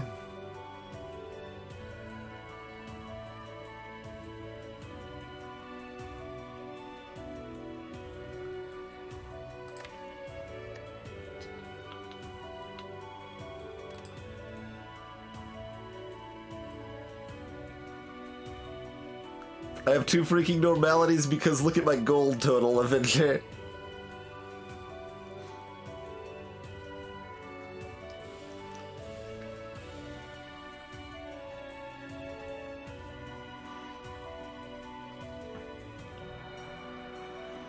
The plan was certainly to storm.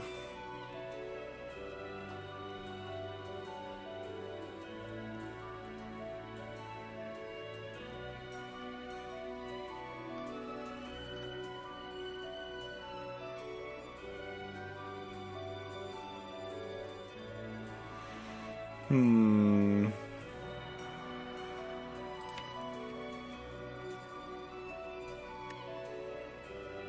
Let's see. I mean, it's pretty good if it gets us backflip,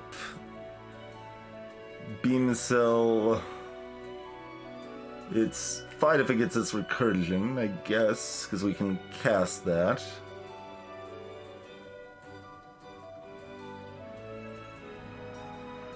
Indeed, Mashamito, indeed.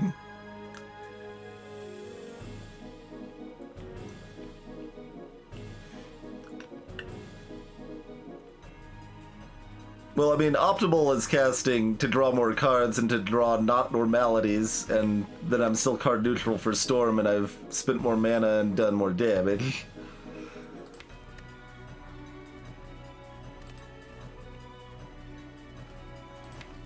So, I mean, it's...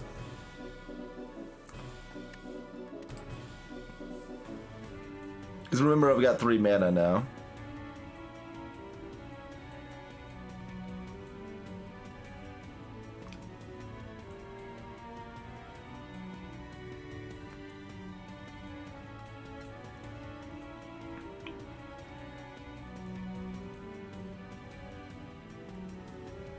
Well, I'm not drawing twice, I'm only drawing once. In this scenario. So, basically, if I draw once, I'm missing out on the option to recursion and neutralize right now. But then I can still Storm. If I get the 20% miss. Otherwise, I can improve things with Beam Cell. And I guess that's really about it, isn't it? And, you know, and the fact I cast one more card, which is both better for the slow and it's another 13, well, it'll be 12 damage, I guess, yeah. 12 damage on its own.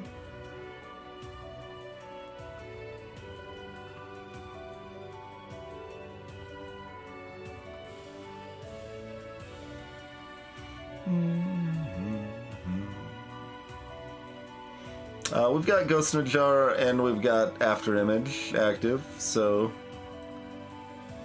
no. Yeah, we need to push for more damage, but I'll still play it somewhat safe by casting the Pummel first. Okay, there's Beam Cell.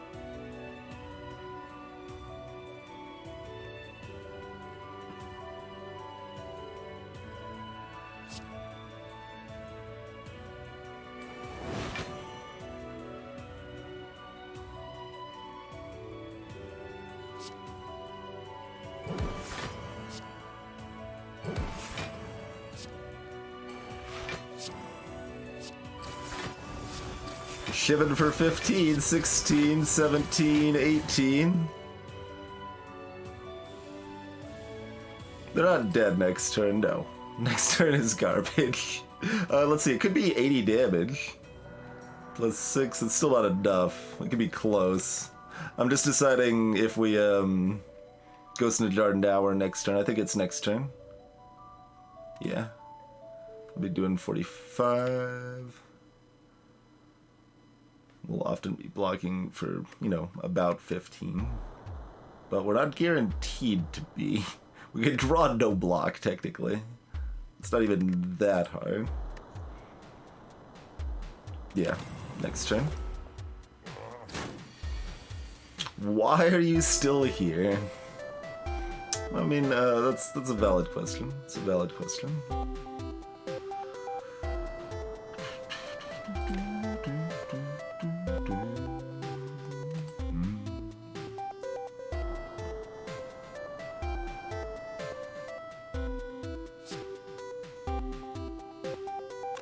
We are casting that, yeah, because we can save cards. Hey, Midnight Heart! Okay, we drew a normality, good.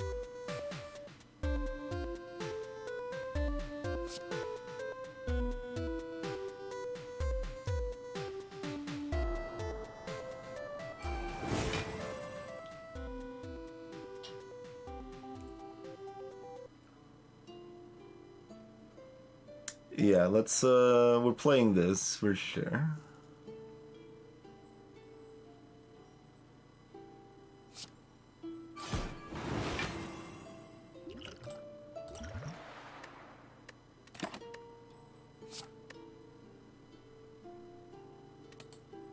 Keeping a normality is possibly correct, but it doesn't matter because they don't have any health, so...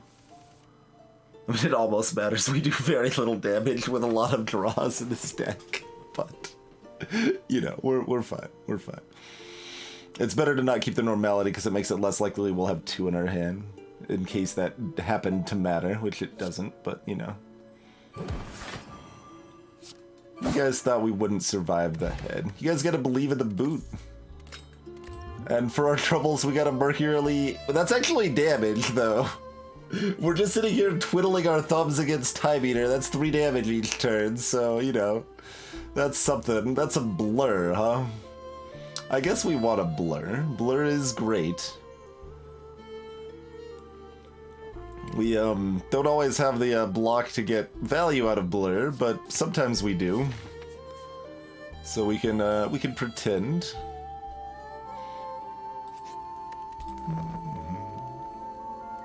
Hey, Crawfish. What, oh. It's a fancy chest. That means it's, no, it can still be bottled flame. Well, what garbage? It's the specimen that we don't get, huh? Okay, whatever. That's fine. That's not a terribly big loss.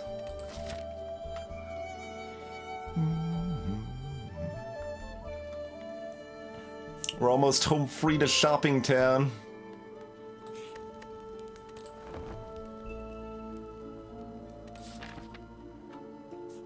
Game really does want us to have Havoc. Okay, transient, huh? How's it going? This is fine, right? It's not terribly fine. I guess Corpse Explosion and Poison Pot. We probably have to do that.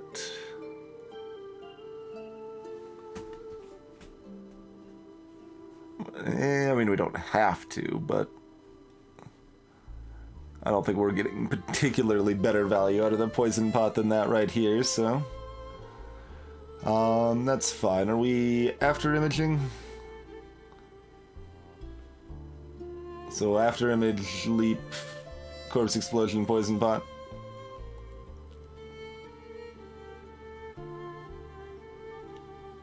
Leap doesn't matter in that case. Well, nothing matters. It's like, we might as well do some damage if it's gonna pop our buffer. Well...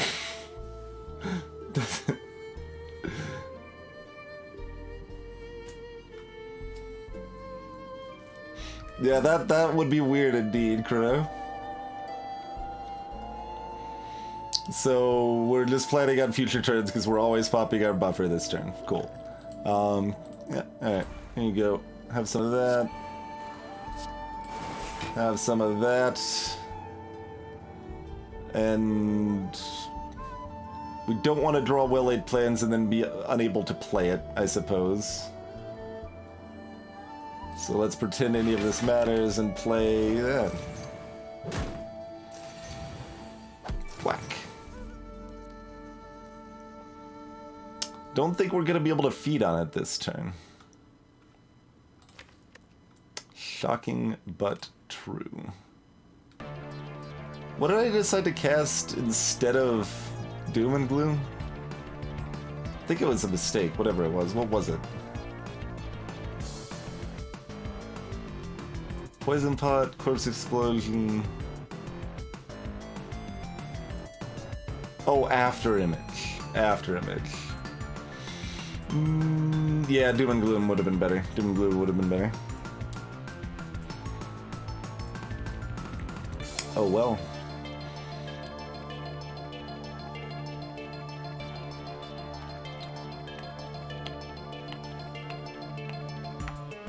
Do we backflip or not?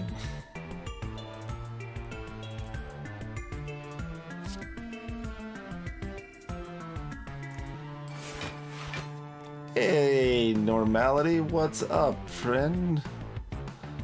Alright, so Dagger Spray is 10.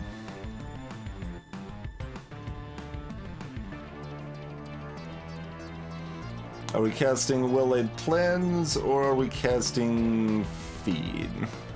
Well, I guess we're casting Feed over Dagger Spray. Are we casting Dagger Spray or Well-Laid Plans? Do we want to block for 10? Blocking for 10 is better than casting Well-Laid Plans, I think. Especially when we've got Pocket Watch going here, so...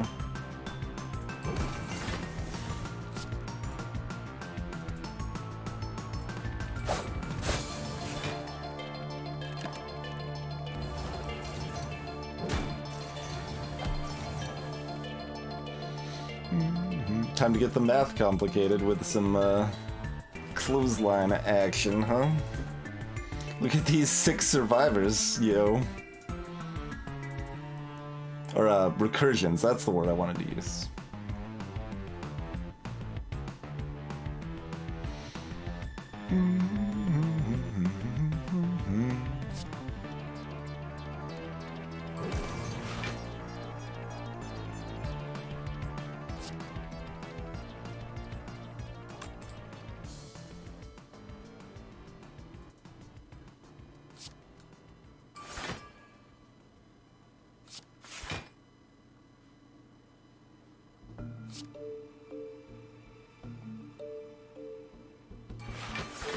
Alright, well, it's doing...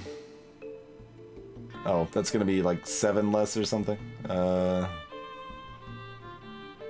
Doing about 10 to us.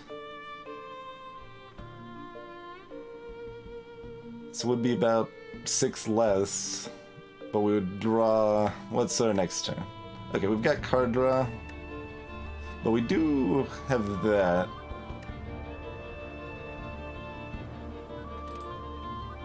Deciding if it's worth drawing the cards or not. It's the repeated conundrum we've had this entire run with an early Pocket Watch.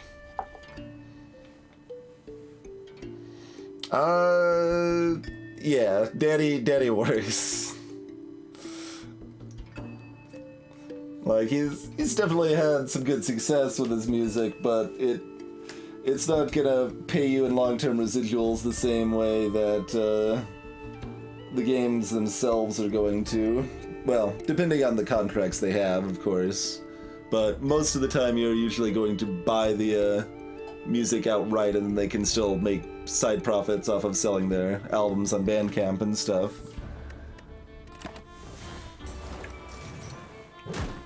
But you could have a contract set up to be residuals based. So beam cell, sweeping beam, storm of seal.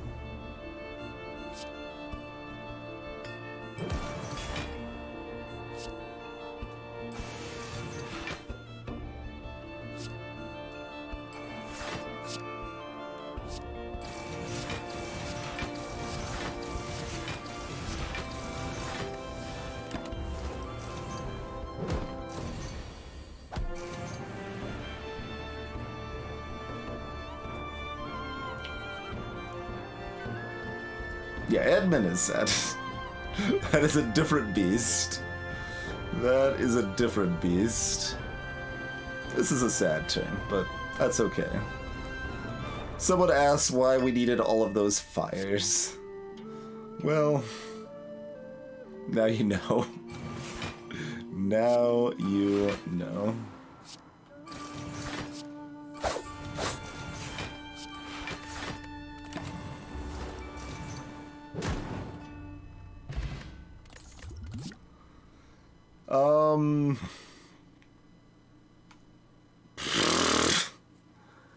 I don't know. Nothing or Bouncing Flask? Bouncing Flask is damage, but we've already got damage. It's just very slow damage. It's called Dark Orb.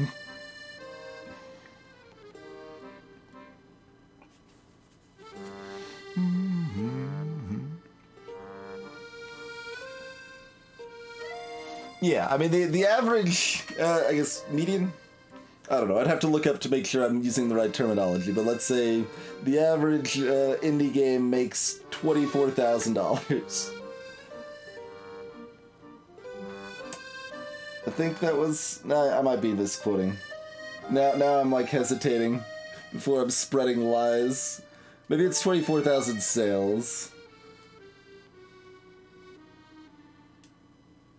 That's probably more accurate.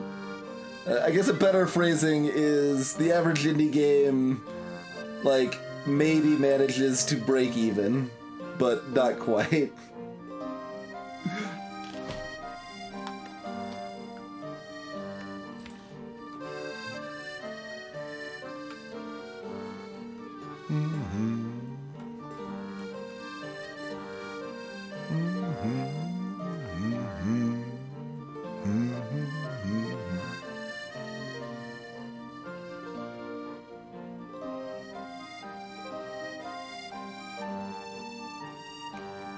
Yeah, I should not quote numbers when I'm just like remembering something I read at some point, kind of. And yeah, it's and yeah, exactly, Iron. Yep. I gotta be careful how I'm phrasing it, because not only do I not remember accurately, but also the idea is that, you know, making games not the most profitable venture. Which, I mean, I can also speak of from personal experience. I mean, I guess, yeah. Like, my game has sold, what, about... I don't have good numbers on that either, but let's say approximately twice as much as you would expect a board game to sell on average. It's, of course, you know, a small $20 game, not a, like, $60 game, so that's a difference, too, but...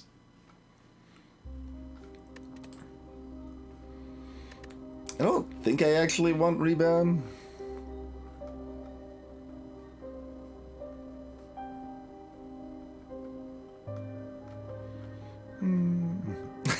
Paper Frog.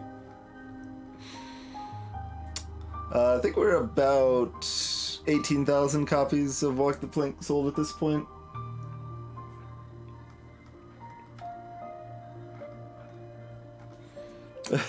Hopefully Iron first. Sleep well, sir.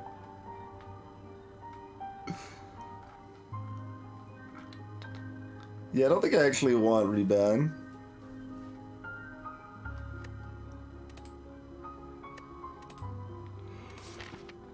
Alright. What's the shop got for? Accuracy.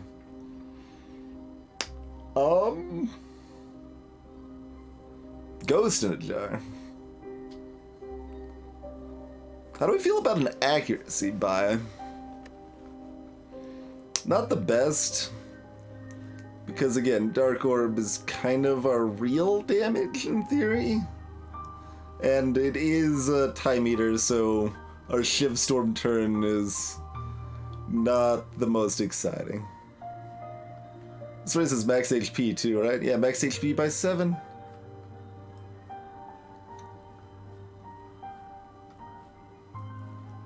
Let's, okay. First things first.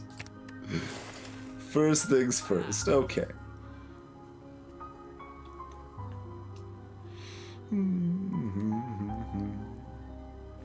I didn't actually see that we were fighting Time Eater. I just, yeah, okay. I saw someone comment on it. I feel I should verify that fact.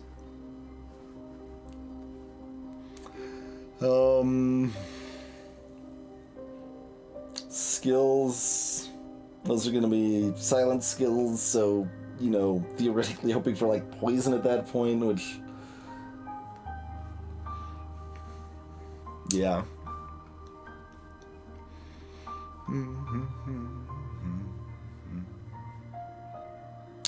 Go ahead and pick up Dex and Ghost in a Jar.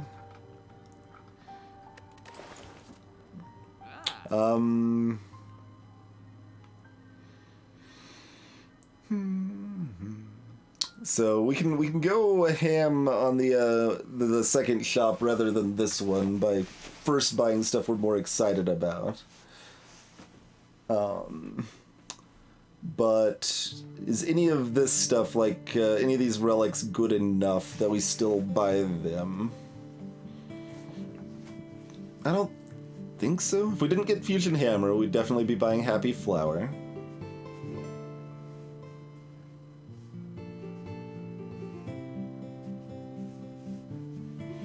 What I did, Crawfish, is I just edited it into the game. Just used a mod console to give me Prismatic Shard to start.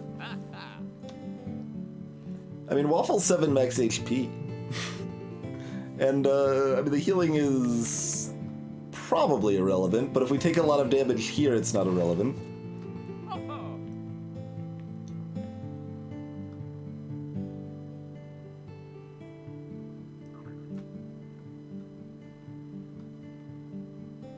I'm not sure what exactly we're digging for relics, because Kunai and Shuriken are both already out of the game.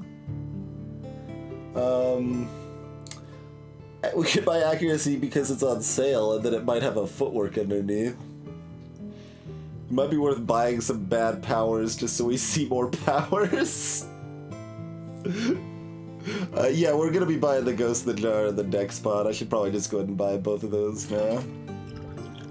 I'm just considering the other options here.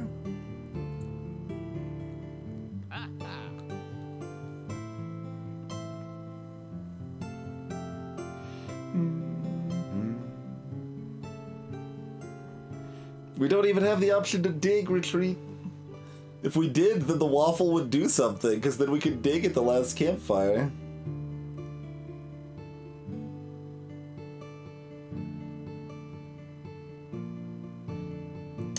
It is to start for sure, Eltrius. I'm not 100% sure it stays as a power if you courier it. And there are 2 more shops, that's true, Krona. Because we're doing the heart. There are 2 more shops. We do need to be able to survive Time Eater to make it to that other shop, though. That's still a thing.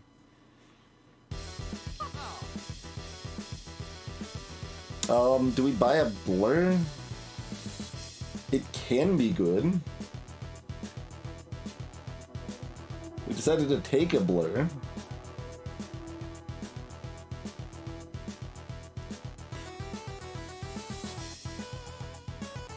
Save a little money for potions. Reasonable thought. Reasonable thought.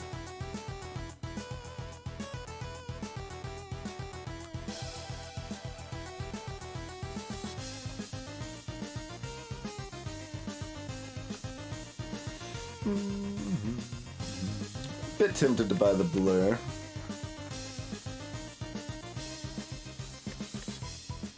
If we actually had any decks, which we got a dex pot.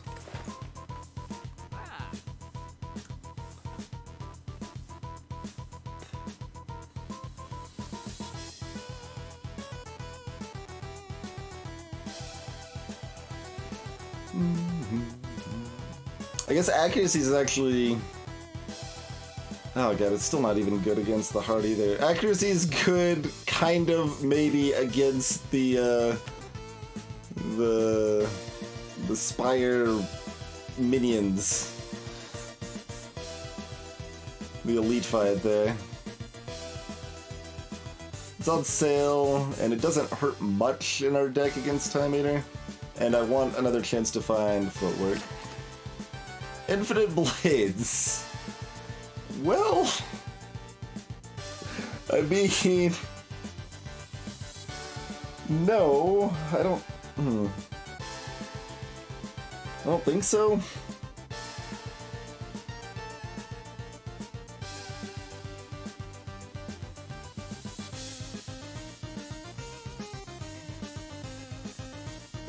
So we still need to do enough damage to kill the heart, too. That's a concern.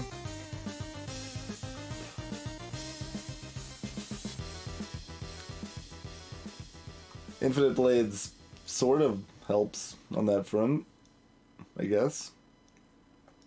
Kind of. Would we rather buy Infinite Blades than whatever random, like, next 2 powers we're seeing in the next shop?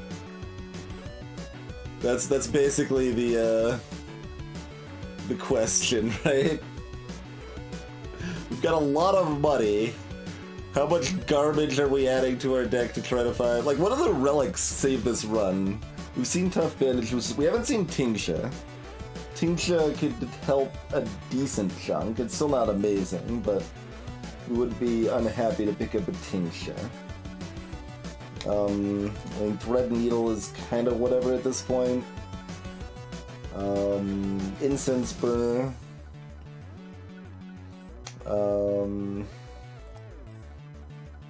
Smooth Stone? Yeah, Smooth Stone would be great.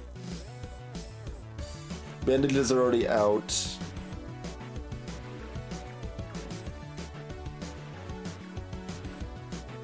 Tori against the Heart would be good, yeah. Vajra or Diverdal would be good. Okay, we still got a decent number of relics we care about.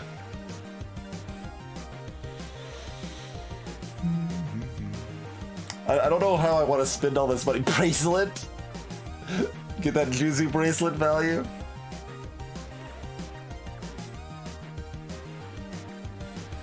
Vajra does mostly, but not entirely, invalidate our boot.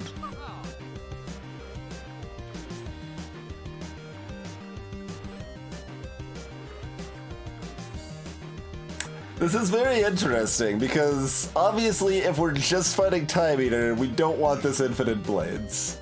But we've got two difficult fights after Time Eater we're also trying to prepare for.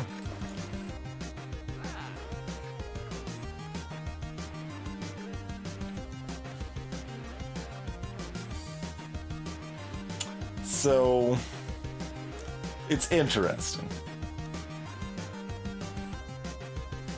But most powers we'd probably rather have. So we'd rather have Footwork after Image. We'd rather have Envenom. I guess we'd rather have Wraith Form? Yeah, I mean, we've got well-laid plans. We'd rather have Wraith Form.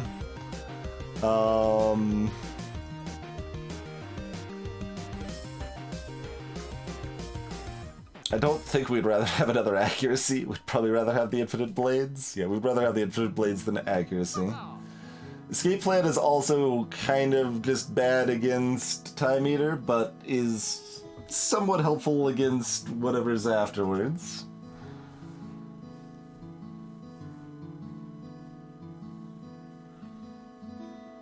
Orange Pillants are out of the pool.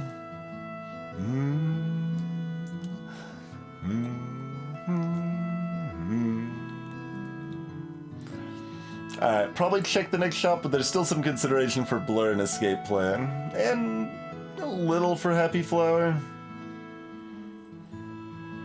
Only a little, though.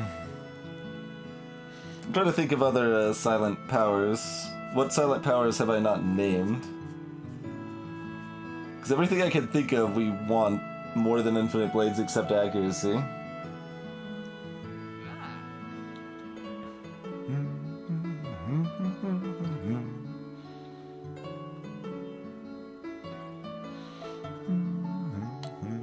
Caltrops. Okay, yeah, we'd rather have Caltrops.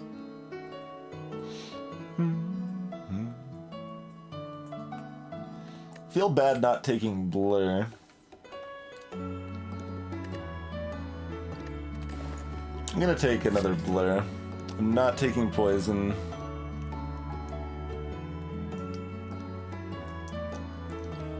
Or are we? God.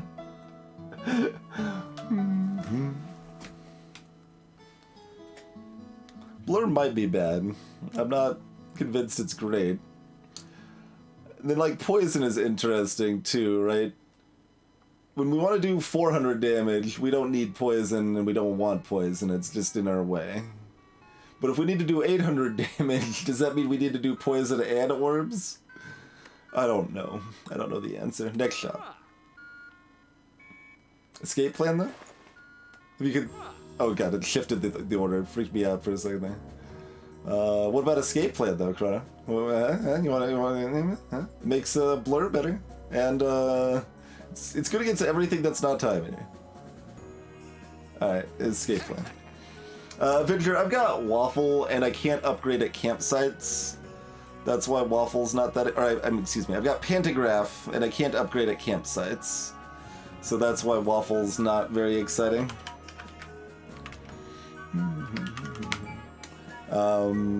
Let's see. We can lose 18 health in the next fight and still be at max health for the boss without taking Waffle.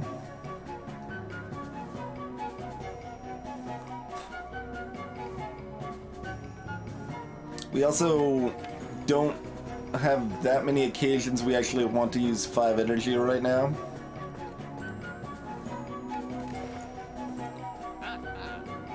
Deflect was the replacement here. I didn't even see that. I guess I bought that. I got distracted. Yep, okay. Deflect we don't want. Moving on. I wanted to roll the dice a little bit here when we had something that was okay.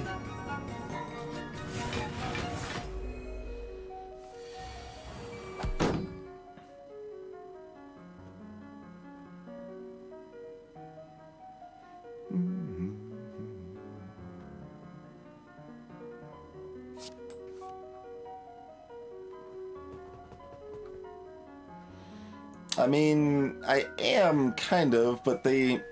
I don't know. It seems like they help enough against the elites and Heart that I want them over not having them.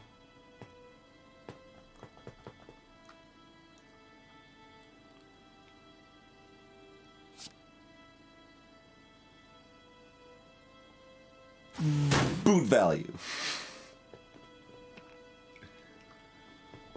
Get 6 boot value with a single play.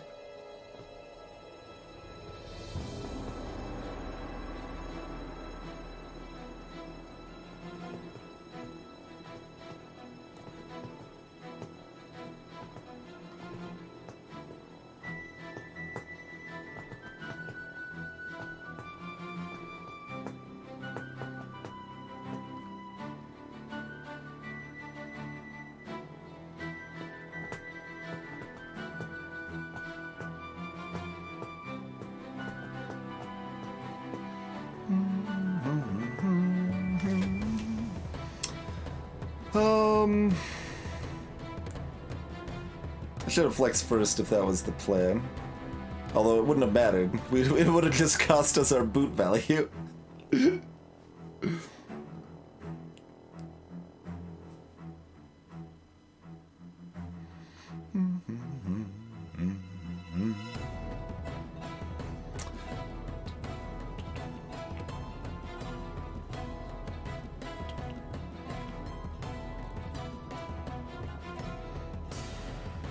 We don't block all the damage, so it doesn't matter if we block more than 11.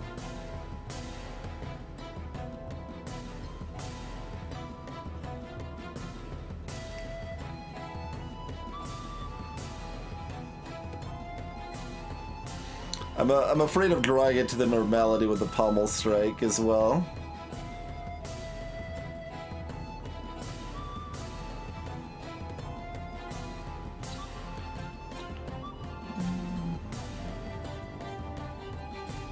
Alright, so we neutralize this, we blur and leap to keep our buffer.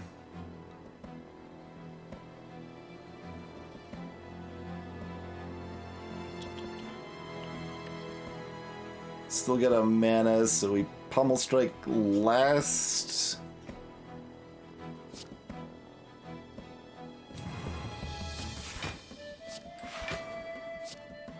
Neutralize them because they're buffing next turn. This will be the easiest to kill to corpse explode everybody. Okay.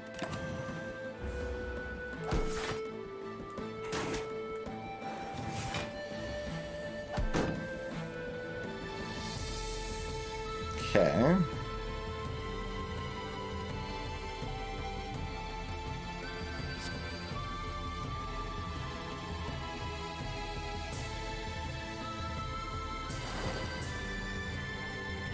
I think we don't cast well-laid plans, so we can draw 3 more cards next turn.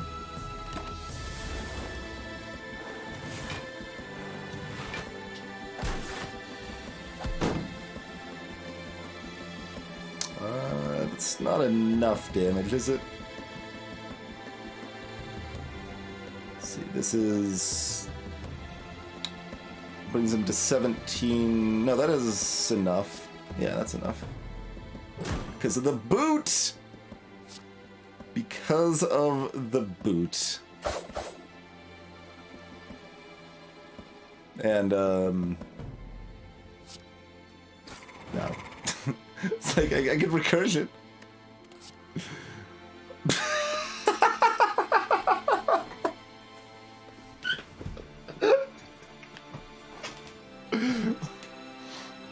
Welcome back, Spherical.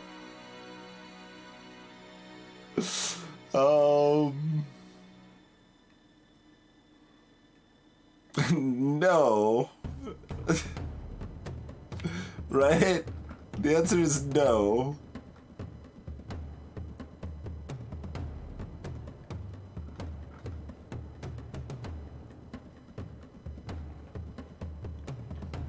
I think Ghost has to be worth more than Dexpot, Dark Freak.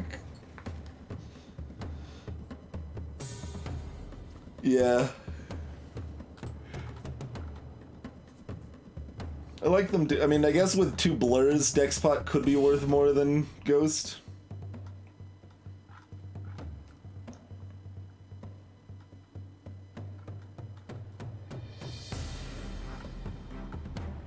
No, corruption is terrible. Okay, moving on. Yeah, moving right on.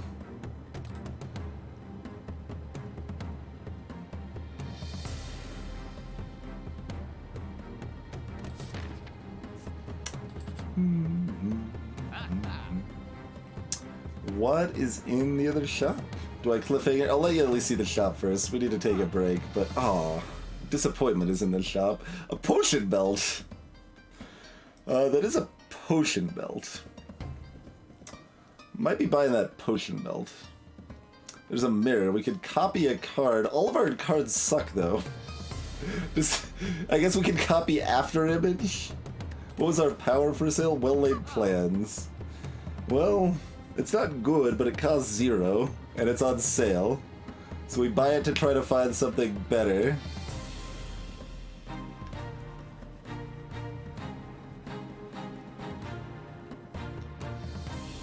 We also need to remove the normality.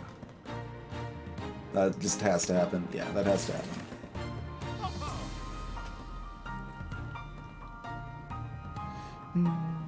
I mean, Potion Belt would be a lot more exciting if the potions here were something I wanted to buy.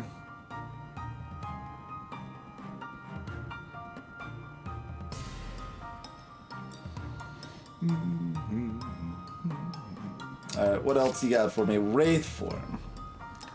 Yeah, I mean, probably. We can't upgrade it. We've got enough Simi curses in our deck already that we're cycling through repeatedly until eventually they do something. And that's what Wraith Form. We could take Wraith Form and copy it if we wanted to. Also, there's some interesting options.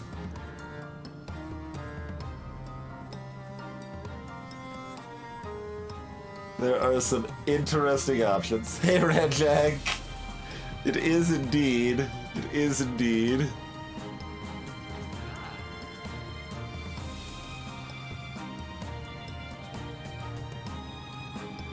Well, you can't mitigate. I mean, I could mitigate the Dex Lux with this artifact potion if I wanted to.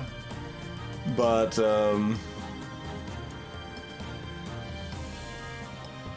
wait, the buffer. What is the buffer? Well, the buffer can block one of the big attacks rather than the small attacks.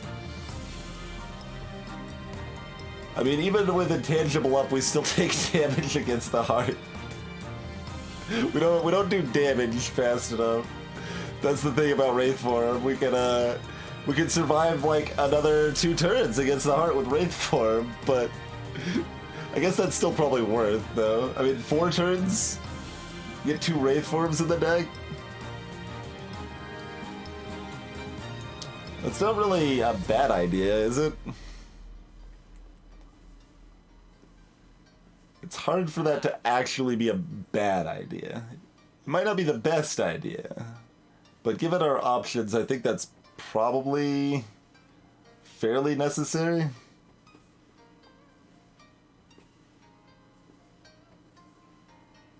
And we'll probably be playing Well-Laid Plans, Crawfish, but we're buying the other one just so we can get more powers, so we can see more stuff, because we've got money and we don't have time. I'm not terribly confident beating the heart either, Lily, but we're still gonna plan around and do what we can. There's Caltrops. Okay. That's actual damage against the heart. Wait.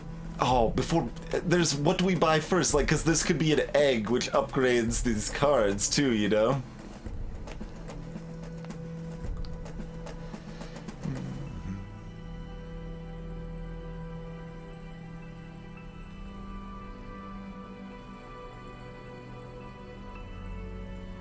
We might have been able to... I mean, it's unlikely, but we might have been able to have 2 upgraded Wraith forms.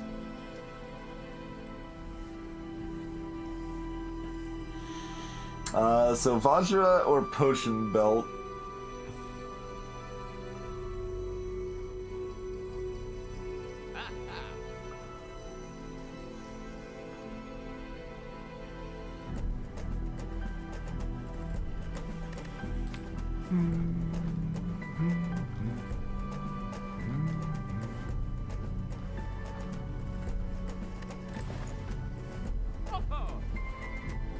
I really wish Potion Belt came with 1 potion.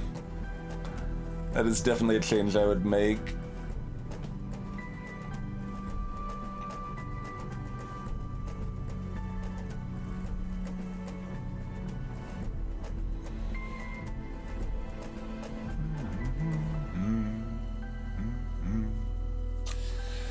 I don't know, Vajra doesn't do a lot.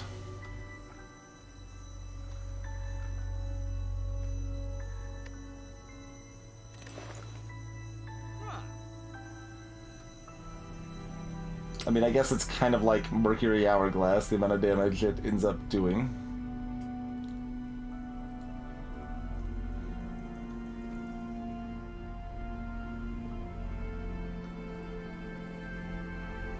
This is more... Oh, Juzu Bracelet.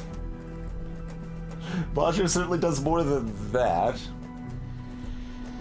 Alright,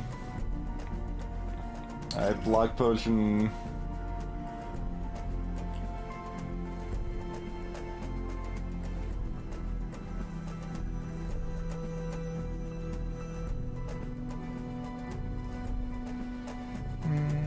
Skill Potion?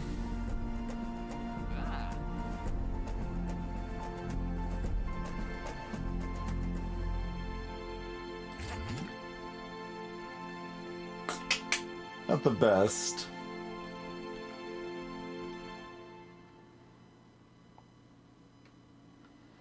Do we dig for another egg or do we go ahead and buy Caltrops?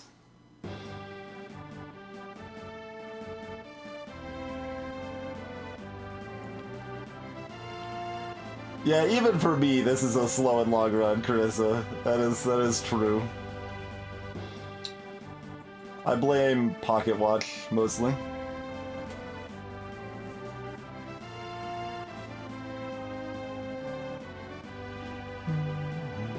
Let's see, so this would be 220, 340.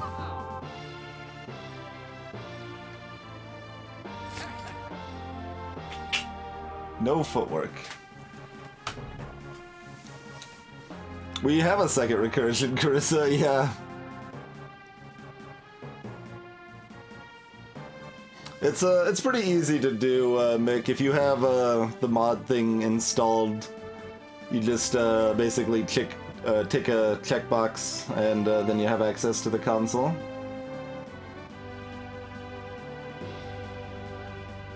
Oh, you're talking about copying? I think we copy Wraith form, don't we?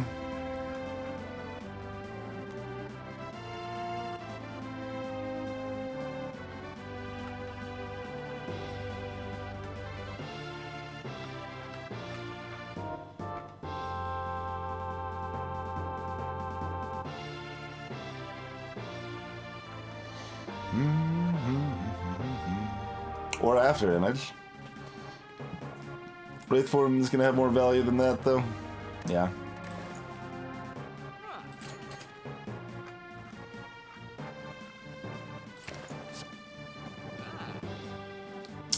Regal pillow. Alright.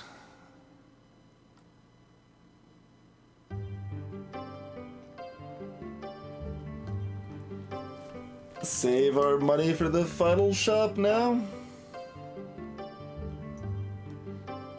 Our deck is stupid, but we probably survived Time Eater. We mostly made our deck worse for Time Eater. We're trying to make it better for the others. Yeah, we've got a little AoE from Corpse Explosion. We've now got double Wraith form. And we've got Storm of Steel, plus a lot of card draw to make it at least kind of work. And a flex that we should have never taken that does go with the shivs as well.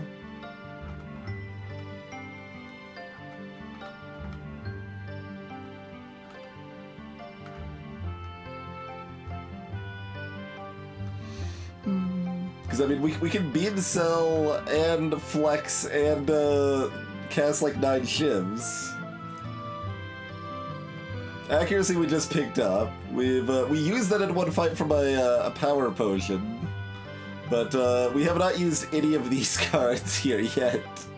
These were all just bought. Oh yeah, Loop would be fantastic.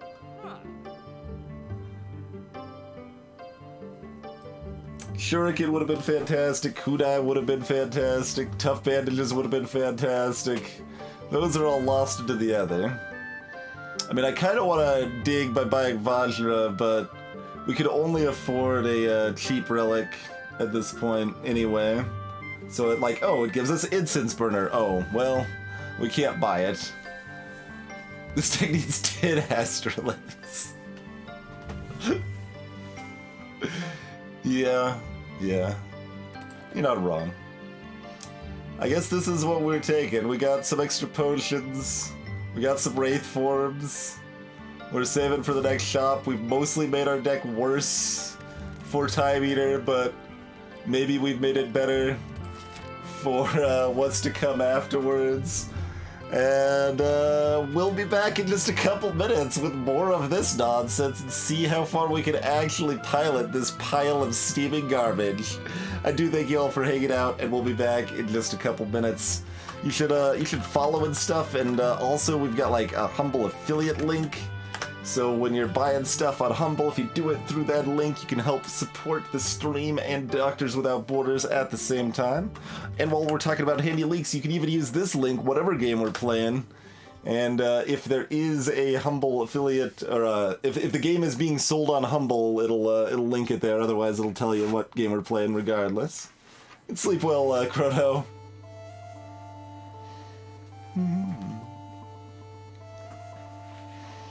I mean, we needed a 4th energy mech, so that was our option.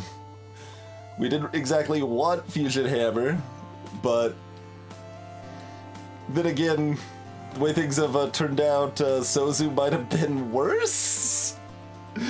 I think Sozu might have been worse. Anyway, see you guys in just a couple minutes.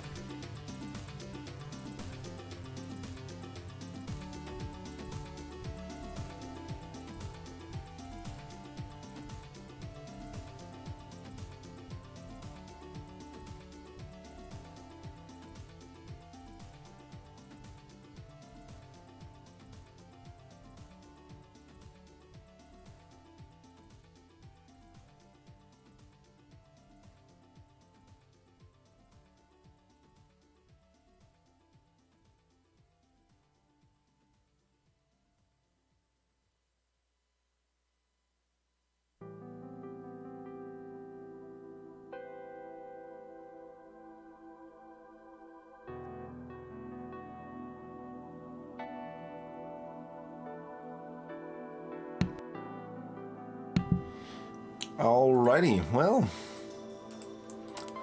Let's see how this goes, I suppose, huh?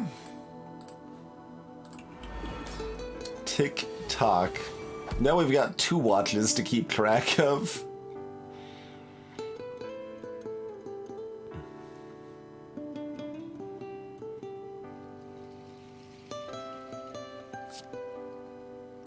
Think we're escape planning.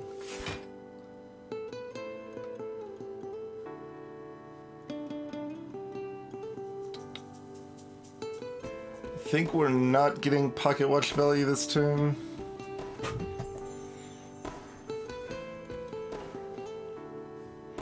Let's see. So if we weaken him, depends if we get any value from the weaken here.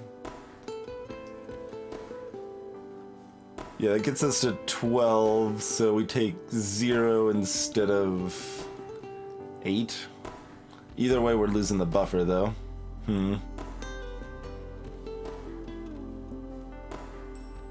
Haha, horrible.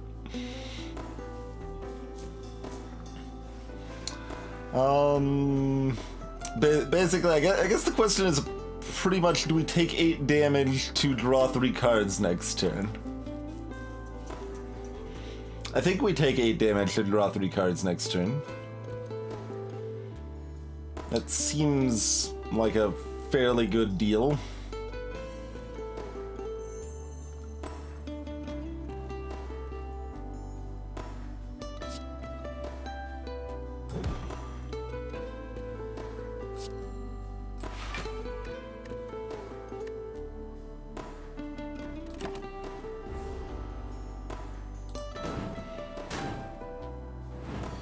Good work, Buffer, you did it. I mean, we could have also used a block pot. Maybe would have been worth it. Also, we want to use the deck spot here, probably. This changes everything. I should have kept the buffer. That's okay. We probably still want to use the deck spot. And hope we can find another deck spot at the other store. Or a footwork. Or both. We'll still try to keep the ghost in the jar. We're mostly fine, like, we're mostly looking to buy potions at the other store because we don't have time to dig anymore. There might be something else good, but... So using, like, 2 or 3 potions here is mostly fine.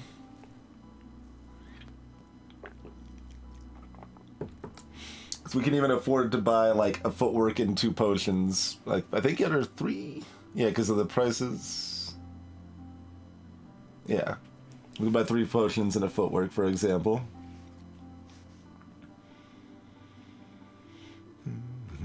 Are we even gaining block this turn, though? Let's see. Those are the 3 cards we kind of need to cast.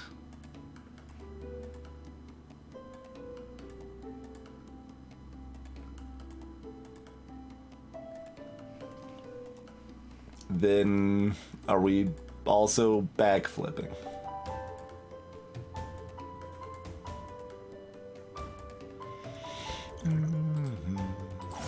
Probably.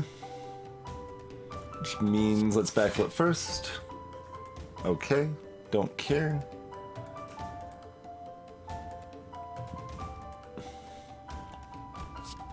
We don't really need to cast Caltrops now if we want to wait. If we want to draw more cards.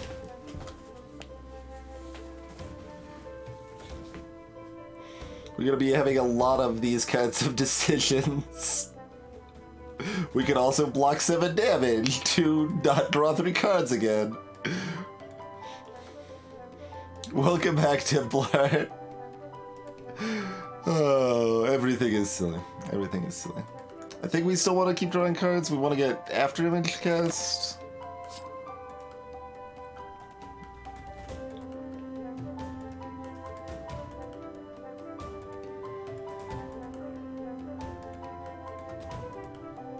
We don't really want to keep Storm. No. So either keep a Defender or Recursion. Yeah, we would just want to get our powers cast as quickly as possible, mostly, so that they're not in our deck anymore. Because we kind of specifically bought a lot of garbage. Okay, there's a neutralized. Keep him weak.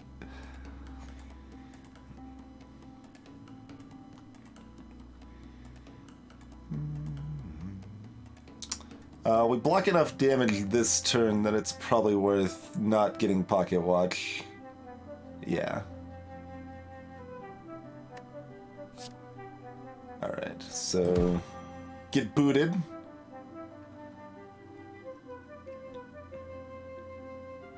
Okay, there's no normality to draw it to. We can go ahead and Pummel Strike.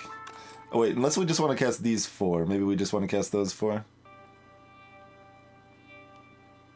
Recursion isn't exciting. We'd rather cast Pummel Strike than Recursion. Okay. Okay. We don't have to cast it this turn. If we would rather cast Caltrops, we'd rather cast the Afterimage, I think.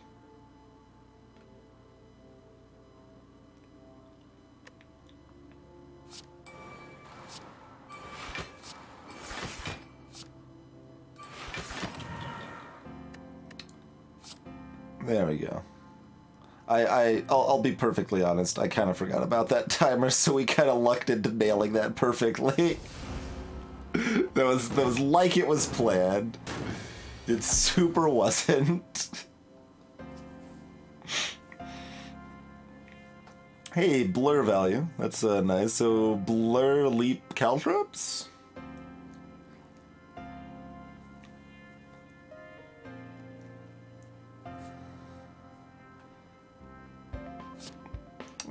Yeah.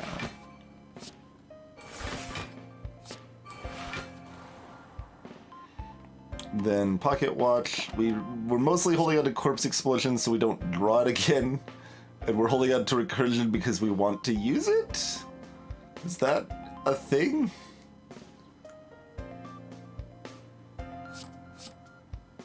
Oh wait, we can hold all 3. Never mind. What am I talking about? We got an extra well-laid plans. We can take them all. Hey, Chaos Prophet, because we'll be back to it very quickly. It'll be a long time before we want to cast the Wraith form, and we'll be back to it when we need it. Is the idea there? We've got 2 of them.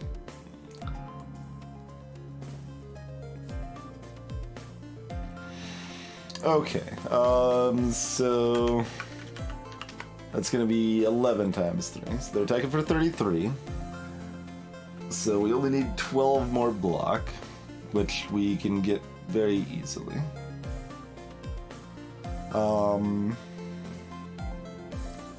Well, I want to play Accuracy because this is going to take a very long time and I want it out of the deck, Crawfish. It will... We got it because it'll theoretically have value in the Heart and Elite fight.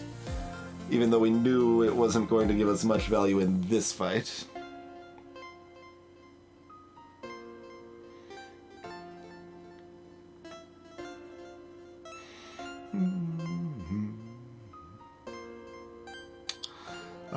Okay. Are we looking at playing 3 cards? 3 cards is probably pretty good. Is regular defend sufficient in that case? So that would be 10. We would take 2. Taking 2 is also fine, but we might as well cast Survivor at that point, I think.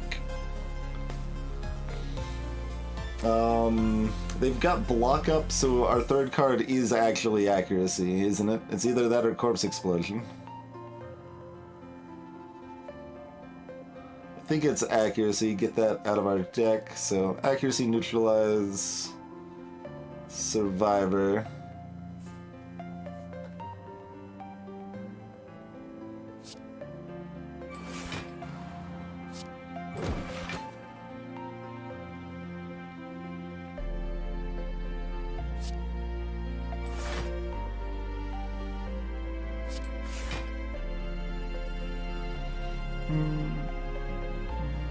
Which 3 cards are we hanging on to? Recursion's about to start doing something.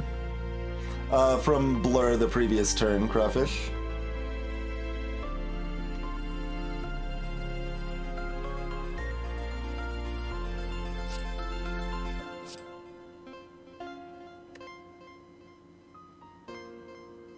I think it's still going to be a little while before we want to cast these Wraith forms. This is the... like, every time I think I've got a slow deck, sometimes I manage to make a deck even slower. Right, 3 extra cards. Yeah, so I don't actually want to retain 3 unless I actively want all 3 of those cards.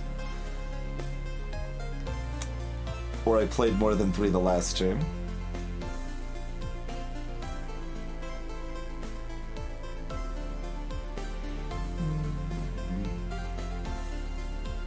This is probably a play more than 3 turn.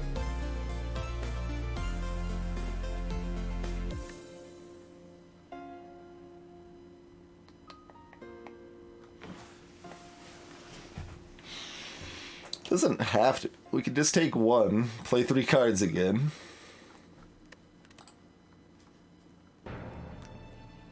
Which is fine. Yeah, that's fine.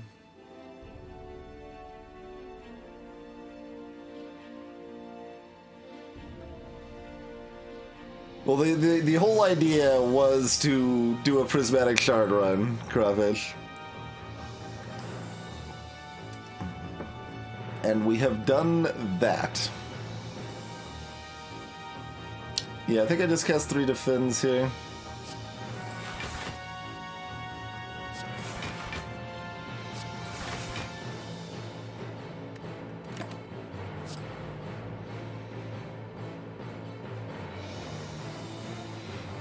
Probably only want to keep 2 cards.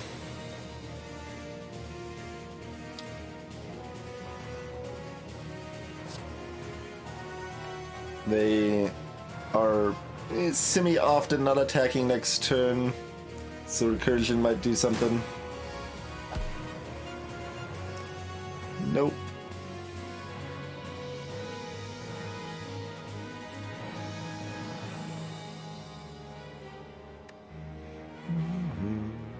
But do we just block for 24 again and take 6 plus 3, 9?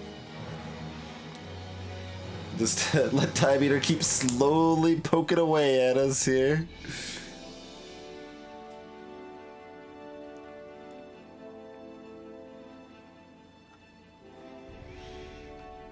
And then keep double recursion?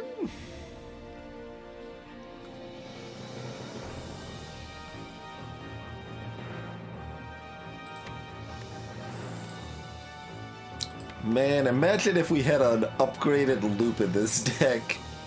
The difference that would make.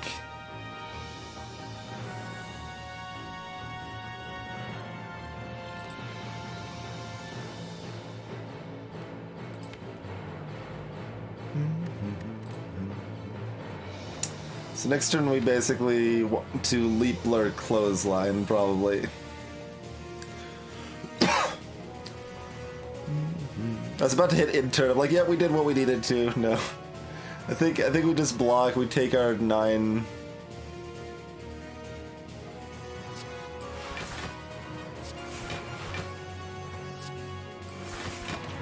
Oh, that goes up by 2. Alright, we take our 12.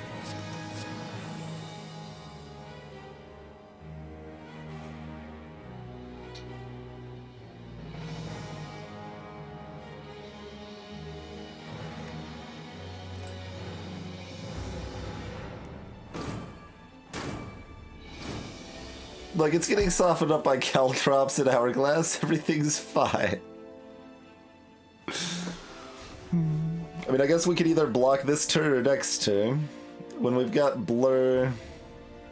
Might as well mostly be next turn. We could do Clothesline next turn instead of this turn, though.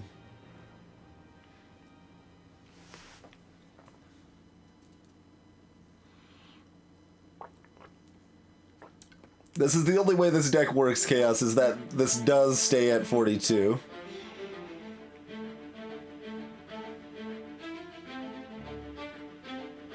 Hey, Yang Liang. I mean, we could, but it's not particularly good here. We're probably not casting this fight, but If we had Beam still in my hand, maybe.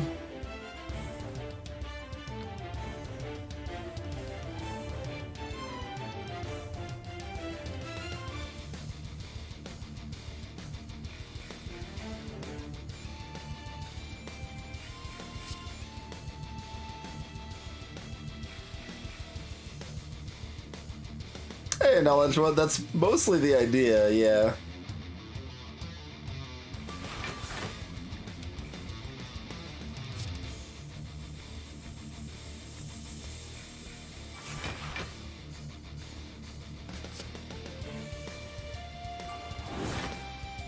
I think we do that. Keep these two. Wait, no, clothesline. We need to keep clothesline. Hold on.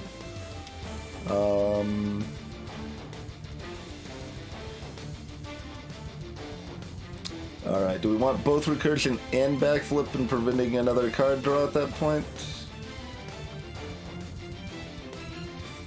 They're mostly better than whatever I would draw into, to be honest.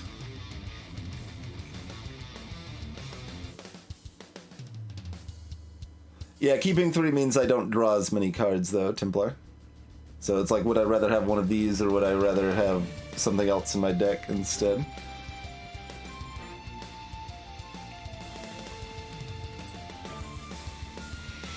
I think I would rather have these. These are a solid selection here.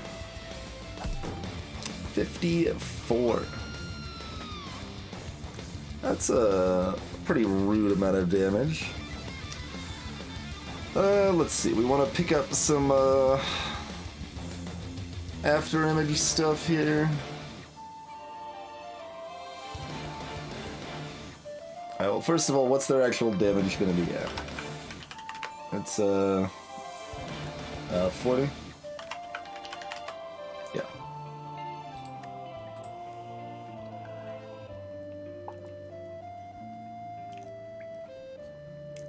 Yep.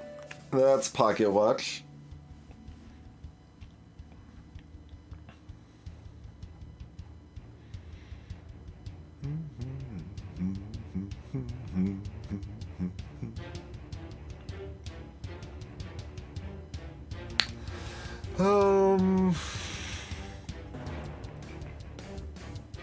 Alright, so baseline is like defend, backflip, clothesline.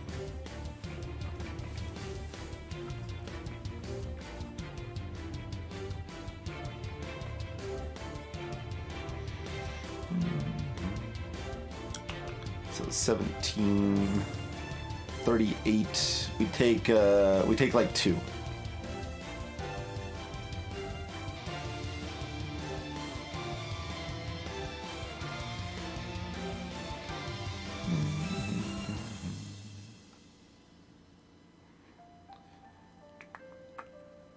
Otherwise, we could take 0 by playing some more cards.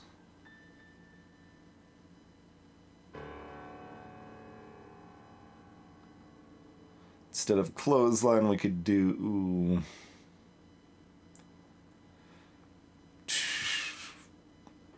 stupid stuff that doesn't really matter much. Yeah, that's what we could do. Agreed. All right, good, good. All right, that's fine. We could take 2, stick with that plan. Save, neutralize. Save recursion again. And probably just those 2. If it wasn't Time Eater, we'd be looking more to save in some of this Paul stuff, maybe this. A lot of differences there. Alright, let's see what we draw from backflip, and then finish our decision at that point. Huh. Alright, well we could blur neutralize recursion then. Save a little more block for next turn.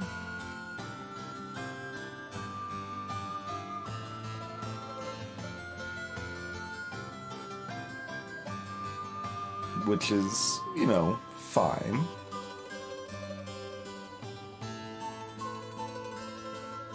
Then we're retaining 3 and drawing 5. We can just retain the blur, though.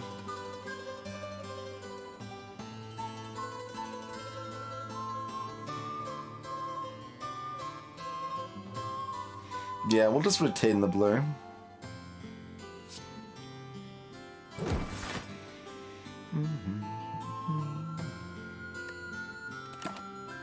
So blur, neutralize, and recursion. I think we only need to draw 7 cards here.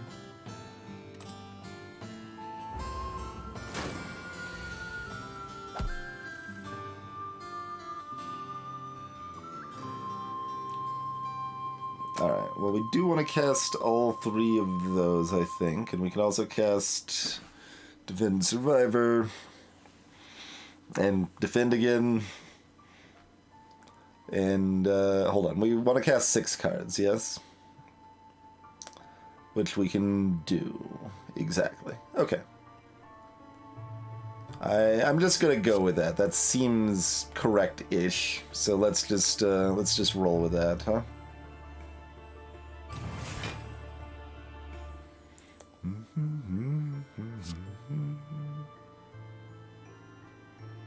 He says as he is still very hesitant.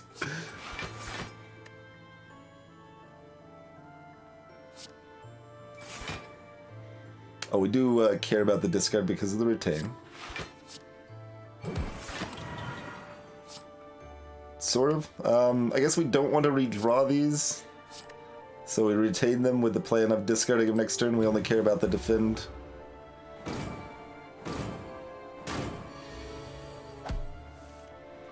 Look at that exact block. Alright, it's almost a half.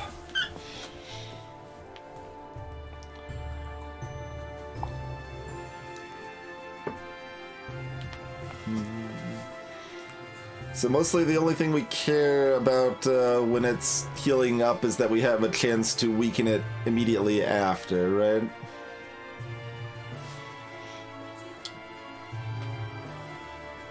Recycle, yeah, recycle would be potentially good. There's a chance we could have bought a purity at one point. But it was kind of weird because it's like, which good cards are we getting back to? We don't have any good cards. I think the purity actually would have been good in hindsight, but I still hadn't figured out what this deck did at that point.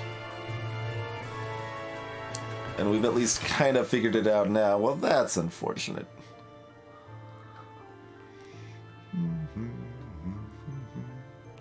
So, I mean, we can do a pretty quick 180.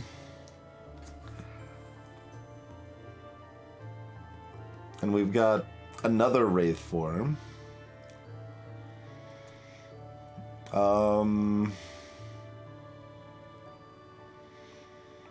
This feels early, but it also feels like... Okay, we're either Wraith forming or block potting. That is the case.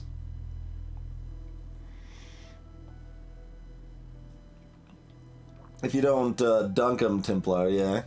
Dunking him is also an option.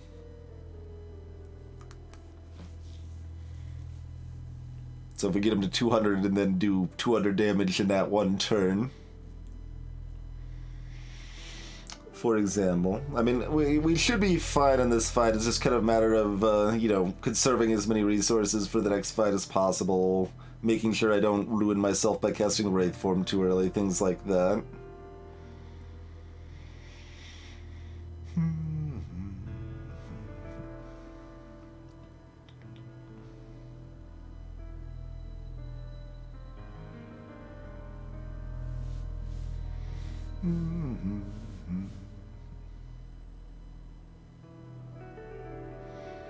So I'm kind of trying to figure out if we want to just pop him normally and then finish him off from there, or try to skip the heal entirely. The Ghost of the Jar I'm saving if at all possible. Want to have that available for the heart. When it's attacking for like 100, then I could make that a 15. And that's a lot more palatable.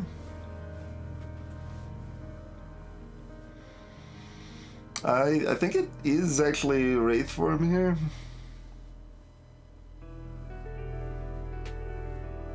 Wraith form dagger spray, I guess.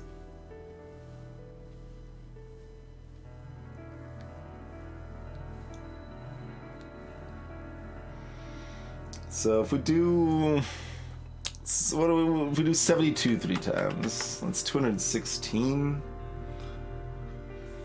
But we'll have our other Wraith form before that. So we're doing 234. If we do it one step later. That's close to correct. Time Eater has just a little too much health for me to be happy about that decision. Good morning! Cheers, Eddie. Good morning to you as well. Welcome back to, we were trying to set a new record by being even slower than my previous slowest run, probably.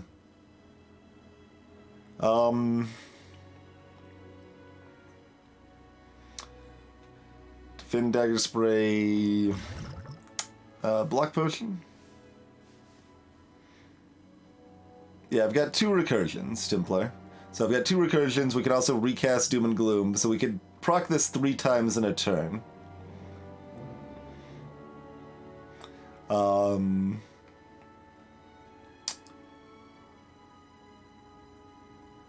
Wraith form is really close to being correct right now. 66, 72, 78, 84,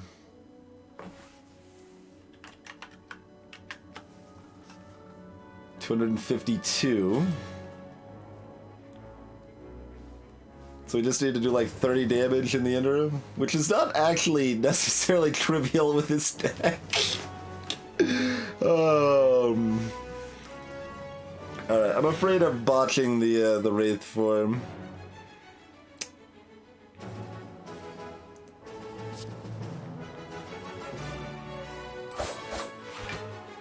Get boot valued on, son.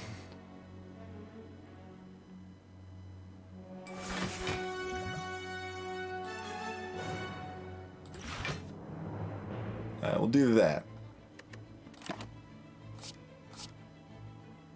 Keep those 2. Yeah, we cast Doom and Gloom last. That's the idea. That is the idea. Alright, well, we don't need a Wraith form this turn because we can just block for a lot.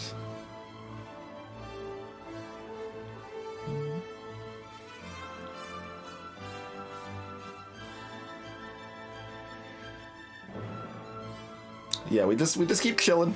Just keep chilling. I mean, they're taking the Caltrops, damn it. I guess, yeah, with Caltrops we could have got there in time with the Wraith form last turn, but that's fine. We'll see how much I regret using the block pot when we need it against the elites coming up, but okay, this is fine.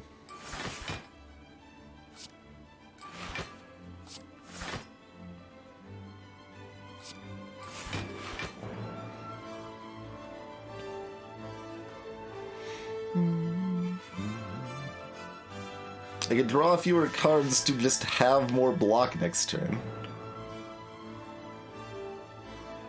Not exactly opposed to this idea.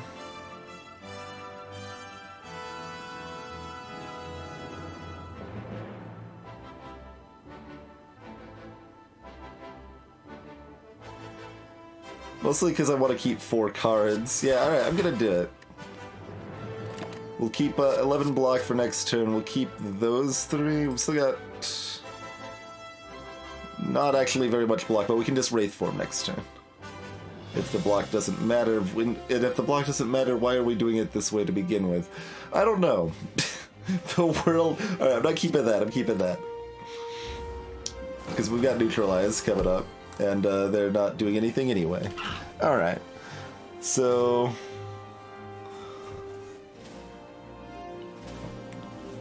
we just, we've got too many cards to sit on, but that's fine. We can discard one of the Wraith forms and draw back into it.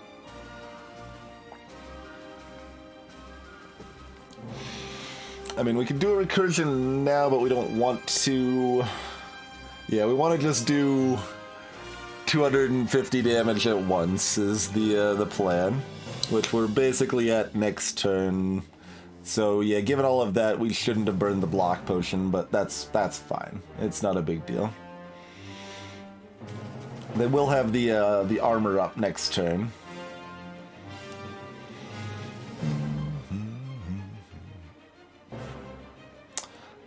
Okay, we've got 5 casts available.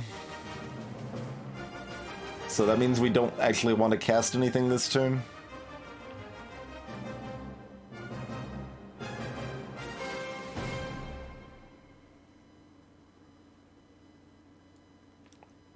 So if we do everything next turn, it's only going to be 78 times 3, and they're going to have the block of like 20, so we're going to need to do 40 more damage on top of that, so that's no good. That's not going to quite work.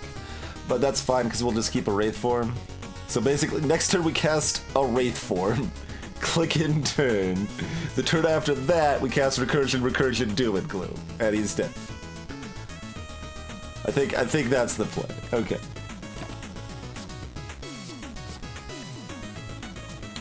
We don't do anything this turn. Just stare at him a little bit. Yeah, that's a good Wraith form turn. 21 times 3. Seems good to me. Seems good to me. Let's turn that into a 1 times 3. That's a better number. I like that number better. And then we press this in turn button.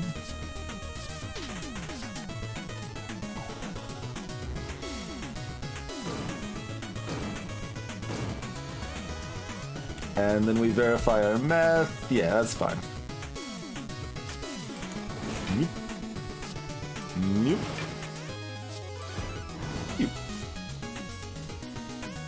Do you guys know that darkness orbs are really, really strong? 1300 is all. Alright, well, we still got the ghost in the jar. Let's see what this other shop gives us, huh? Oh, honestly, I forgot that we couldn't use this fireplace for anything. That's we should have definitely not used the block pot then. That's okay. That is not a footwork, that's a bottled flame. This is such garbage. I am disappointed. Deck spot, never mind. I canceled my disappointment, you gave me a deck spot at least. Okay, everything's not fine. Everything is less bad. How about that? Everything is less bad. Deck spot, pretty good. Okay, do we just dig for better potions then? I think we dig for better potions. That's better than digging for maybe a footwork in the powers or something. Let's try to find another deck spot.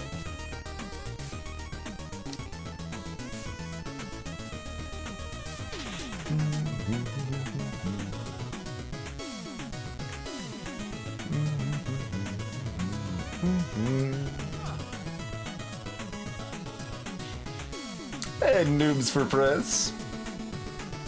I mean, Metamorphosis is kind of fun, but I think we dig, push, and dig here.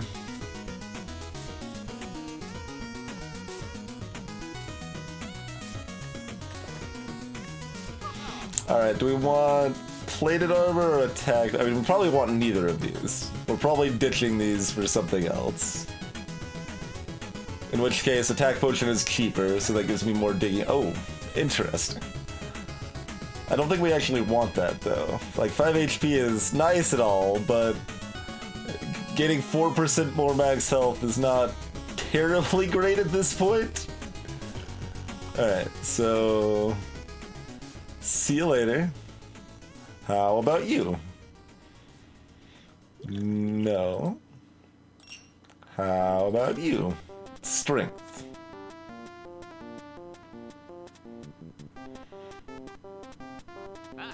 I mean, we do have the Shiv spam that's not irrelevant. Strength is probably better than block. Well, block's probably slightly better, but it could get us Dex.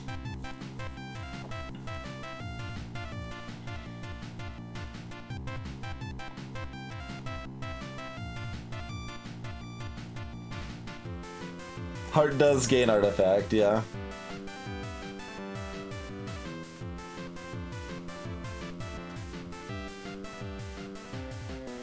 It does not, Templar. It only affects combat rewards.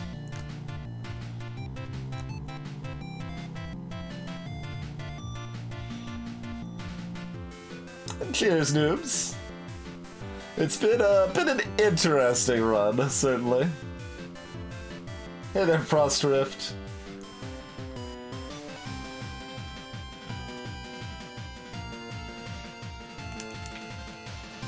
Yeah, that's a pretty easy mistake to make, for sure. That was my inclination, but I wasn't certain on it.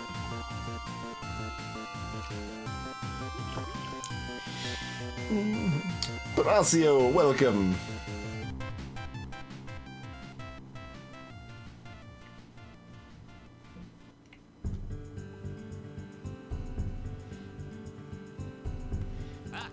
Flask is just another source of damage that doesn't do a whole lot. It's weird. I mean, it does like a nice 40 damage or something. If we get it cast twice, it does more than that, maybe 90.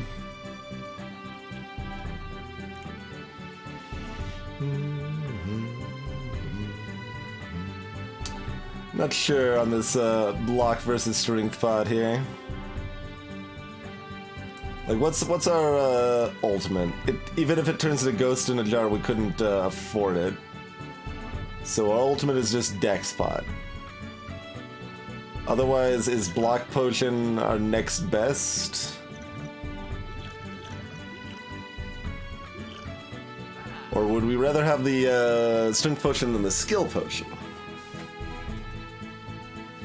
Skill Potion could be as good as a Block Potion. What else could the Skill Potion give us that we care about?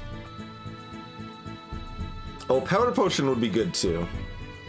Hey, Rekal. So I think I ditched the Skill Potion for the Strength Potion and see what other potion we get. It's another Strength Potion. Okay. Those are potions.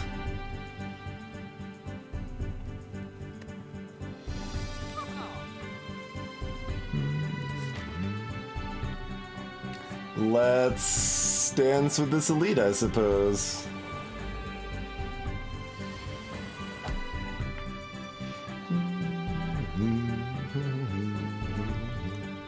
Okay. So we still got Pocket Watch. We don't have Time Eater stuff to worry about.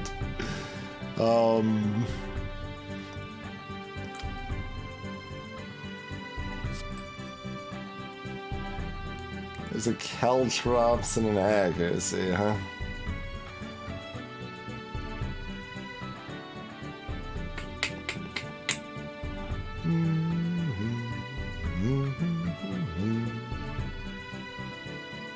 Oh yeah, well-laid plans is not just a thing I start with. We have to cast that first.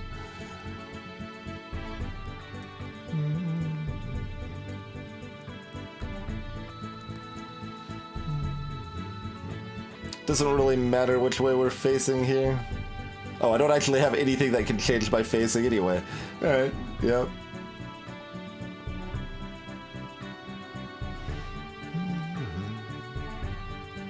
So, the first 25 damage we take is free. Oh, and attacks left to right, huh? So, blocks we play don't really do anything because of our buffer stack. So, let's just take 12 and play some powers and pass the turn?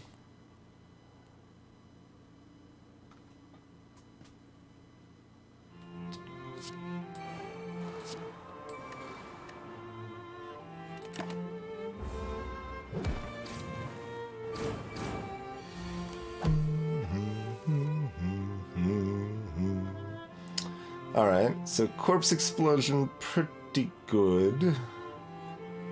Taking 40 damage, less good.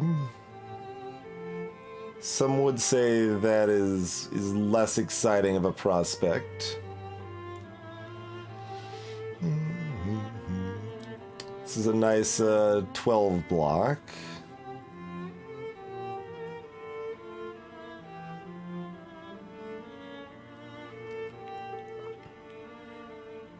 Still leaves us facing the, I mean, so we could, it doesn't leave us any mana though.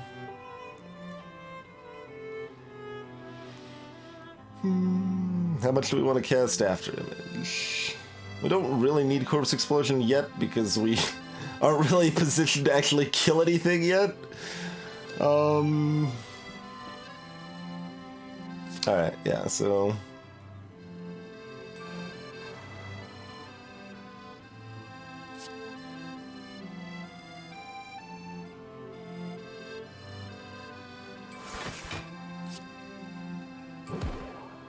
Oh, right, it's got Artifact!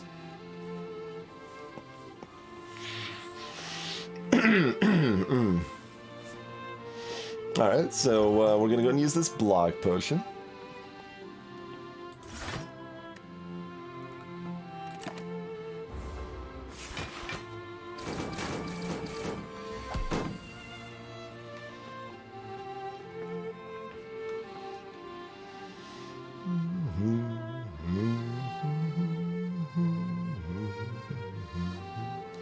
Alright, so I was about to just confidently say we'll neutralize them. We can beam cell and then neutralize them.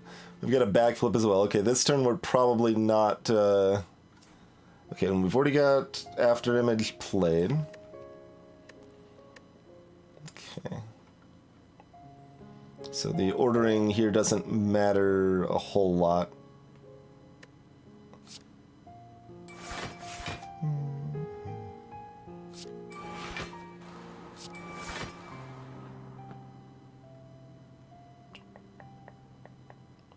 So what else are we casting? I mean, if we just keep blocking, we just die at some point in the not too distant future. I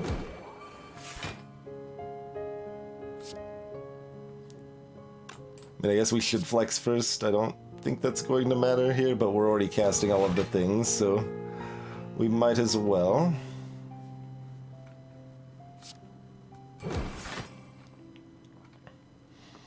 Okay, so we're only taking all of the damage now. Okay, good, good.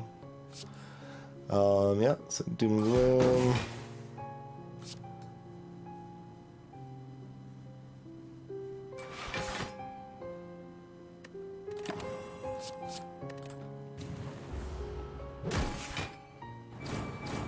Ow, everything hurts. Okay, this is one turn without everything hurting. And we shouldn't really take much more damage from now, probably, if we do it right with Wraith Forms and stuff. That's probably the case.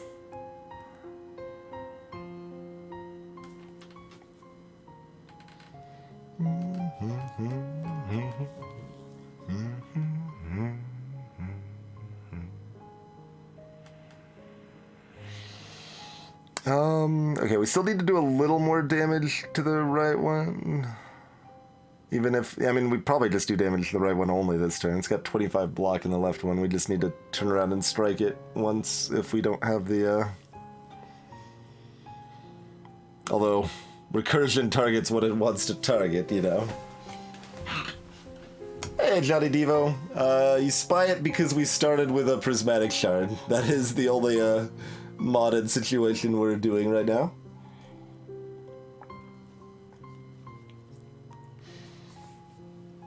They're 3D models, I think, Eltrius. The files for the enemies are not sprites. They are, I don't know, texture maps? What do you call that type of a file? What are we drawing into? We're not drawing into more block.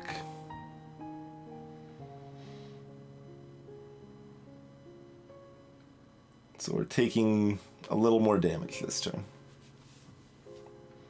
Hey there, Lesbian Alchemy. I don't know, probably. I don't really care about achievements in general, so I don't pay too much attention to what disables them or not, but I think so.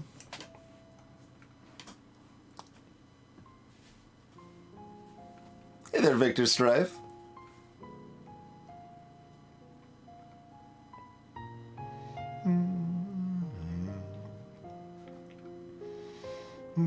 We don't want to Wraith form yet.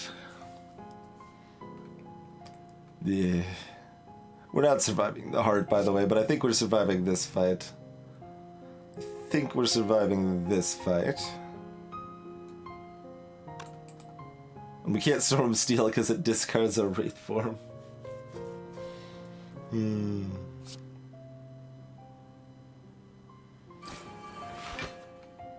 Alright. Yeah, this is fine. We'll just play the strike as a defend, basically, by turning ourselves around.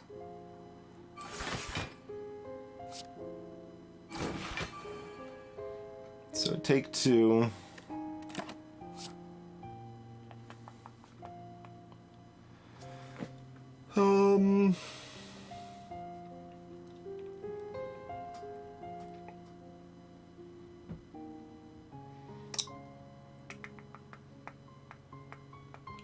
Like our win condition for this fight is Corpse Explosion and then whatever other damage we can suss up. That's a combination of Recursion and Storm of Steel, probably.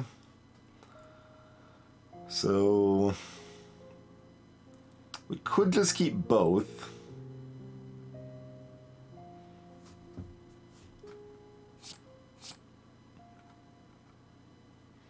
It'll prevent us from drawing 1 card. But these are better cards than whatever I would draw mostly. And we could just do like a Wraith Form Recursion turn, for example. And then save Storm Steel for the next turn. Yeah, 18 times 4 turns, pretty good Wraith Form turn. Seems like, to me. So we just need to get back to our Corpse Explosion before we're actually set up to kill something.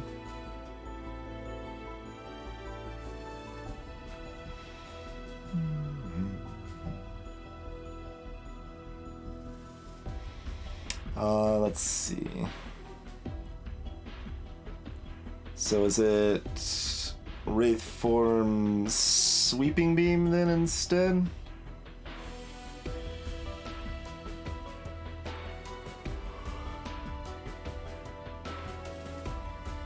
Just to draw back through our cards faster, and the damage isn't too much worse than Recursion.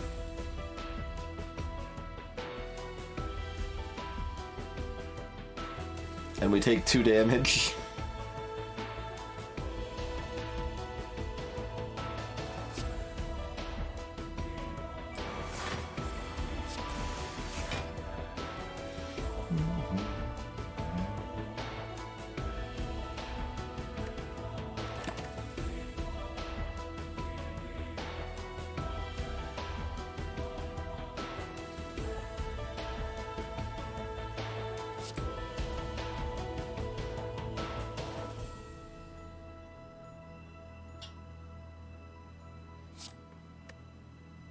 Yeah. Don't draw any more cards. We need to get to Corpse... I mean, don't save a 3rd card. We need to get to Corpse Explosion.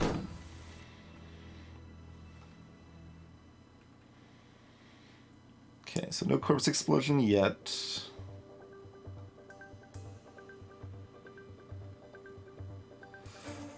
Do we make this our Storm turn, then? What are all these debuffs we got? I'm not even paying attention to it. Let's see. Yeah, we've got a strength debuff. But we've got boot value.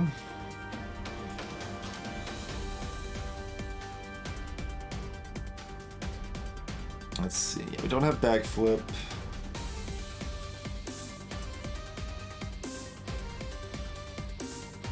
Not guaranteed to draw a Wraith form.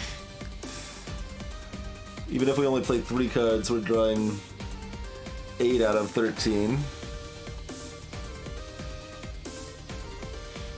It is the biggest reason this run was as long as it was reflowable. There's so much trade-off between drawing 3 cards and casting some more now. It's an interesting trade-off.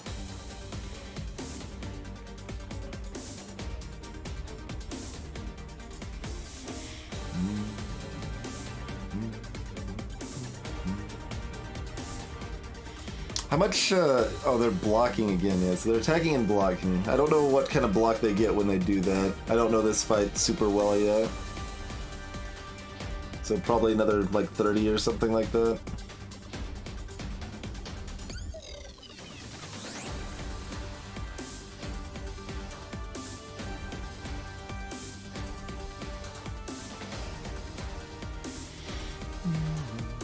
Alright, well, we need to dig. Interesting. There's Beam Cell.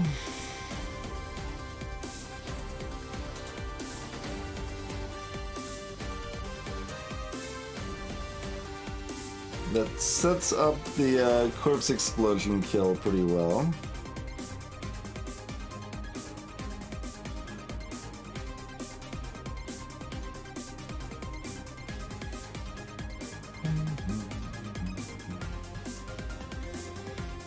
Let's see. Oh, with the minus strength, they're all going to be just doing 5 regardless, so Beam Cell doesn't actually matter, does it? Beam Cell doesn't really matter. Because we're back to our boot floor again.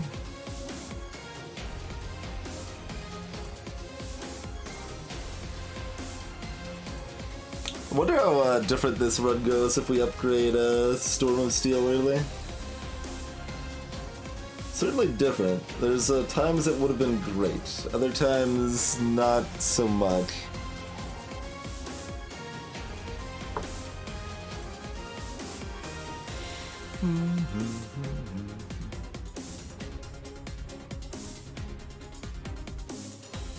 Yeah, boot, or rather, Beam Cell does affect it before the block is gone. That is accurate. My assumption was that Feed would be eating most of that block anyway.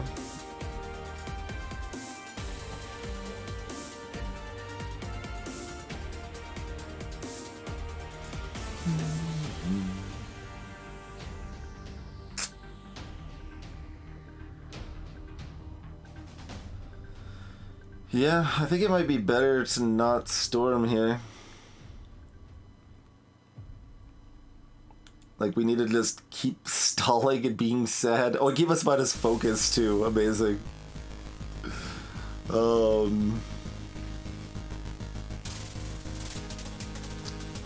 Should have probably kept the backflip from the previous turn.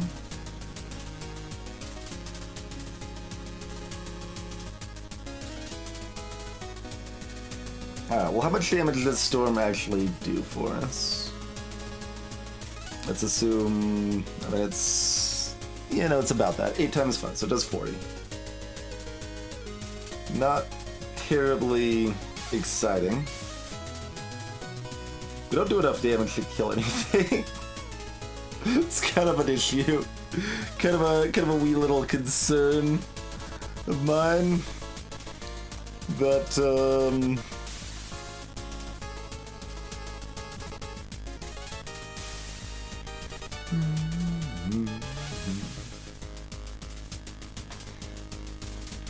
confidence that we win this fight is now waning a little bit.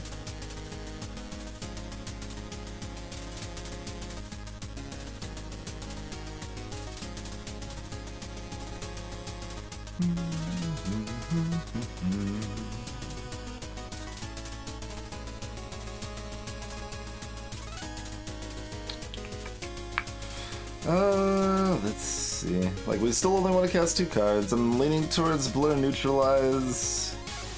We could do Beam Cell to maybe set up for Storm next turn.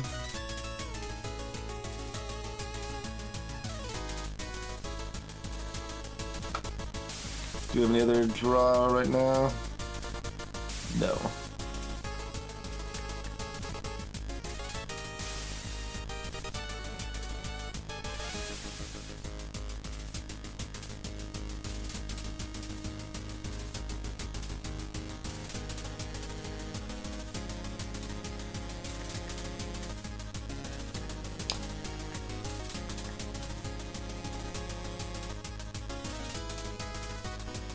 Yeah, I think that's just all I do. And then, you know, cry a little bit.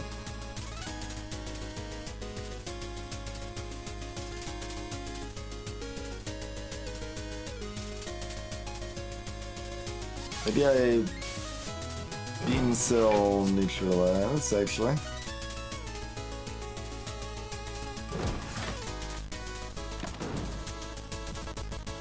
Oh wait, we take 1. That's okay. I would not have changed anything.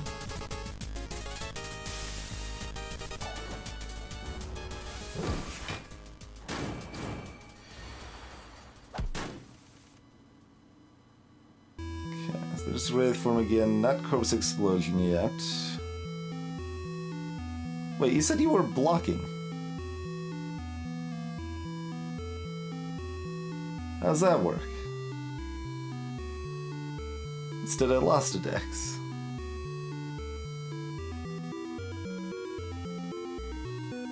Do they change their intent based on what you're facing? It's supposed to just be damage.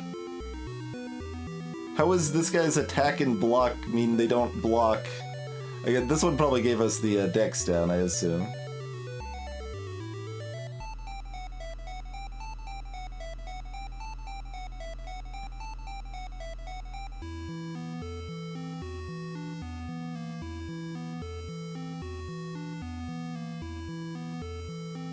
It blocks for damage dealt. Okay, I gotcha. Fair enough. Let's see. Wraith form recursion, take 5. Timer stops after Act 3, yeah.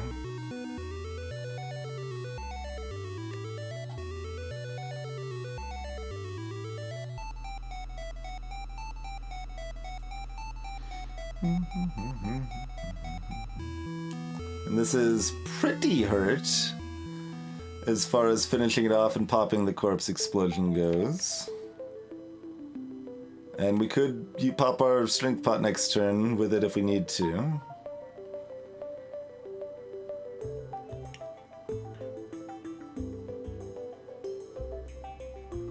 That's leaning towards best play.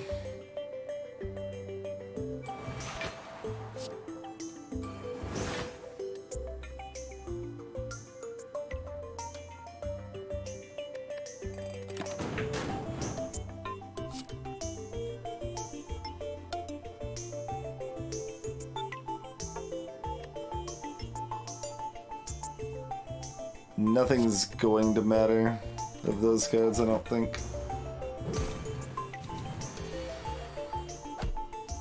Strike might increase my damage ever so slightly, so that's the play. Okay. Recursion, Storm Steel, Corpse Explosion. We can't do all of that, but we can... Oh, it's blocking, though. Alright, Corpse Explosion, Storm, is that enough? Especially with Flex here. Flex is irrelevant because we're at -2 strength. Okay. So just straightforward 46. So the answer is no, it is not enough.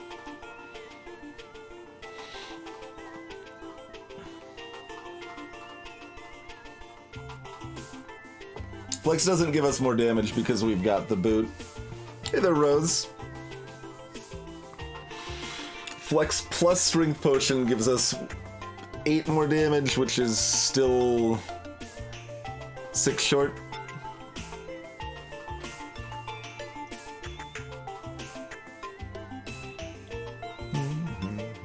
Oh, 3 from accuracy. Right, I was forgetting the 3 from accuracy. Okay, this changes things. Good call, Templar. About the accuracy for this fight, basically, and then probably forgot about it. The problem with that, Carissa, is that I believe this guy has a chance of 99 blocking themselves, which ruins all the plans of doing anything to them next turn. Otherwise, I mean, that was my instinct. That's what I wanted to do.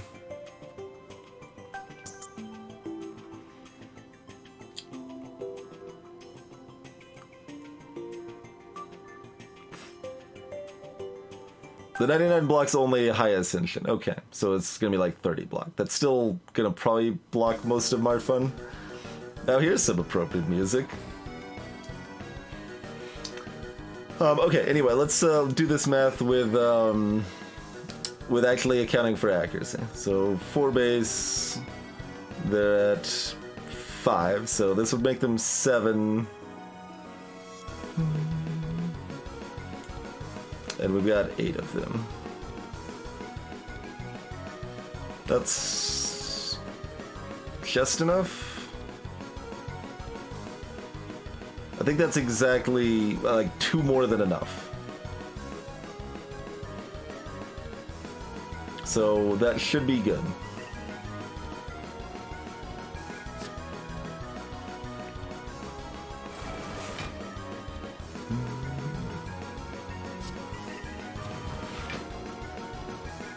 Oh, it's yeah, no, it's exact. It's 5 less than enough, but that's because, and the poison will cover it. Yep. Accurate. I mean, we could have always popped the Strength Potion if we needed to, but it's amusing that this is the damage number is just a flat rather than a.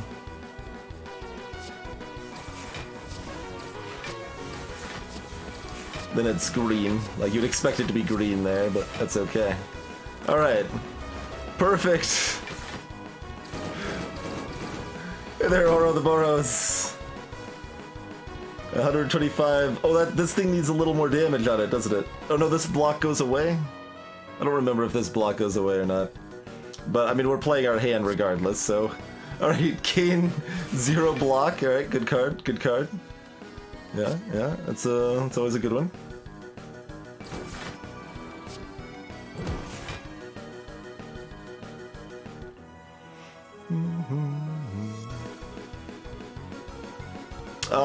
Does this matter? I should have asked that beforehand. Does this block go away first? I think the block goes away first. Because end of turn, block goes away, then poison ticks, then they attack. That's the order of operations. Am I wrong?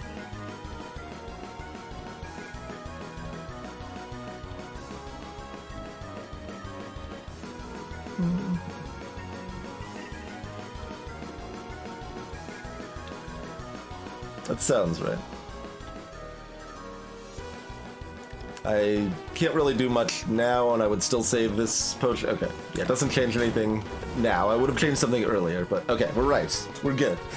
Mango, because we needed more max health. All right. Explosive Storm of Steel. None of these are upgraded again.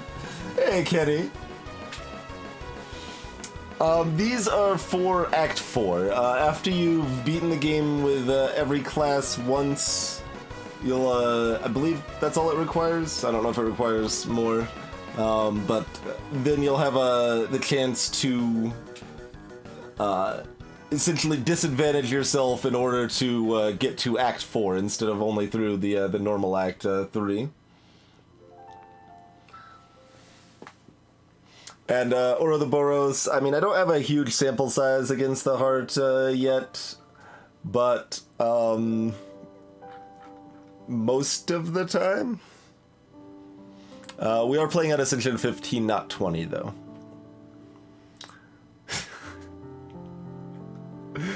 I mean, I guess stack's actually not that bad. It's not that good. And it probably doesn't help us win, so we should probably not take it, but...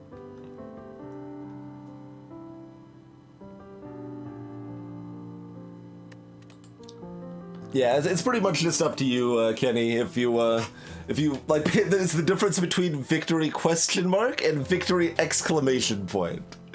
That's what the difference is.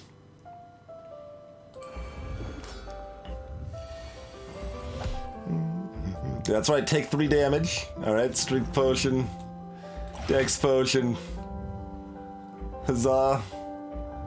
We do have 1 well-laid plans to start. That's kind of nice. We have just a blur. That's fine, I suppose. We got sweeping beam for draw.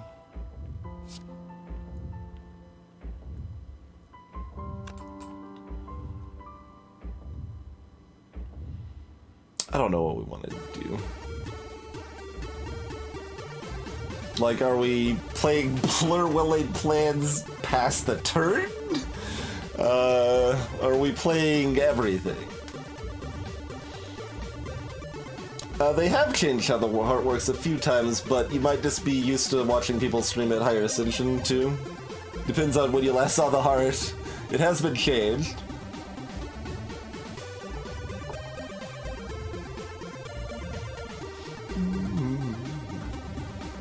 Welcome back, Baylor. I mean, we're still going with this trash fire of a deck.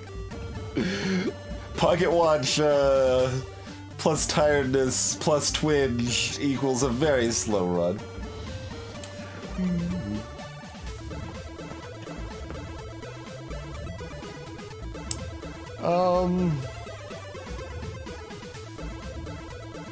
We want to draw cards, but we also want to do things that are not drawing cards. These things are not that good, is the thing about that, though.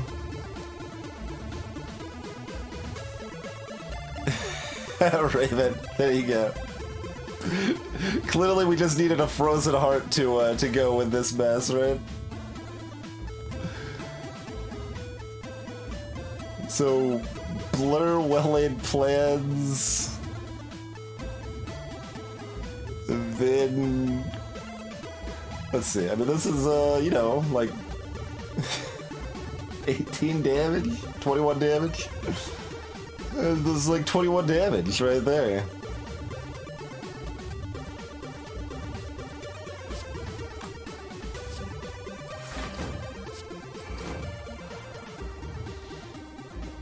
I guess we want to draw 3 cards, and I guess we're playing Corpse Explosion for 21 damage. You know, doesn't bode particularly well. It does, Victor Strife, yep. Prismatic Shard does give you 1 orb slot.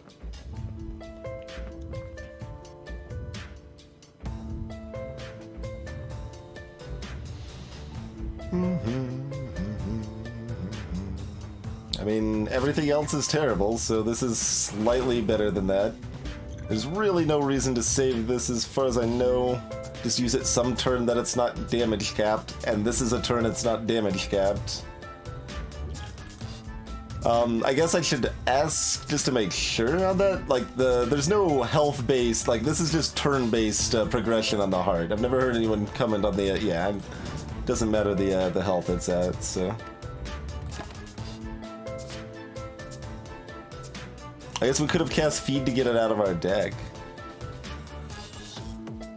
Sweeping Beam to cycle through our deck faster, or Beam Cell to do a little more damage. I guess we need to kind of assume everything magically falls into place, so do whatever gets us more damage somehow.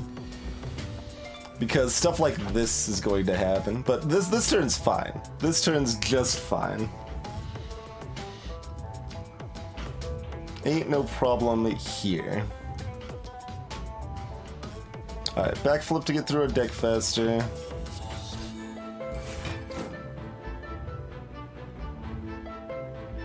accuracy to get it played, and then pommel strike, I suppose.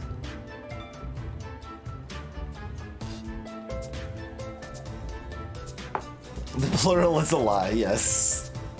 It just sounded better to have the plural there.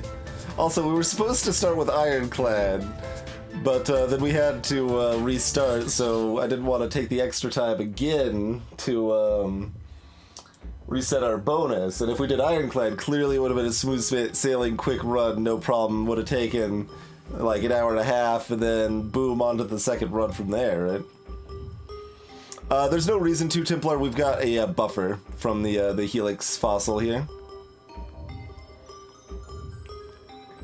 So that first big attack is just conveniently absorbed.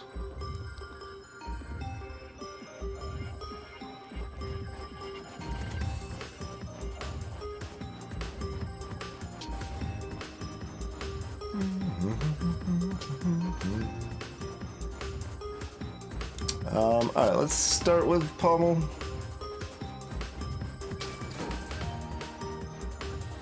Alright, do we want to get accuracy cast, or do we want to dig through our deck fast? I guess we want accuracy cast, it's close. I mean, we could also play more cards if we wanted to, if we thought they would do something, but they really don't. They're just block cards, so we get to play Beam, Cell, and Strike is the great bargains we get from playing more cards there, so. Alright, are we retaining Beam Cell or Escape Plan?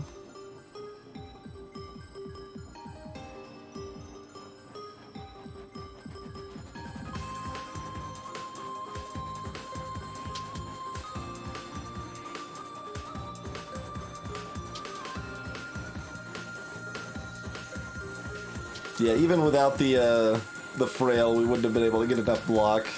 But especially with the Frail vulnerable, there's no way.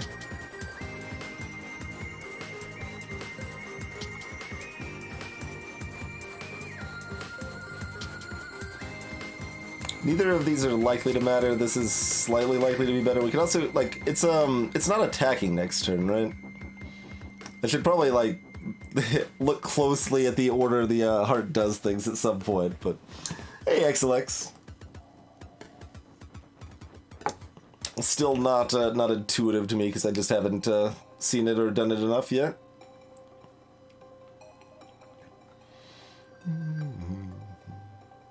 I think it takes another buff turn. Or does it do its like 2 times 15 now? Maybe it does its 2 times 15 or whatever.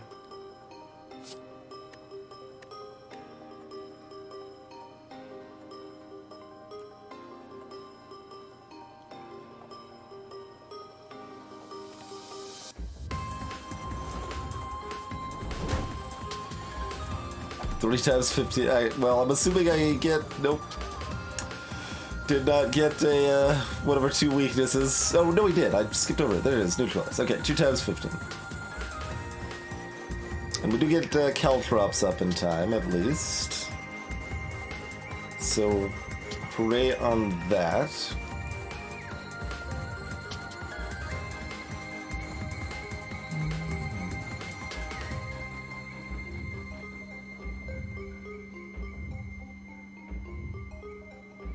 And we've done, you know, a cool 38 damage so far, so that's the situation we're currently in.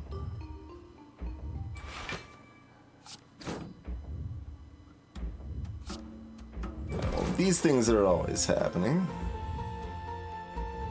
This is always happening, because we need the damage desperately.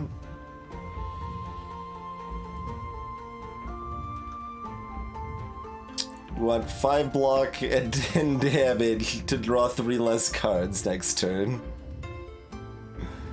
Eh?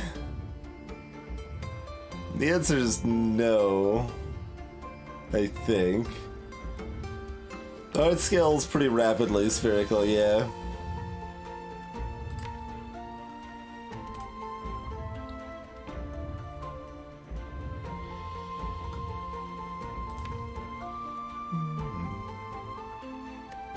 Definitely wanted to see that doom and gloom sooner. We don't we've lost. We're just seeing how low we can get the heart. Let's be realistic, right?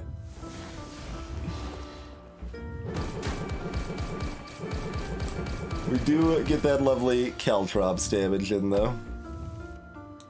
Always satisfying there. Ugh. I didn't even draw a regular blood. Well, I mean, that's fine, I guess. But take 1 damage.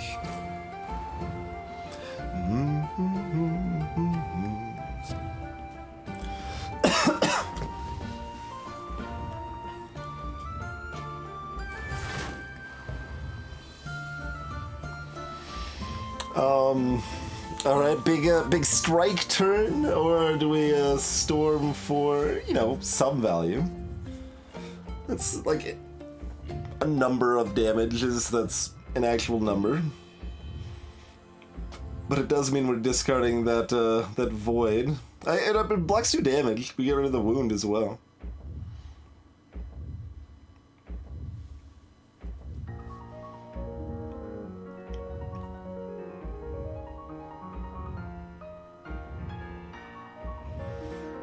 We should probably hang on to Wraith Forms. What do we draw next turn if, Oh yeah, just we draw, we're casting, we're using our Ghost in the Jar. That's our next turn if we, do Storm of Steel this turn. I mean, our shivs are doing 8. Oh boy. No, excuse me, 9. 9 damages each. Look at that. All of that sick damage.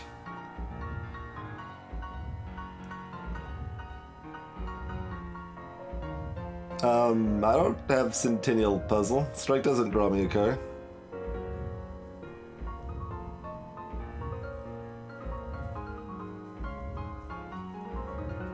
Oh, you're saying to use Pocket Watch. Yes, yes. It seems like every time I see someone at the heart, they have Centennial Puzzle, so they like open the fight by not casting a block, so they draw 3 cards. Greetings, Haludang.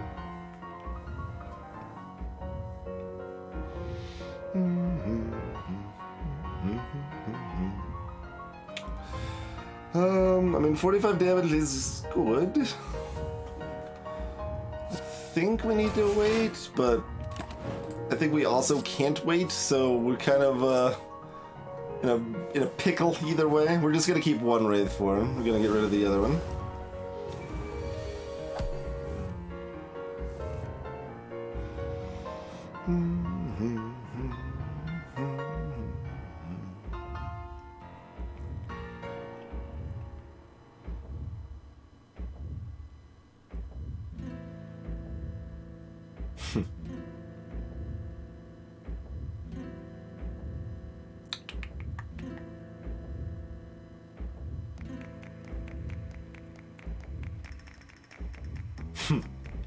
What if it would have been, yeah, maybe we should have gotten rid of both Wraith Forms.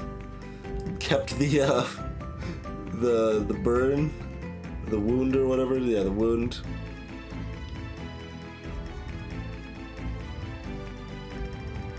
Oh yeah, Beam Cell doesn't do anything, it's got Artifact now. Good call, good call. Hey, Captain Meow Meow.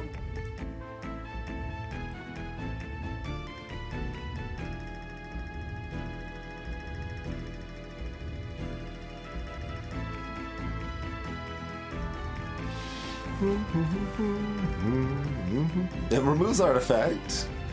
Not entirely worthless. Because that means we might be able to weaken it again, which might be irrelevant at some point.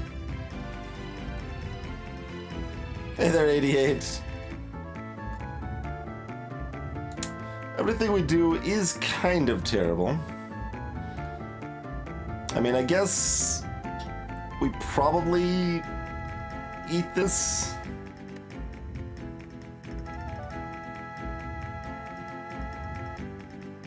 And what? And doom and gloom, I guess? So we get that, Or counting up a little bit.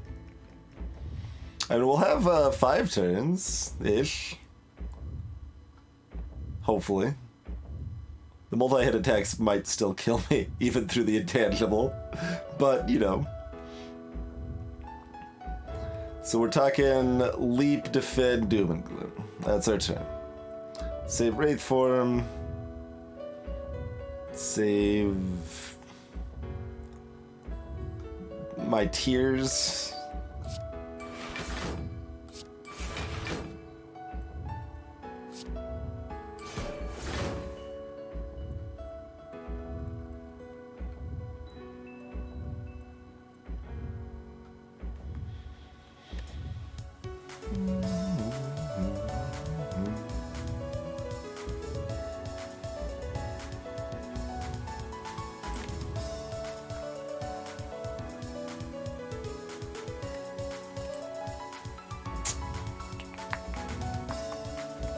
Deciding if we cast Beam Cell and not draw as many cards, it's a pretty weak effect for that, obviously, but clearing the artifact to make them weak, I don't think that's actually going to matter too much. Alright.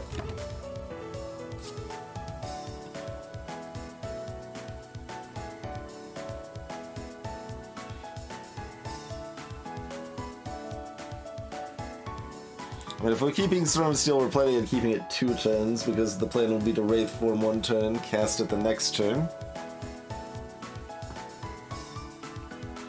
But it's not like Recursion is to the point it does anything meaningful yet, either.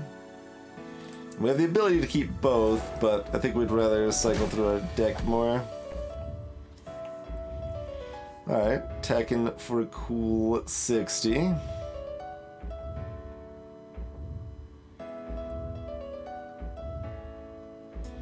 So we do have flex to go with our Storm next turn.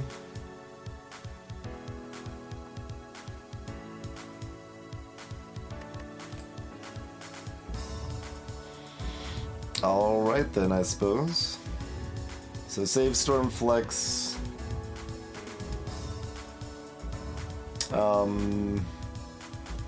We could even save Backflip to replace the Flex. So Storm, Flex, Backflip. And this turn we just play Defend, Defend, Wraith Form.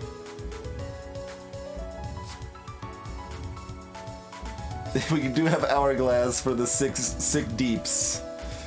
That is very much the case. Alright. So defend. Okay.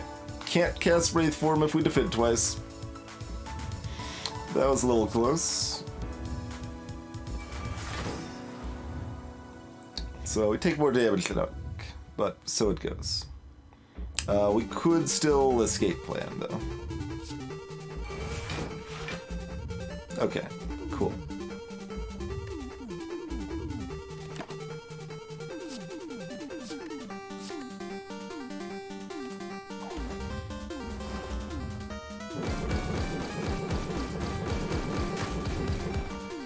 Get Caltropped. Cool.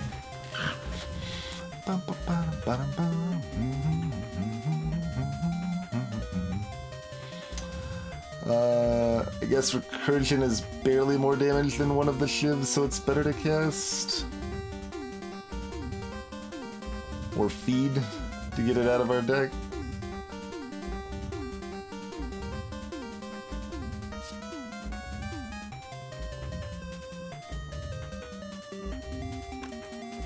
I assume Flex still gains us more than the card itself, right? Because they're at 9 right now. So we lose 9, but we gain like 12 or 16, that area. Okay, yeah, that's fine.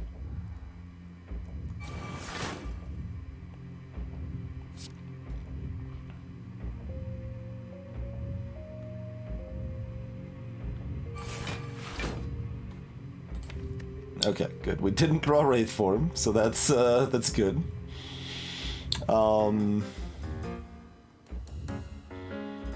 We also don't. Oh, Beam Cell wouldn't have mattered because of the artifact. Okay, that's fine.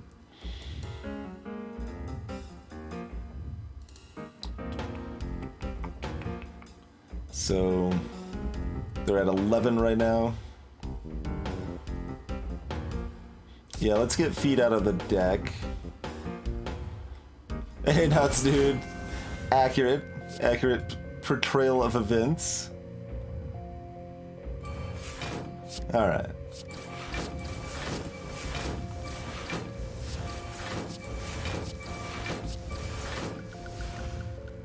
We did 100 damage that turn. That's good, right? All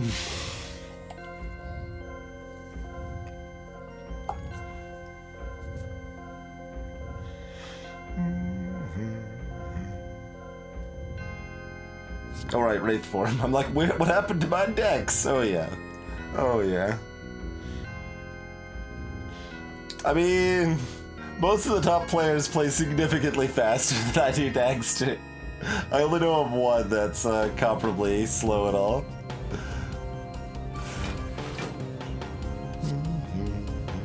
All right, good turn. Good turn.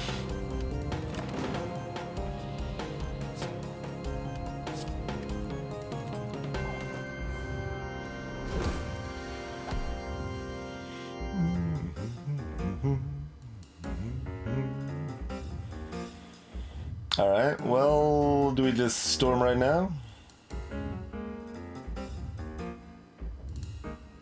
Don't have the flex.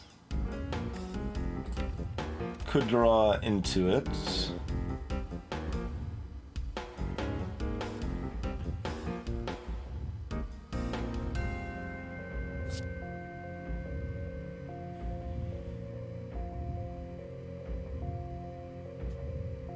Yeah, we're gonna bring this down to like 300 or something like that.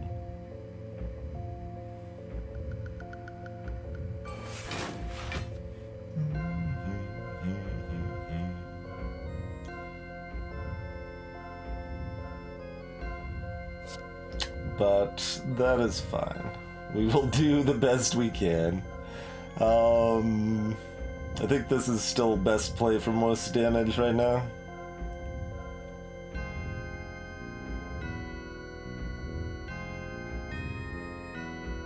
Oh, hold on. Pommel strike first. Pommel strike first. That's a little free damage there. Okay. And then recursion is better than my other options there. Okay. There we go.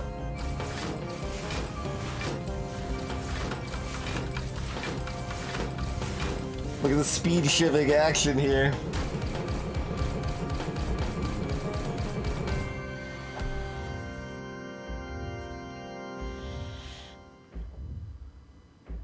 Hey, we got it, we're getting it below 300.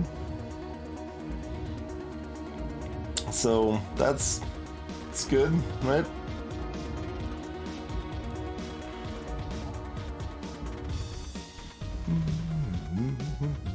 I mean, we could apply a vulnerable. It doesn't actually that's my next turn. Good turn, good turn.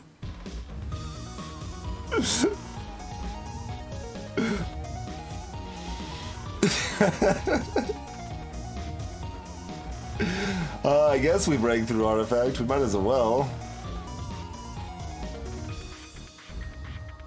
Although we do less damage by doing Corpse Explosion Beam Cell. And we don't do more damage next turn, so yeah, we actually do it with Clothesline. We don't actually break through meaningfully because we need to well, we can save recursion.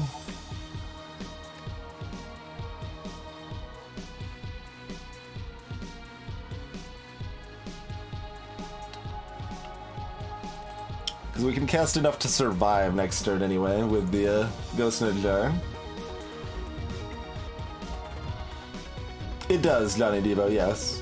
But we don't have 5 mana.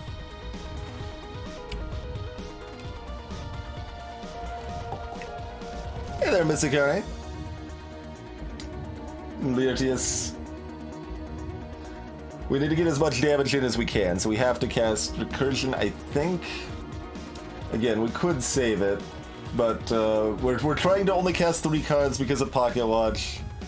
Get back past this garbage as quickly as possible. And yeah, we'll die with the heart at maybe 200, 250. The 2 strength beat of death might be enough to kill me on my Shiv explosion, but anyway, what's the best for right now? We're saving Flex after next turn.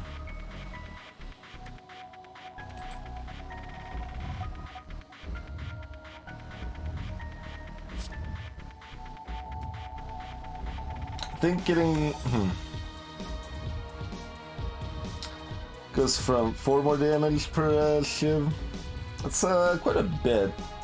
Oh, but that's not happening. We'd have to save this, which we could. We could just cast this next turn. Yeah. That is a thing we can very much do. Okay. I don't know why that wasn't occurring to me.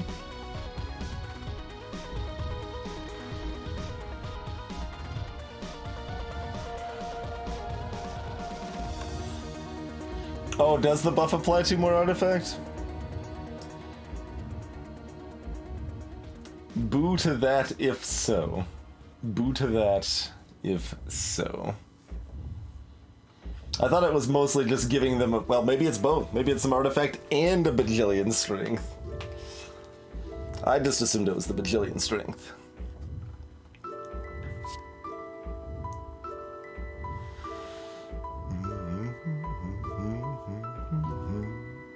I guess I'm going to just assume that's not the case.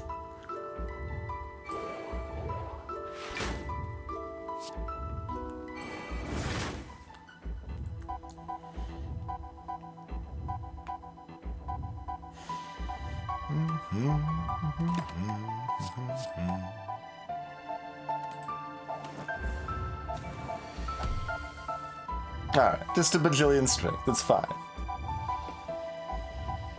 Just fine and dandy. Okay, so...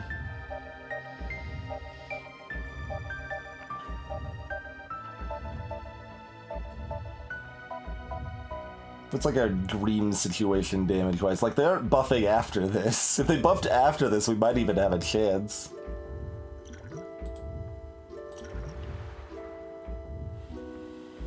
Alright, this is just 2 block now. It's not, I was like, we've got decks, this is still a lot of block, right? No. No, it sure isn't. Sure isn't that.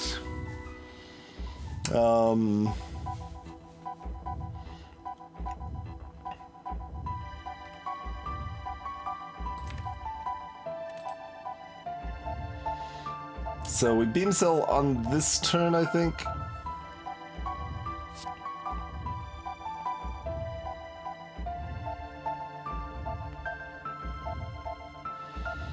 And we're saving Doom and Flex.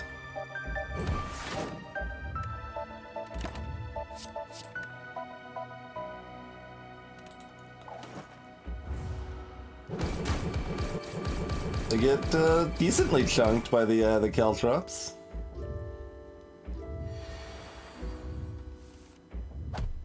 I like the 1 better than the 51. You want to go back to the 1? No, the 1 was pretty good. How much can we even cast without dying here? We shivved him until we're dead, I guess, right? That's the play. We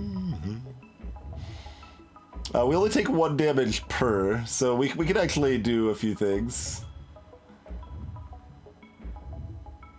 Man, we actually get pretty close. We do actually get pretty close.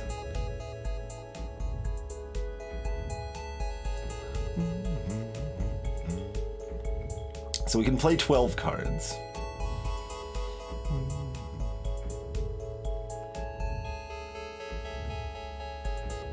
Oh, this is even another 18 from the attack itself. If we drew recursion, were we actually... No, we still weren't there. If we drew double recursion, we might have been.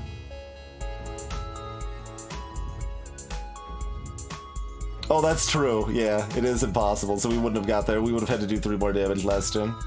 Or the turn before, which we could have.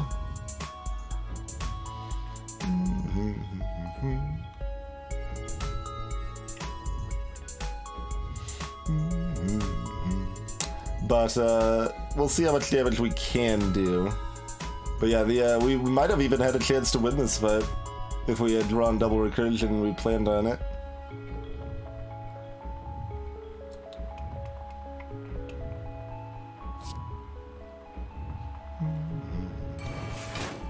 So most damage.